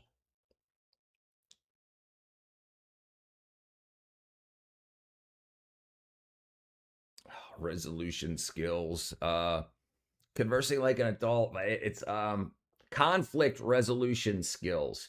So people that live in areas that have winter that will kill them learn how to resolve conflict better. Because if you get into a conflict and it's always 75 degrees and sunny, and there's always fruit on the vegetables, and you know, there's always something, and you're not going to freeze to death, you never have to resolve the conflict.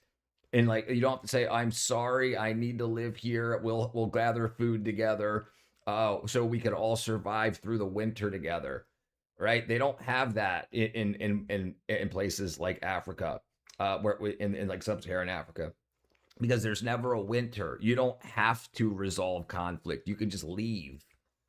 And when you don't have that culture of conflict resolution, and you don't need to maintain your house for winter. You don't need to maintain firewood to make sure that you stay warm over winter. You think of the future as very close to like now, like not what's going to happen in a few months. We got 6 more months until winter, 5 more months till winter, and how the planning and done. They don't have that in their culture, and it like you sit around in the shade all day waiting for the tree to bear fruit, and it will, just like it did last year and the year before and the year before and the year before. We got to get back on our feet before bringing back immigrants. I agree. Listen, 100%. I'm 100% agree with you.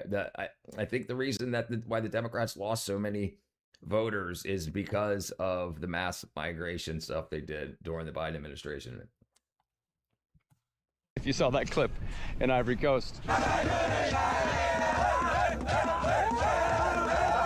Wow. Also, looks like we can get aboard. I like that. We like that on this channel. Leave no cave and no shipwreck unexplored, right? Welcome to Sea Breeze. Sea Breeze is not the name of the boat. Yeah, I definitely heard Sea Breeze is the name of the beach club right there. It's empty. It's a rainy morning. But, and the thing is, we've got a problem. We've got a problem when you say things like that. It's taken as racist. But the thing is, if they would start the education in Africa, they don't want education systems from outside of Africa. They want to create their own. They want to bring it out on the mud. They want to grow their own. And they need to know that. They need to know that you have to start teaching conflict resolution to the youth. You need to get that going up. You need to have a set schedule of when the crops are planted and when you harvest and whatnot. That's got to be set. There's things like polychronic and monochronic societies on how they see time, and it's just different. No more. Why are we watching Fearless and Far? I don't know. It's the first time I've ever watched these guys, Jody. I just wanted to see what Liberia looked like. Corruption takes all the wealth from the people. Yeah, I mean, right. But also, they don't know any other way. It's every single president, every single time does this thing. Every single time. Remember, their leaders come from their people, from them, right? It's not like they're importing a leader. And I think one of the big things is they don't export. They don't work with other countries to say what needs to get done. So any wealth that's created always floats to the top. And then the people are like, well, I grew up poor, so I want all this wealth. So they become corrupt. How can you stop conflict when you're dying of hunger? Brother, listen, I'm just saying what the theories are. I don't know. I don't know. And also, people aren't dying from hunger like is widespread. You don't see that they didn't ask for food. They want something to do. They want work so that they can build stuff. They're not saying, please give me food. They've got shops, they've got food, they've got lots of fertile land. Food isn't the issue. Is there areas in Africa that don't have food and water? Absolutely. And also, why don't they assist each other?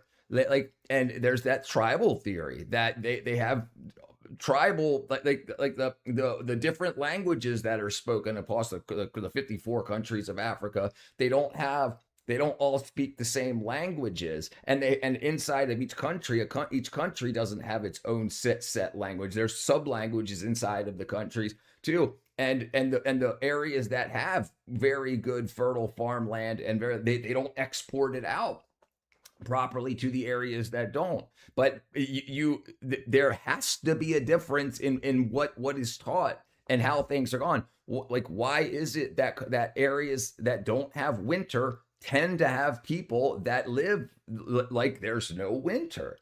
And so if there's not an education system to set up that, and if you could change the education system to set that up so that more people could learn the proper ways to farmland, because they have planters there, not farmers. They have people that will plant crops for their own family instead of having people that come together and say, let's make this whole field for our whole entire city or town. Or Mike's just really cool. He's an adventurist. They can't know another way or they will die the same way as the Somalians. Yeah, maybe. You ever seen a lithium mine? Yeah, I have. They have machetes and stuff to make scrap abandoned signs. That's why. That's like saying, why doesn't Canada give us produce right now so we don't get a parasite? What I'm saying is the areas of Africa that are starving could be helped. They just don't. And I don't know the politics of Africa, but the rich are very rich and the poor are very poor. Like in America, the poor are obese. Like we've got fat poor people here. It's a different system set up. I'm not saying it's better or worse. I'm just saying it's different. Yeah, it's graffiti pointing people to make sure they don't forget about the drinks next door. Looks like they originally wrapped in a barbed wire, but that's not going to stop us.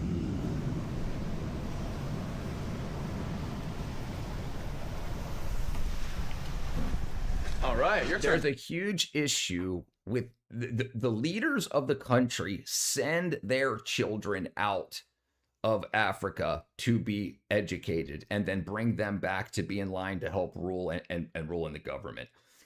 But the systems in Africa, there's no African written history book. The history of Africa is outside of Africa, like the actual documents. So remember, they didn't have a written language for until recently. We also pay the fat poor people with our taxes, so they don't make enough money to tax it. Yeah, that's right. Yeah, that's true. Yep, absolutely. Reminds me of Angola. Yeah, right. A little bit safer than Angola. Yeah. Last time Ben and I were on a ship together was a whole different missionaries situation. Africa dig wells full of garbage a year later. Hello? All good? Hello? Speak English? French. Even Canada doesn't. We tried to negotiate our way aboard, but he's not happy. He says the police are watching us from the street. Ah, well. Busted. We have something else planned anyway. There's a tribe that lives in the jungle a few hours away. They're called the Grebo, and it's said they don't get guests often. But when they do, they like to throw a party to show their strength and also their generosity. Sounds fun. And against fearless and far policy, we do leave this shipwreck unexplored.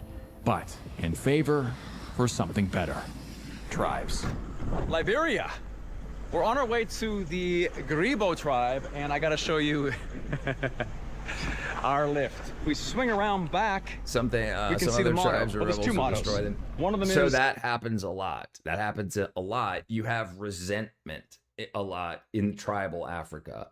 In tribal areas, you have resentment. So if one thing happens, if one tribe gets a well dug from outside sources coming and dig a well, another tribe does not like that. They're resentful from it, and they'll do what they can to destroy it. And oftentimes, sometimes they'll share, sometimes they don't. Sometimes they don't. That's why they try to turn America into. You're making the argument, I get it, but in the same aspect, why doesn't Elon give out his trillions to help him honestly? I don't know. Listen, I don't know, but what's her face did, right? What guy from Amazon, his ex-wife did. She just gave away a bunch of billions of dollars to help a lot of people. So maybe because she's not doing anything anymore, she's not building anything anymore. She's out. So she gave away. Maybe when he's done building, he doesn't know. He doesn't know if there'll be another president next year that changes taxes and takes half of what he has. Maybe when he's done building, he'll give away what he doesn't need. We don't know. There are people that do that. Remember, there's 1,000 billionaires in America, right? So we're only ever asked 4 of them to say, give us everything. And a lot of people do. But there's also industry that takes that. We have nonprofit conglomerates that take these monies and enrich themselves more. Like they only give away average of 5 to 7% of what gets donated. Every $1 million that gets donated, only about $70,000 gets given out because they pay themselves. They have to have room and board and buildings and computers and cell phones for their nonprofit and everything. So remember, nonprofit doesn't mean that the people don't make money. It just means the company doesn't show a profit. Is that about that plan? No, Young. She said she did that out of hate for her husband. I mean, regardless, you know. And the thing is, people say Elon Musk's a trillionaire, but he's not a trillionaire. He doesn't have $1 trillion in the bank. His companies and his stocks worth $1 trillion. But so if he would try to sell that, there would have to be people that had $1 trillion worth of cash to be able to buy that. If there's not, he could try to sell it, but who are they going to sell it to? There have to be enough people to be able to buy all that. Then he would have it in cash and give it away. The companies are still running, right? And look what happened with Bill Gates. Bill Gates left Microsoft to give away his $3 billion, and now he's got $100 billion. So how did that work, right? So it's like, do we take it? And if we take it, do we just steal it like the rest of the freaking politicians do? I don't trust any of them. Do you think that when the money gets distributed out, who do you give it to? Who has a plan besides enriching themselves? Sister used to go to Africa to help buy John O'Brien, it wouldn't work. Why would Elon Musk give South Africa when they would kill him for even being there? Give a man a fish that eats for a day, teach a man a fish eats for life. Chicken wings balls stink. Born to be creative. And the other is safety first and safety last. Let's go inside and meet our local guide. Ouch. Pastor Zeta. There you go. My man. We've been traveling together now for about 24 hours. This is pastor. He also owns, you own a driving school? Yeah. Also a pastor and church. And where are we headed now? We are heading for Gabala. Gabala. Yeah, Gabala. For the Grebo. Yeah, Gabala.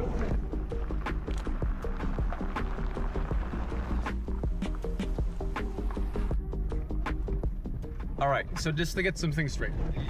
The buildings that are in Harper, they are... Newsom's wife is one of the highest paid charity organizations watching. Colonial. Right. And what do you think would happen? What charities do you think would step up to say, Elon, give me your money? And then when he gives it, just like her, same thing. She pays herself more than almost any other CEO or organizer of any other nonprofit. She's making tons of money. So she gets donations from people she's supposed to help people with, but they get less than 7% of what she's been donated. The rest has been moved around to their personal finances and into running for office again. They use borrowed, they never use their own money. How to make money? You have to be of service. Be of service to people. Find people that need something and see if you can fill that gap. That's the number one way to do it. I do everything. I live stream. I make videos. I just did sheetrock and built a closet for a neighbor. I'm installing a pool pump and filter system in another neighbor tomorrow. Where are the guys? Where are these guys that do not sell deodorant probably with a 1,000-mile rated? I don't know, brother. It might not be part of their culture. Like Americans. Yeah. But they weren't built by Americans. Well, actually, they were technically built by Americans, but not like white Americans, by black Americans. Yeah. Because, as you know already in the video, Liberia was given to the freed slaves. Yeah. But many of those slaves, they had never actually been to Africa before. No. Because they were brought over, their grandfathers, great-grandfathers were brought over, and then they died there, and they had children, and then they died, and so multiple generations lived in the United States, and then their great-grandchildren were freed, and so many of these black Africans... How old are you? If you're over 16, you can. Just, you gotta start posting. What black... sent you some gifts, sent you some more gifts on your Discord. Hey!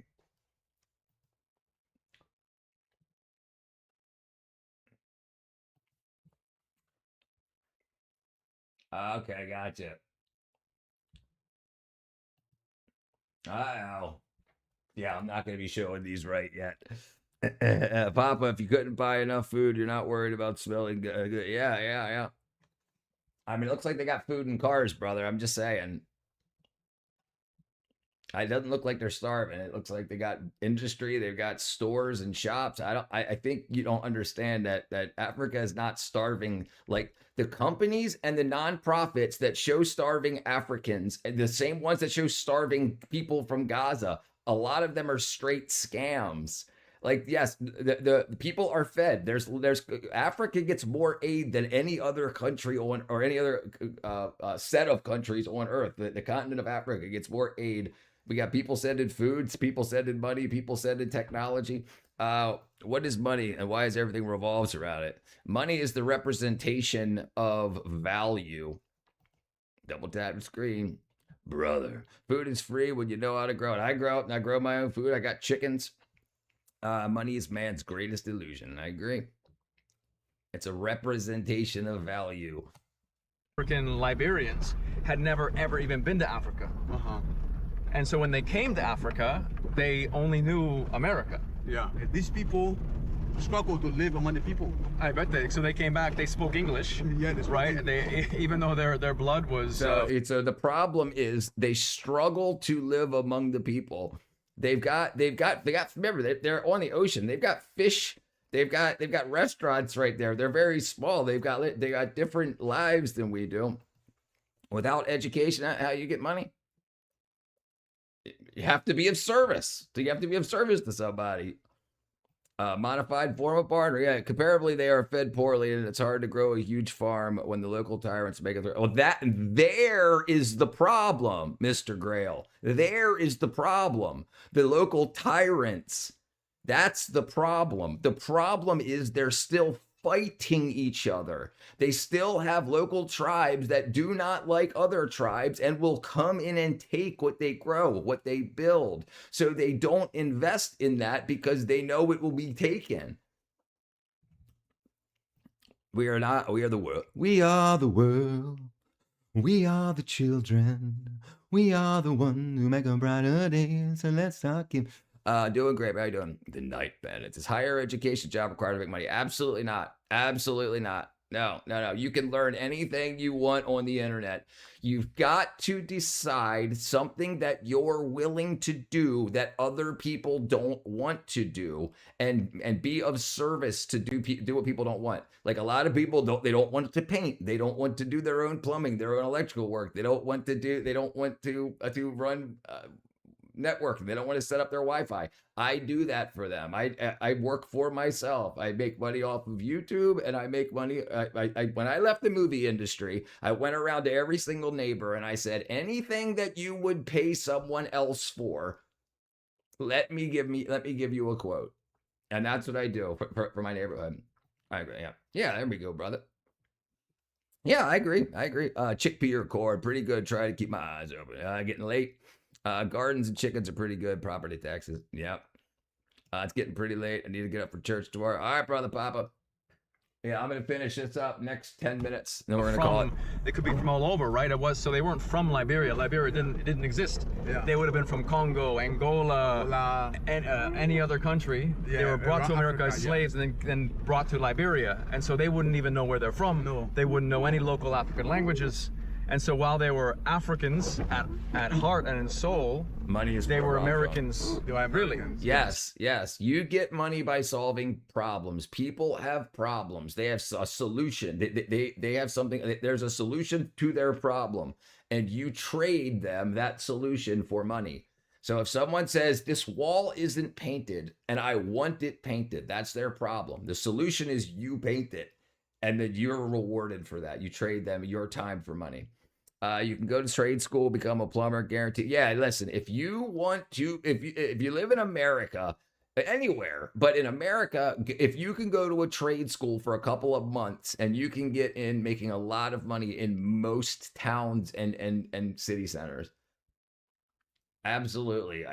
I when I was younger, I went to a school called VOTEC, the Vocation Center of Applied Technology North Vocational Center, and I learned small appliance repair. I learned gas and stick welding. I learned newsprint layout back before we used to use computers to do that. People always need running water, toilet shit, and that's right. And they don't want to deal with it when it breaks. They'll pay good for it. When their poop won't go away, they'll pay people to make the poop go away. So they wouldn't even be able to fit in when they came here. No. It's rainy season this time of year, so the roads aren't the best. Well, it could be worse. We've seen worse. As we make our way through the Grebo villages, we've heard that this one particular village is quite large, and they're quite excited to be able to receive us. Went to work on they the don't get many wall, foreigners out here. It's not a part of the world that sees that many tourists. But I've heard that they're very excited to meet us. Finally, we arrive at the village. Interesting greeting where all of the village elders are lined up in front of the road, blocking us from entering. Not in a bad way, but we have to do a certain protocol, meet and greet, meet the big bosses, and then we can progress into the village, where it looks like already there is some of the tribe members dancing with Matt.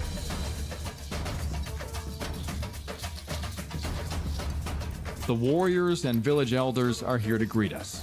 We shake hands. Hi. Hello. We shake? Nice to meet you. Nice to meet you. Nice to meet you.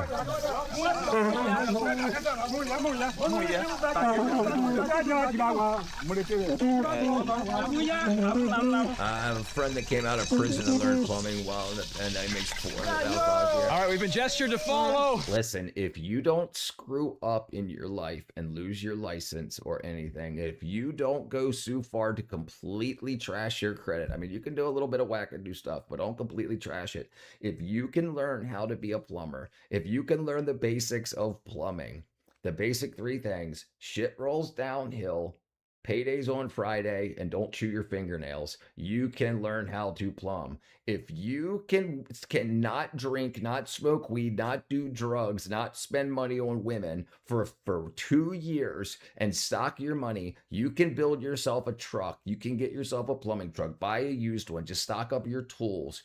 You can start your own company, and you can make a $500,000 a year in 5 years if you double that every year. If you get 2 trucks on the second year, 3 trucks on the third, 4 trucks, and find people to staff them, and you can pay them well, you can make a lot of money. Listen, I did plumbing on my downtime between movies. We charge $200 to show up. People say my garbage disposal doesn't work. We say, okay, we open it up, we find out what's wrong, we hit the reset button, clear the drain, we're there 15 minutes, $200, and it only goes up from there. So you can make $400 or $500 an hour doing stuff like that, and people will pay it because when their life doesn't work, they want it fixed. My motto, I'll try anything once. If it doesn't kill me, it makes you stronger. Make people work for you. Ultimately, you can make people work for you, but you can also provide well-paying jobs to people. He started with 1 truck. Now he has 7 vans with other people working for him. He doesn't even lift a finger. Yeah, right. Yeah, well, that's what you want to do. You want to be able to use your strength as a kid, you know, in your 20s, 30s, and 40s. And then in your 50s, you want to manage things. You want to find somebody that's worth $200,000 a year to be the boss of your company. I'll tell you that for a second when there's a bunch of masked men running you with machetes with black faces, like black paint. Made my heart skip for a second. The Grebo Welcome Parade leads us to their village.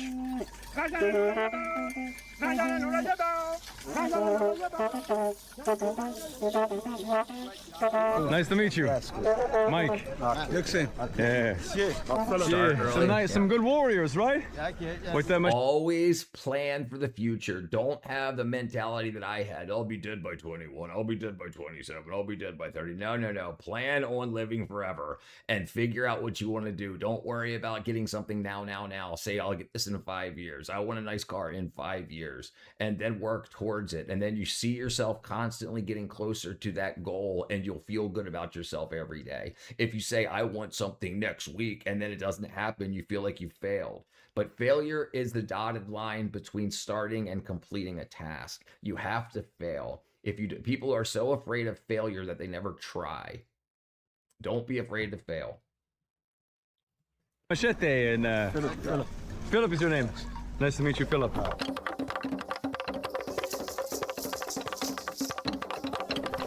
Hey, that's a warm welcome, but it's only the beginning apparently.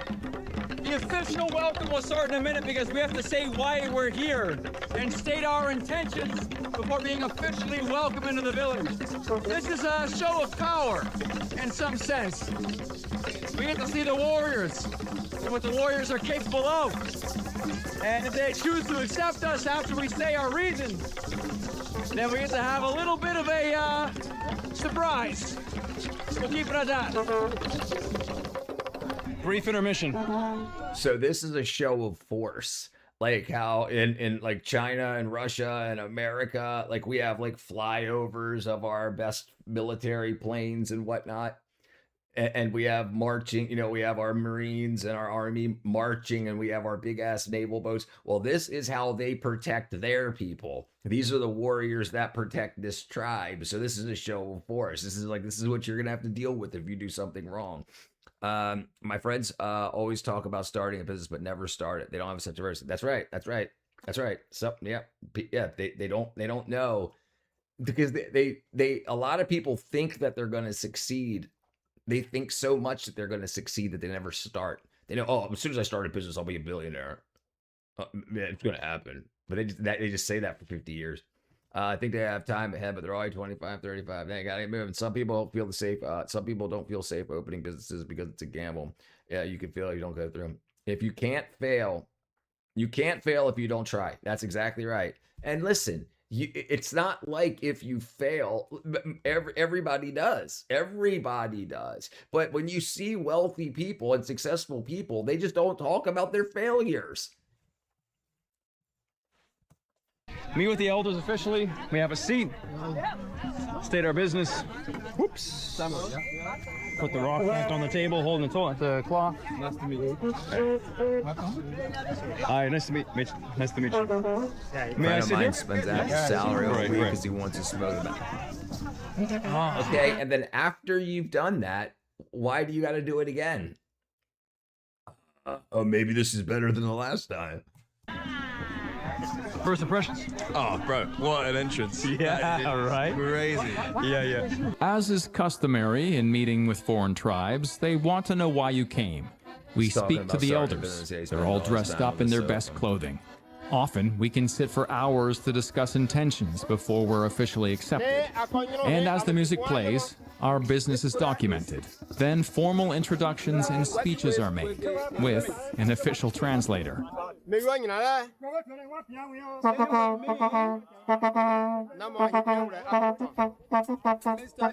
Here's an interesting thing to see about how they don't have a concept of maintenance, right? So do you see this little shack that's set up? Fresh leaves, fresh bamboo. So this is gonna fail, and then they're gonna rebuild it rather than adding to it and making it a permanent structure. Sometimes I want to slap them, brother. I can't be around people like that, man. I can't be around people that don't want anything out of life at all. Like, I don't know. I see life as like a blessing and something to explore and to see how much you can help yourself and the people around you. A lot of people don't see it at all. They're very selfish. They just want like chemical experiences, thinking it's going to make their life better, or like, yeah, it's wackadoo. There's another part of these meetings that always seems to happen. Some sort of local poison. In this case, it's cola nuts, which definitely leave you buzzing. So, Pastor, what is it? It's a cola. Cola nut. And what's this? It's a pepper. Like spicy pepper. I think so, but we just natural pepper, we grow it, then we beat it into dust and we use it. And is it strong? Very strong. Very strong. All right, we've seen cola nut before, haven't we? In Benin for the voodoo rituals. I've never seen it dipped in spicy pepper, though. Fairly strong. It's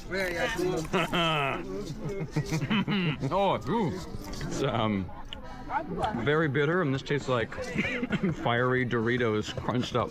Okay. I wonder if any of these people have ever tried fried chicken. Now they haven't. Dude, they probably haven't had ice. They surely did pop up. Okay. It's like tatties.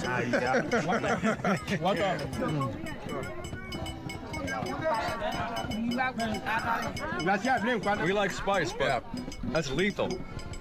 It's hatefully dry. I think the cola tastes so crappy that you have some extra fiery hot cayenne fixes that problem. And then eventually, of course, moonshine.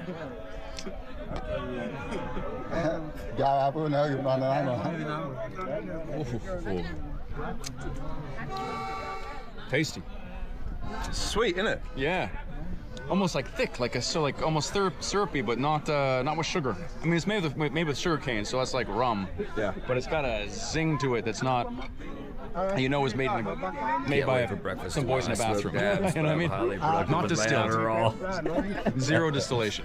Have you had your vitamin B12 levels checked, Shadow? I didn't need Adderall anymore. Once I got so vitamin B12 deficiency and ADHD have the same symptoms. They mimic each other. And ADHD insufficiency or deficiency can make vitamin B12 deficiency or insufficiency can make ADHD symptoms worse.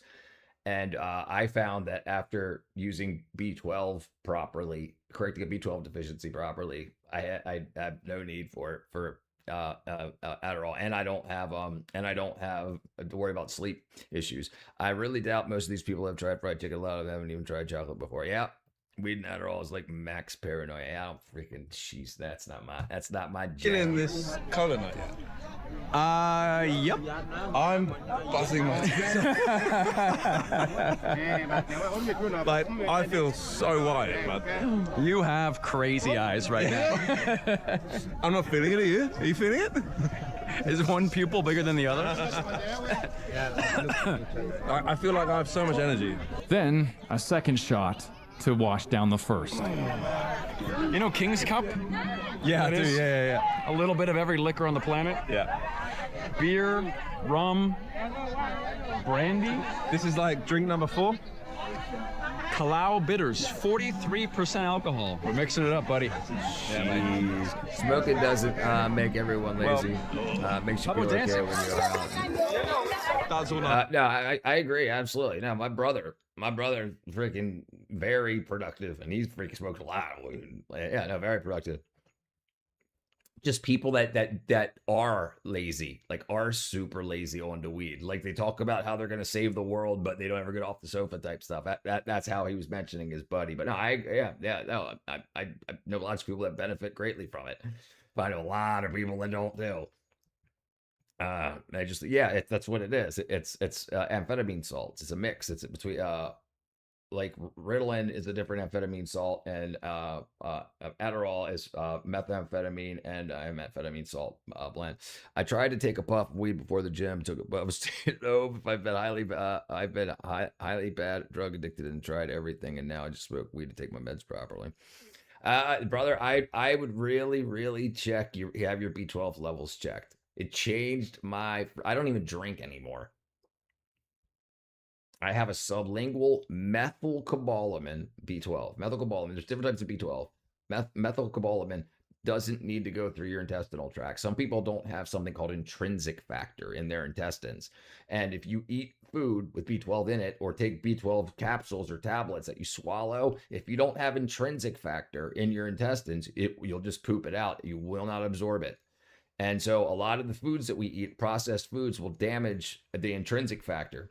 So a lot of people are in deficiency, and a B12 deficiency causes depression and anxiety and ADHD-like symptoms. So I started getting sublingual methylated B12, methylcobalamin, which is cobalamin's B12, methylcobalamin, and cyanocobalamin is what they use in like energy drinks and whatnot. That only gives you a little boost of energy, and it's not like wakeful, and I mean it's not like coffee where you can't sleep or anything, or like Adderall where you can't sleep or anything. It just gives you energy and it helps you sleep. It's funny, we come to these places to capture, but because we were looking for, the oddities, the interesting things of the planet. But often us coming to these places is its own oddity and interest as well. Not a lot of tourists come here. And so there's lots of cell phone cameras pointed at us. Changed my life. Changed my life. Remember in Mongolia where we were drinking the fermented horse milk, and by drinking the whole glass it meant you want more? Yeah. I'm not sure if I'm being polite by drinking every single glass they give me, or whether I'm just sealing my own fate, because they're like, oh, he's a thirsty boy, better fill his cup with something else then.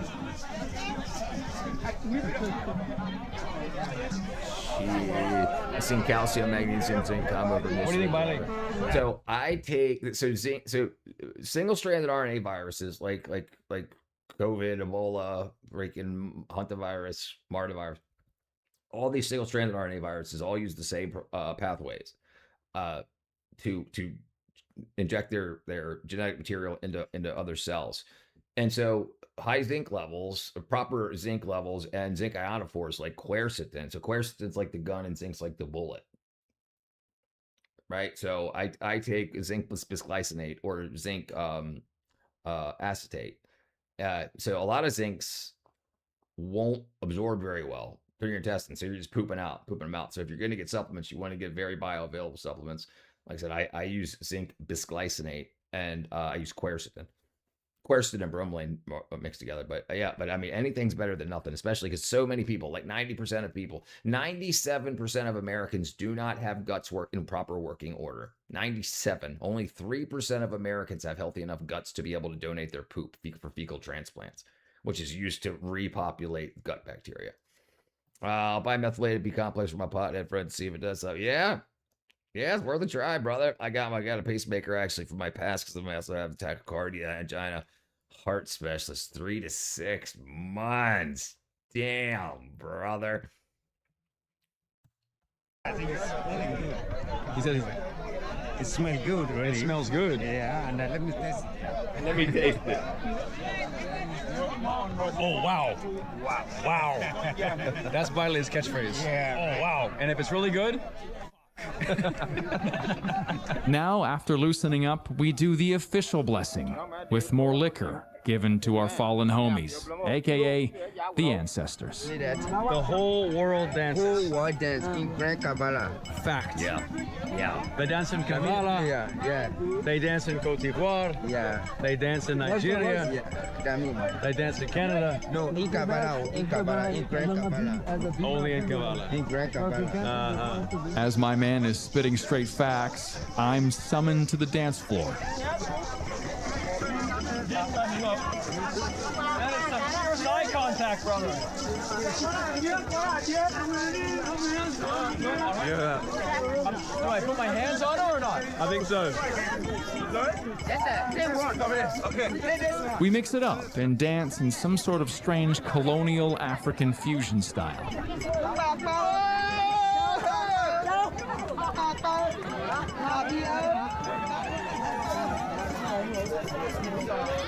That's the man. And then Ben decides to test an old lady's back.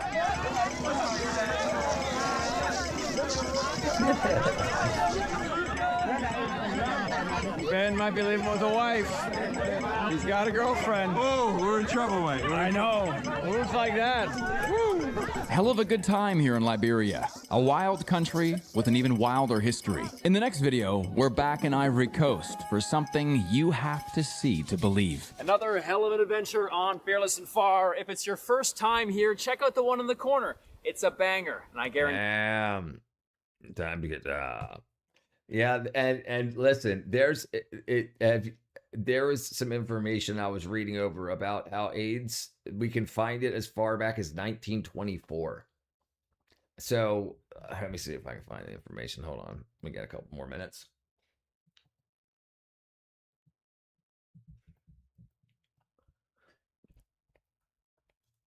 $1924. Oh, I was 34. 31, sorry, 1931. Scientific research, HIV virus crossed chimpanzee to humans in Africa around 1931. The global AIDS pandemic originated specifically zoonotic transfer. The disease remains largely unidentified for decades. Well, I mean, that's probably currently possibly a molecular biologist. Okay, so a molecular biologist in 1931, like what was he using to you just read up on it? Oh, is it? That's me. So you would imagine that if it's been blowing up since 1931, why did it get so unbelievably bad in the 80s and 90s, especially the 80s? Taurine also helps make you poop cholesterol and cleans the liver.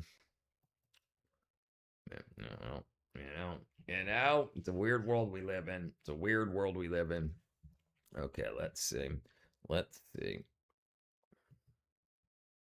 All right, we're going to go ahead and call it a night. I love you all. I thank you all for being here. Hit the like button if you haven't on your way out, please. Subscribe if you haven't. And I'll see you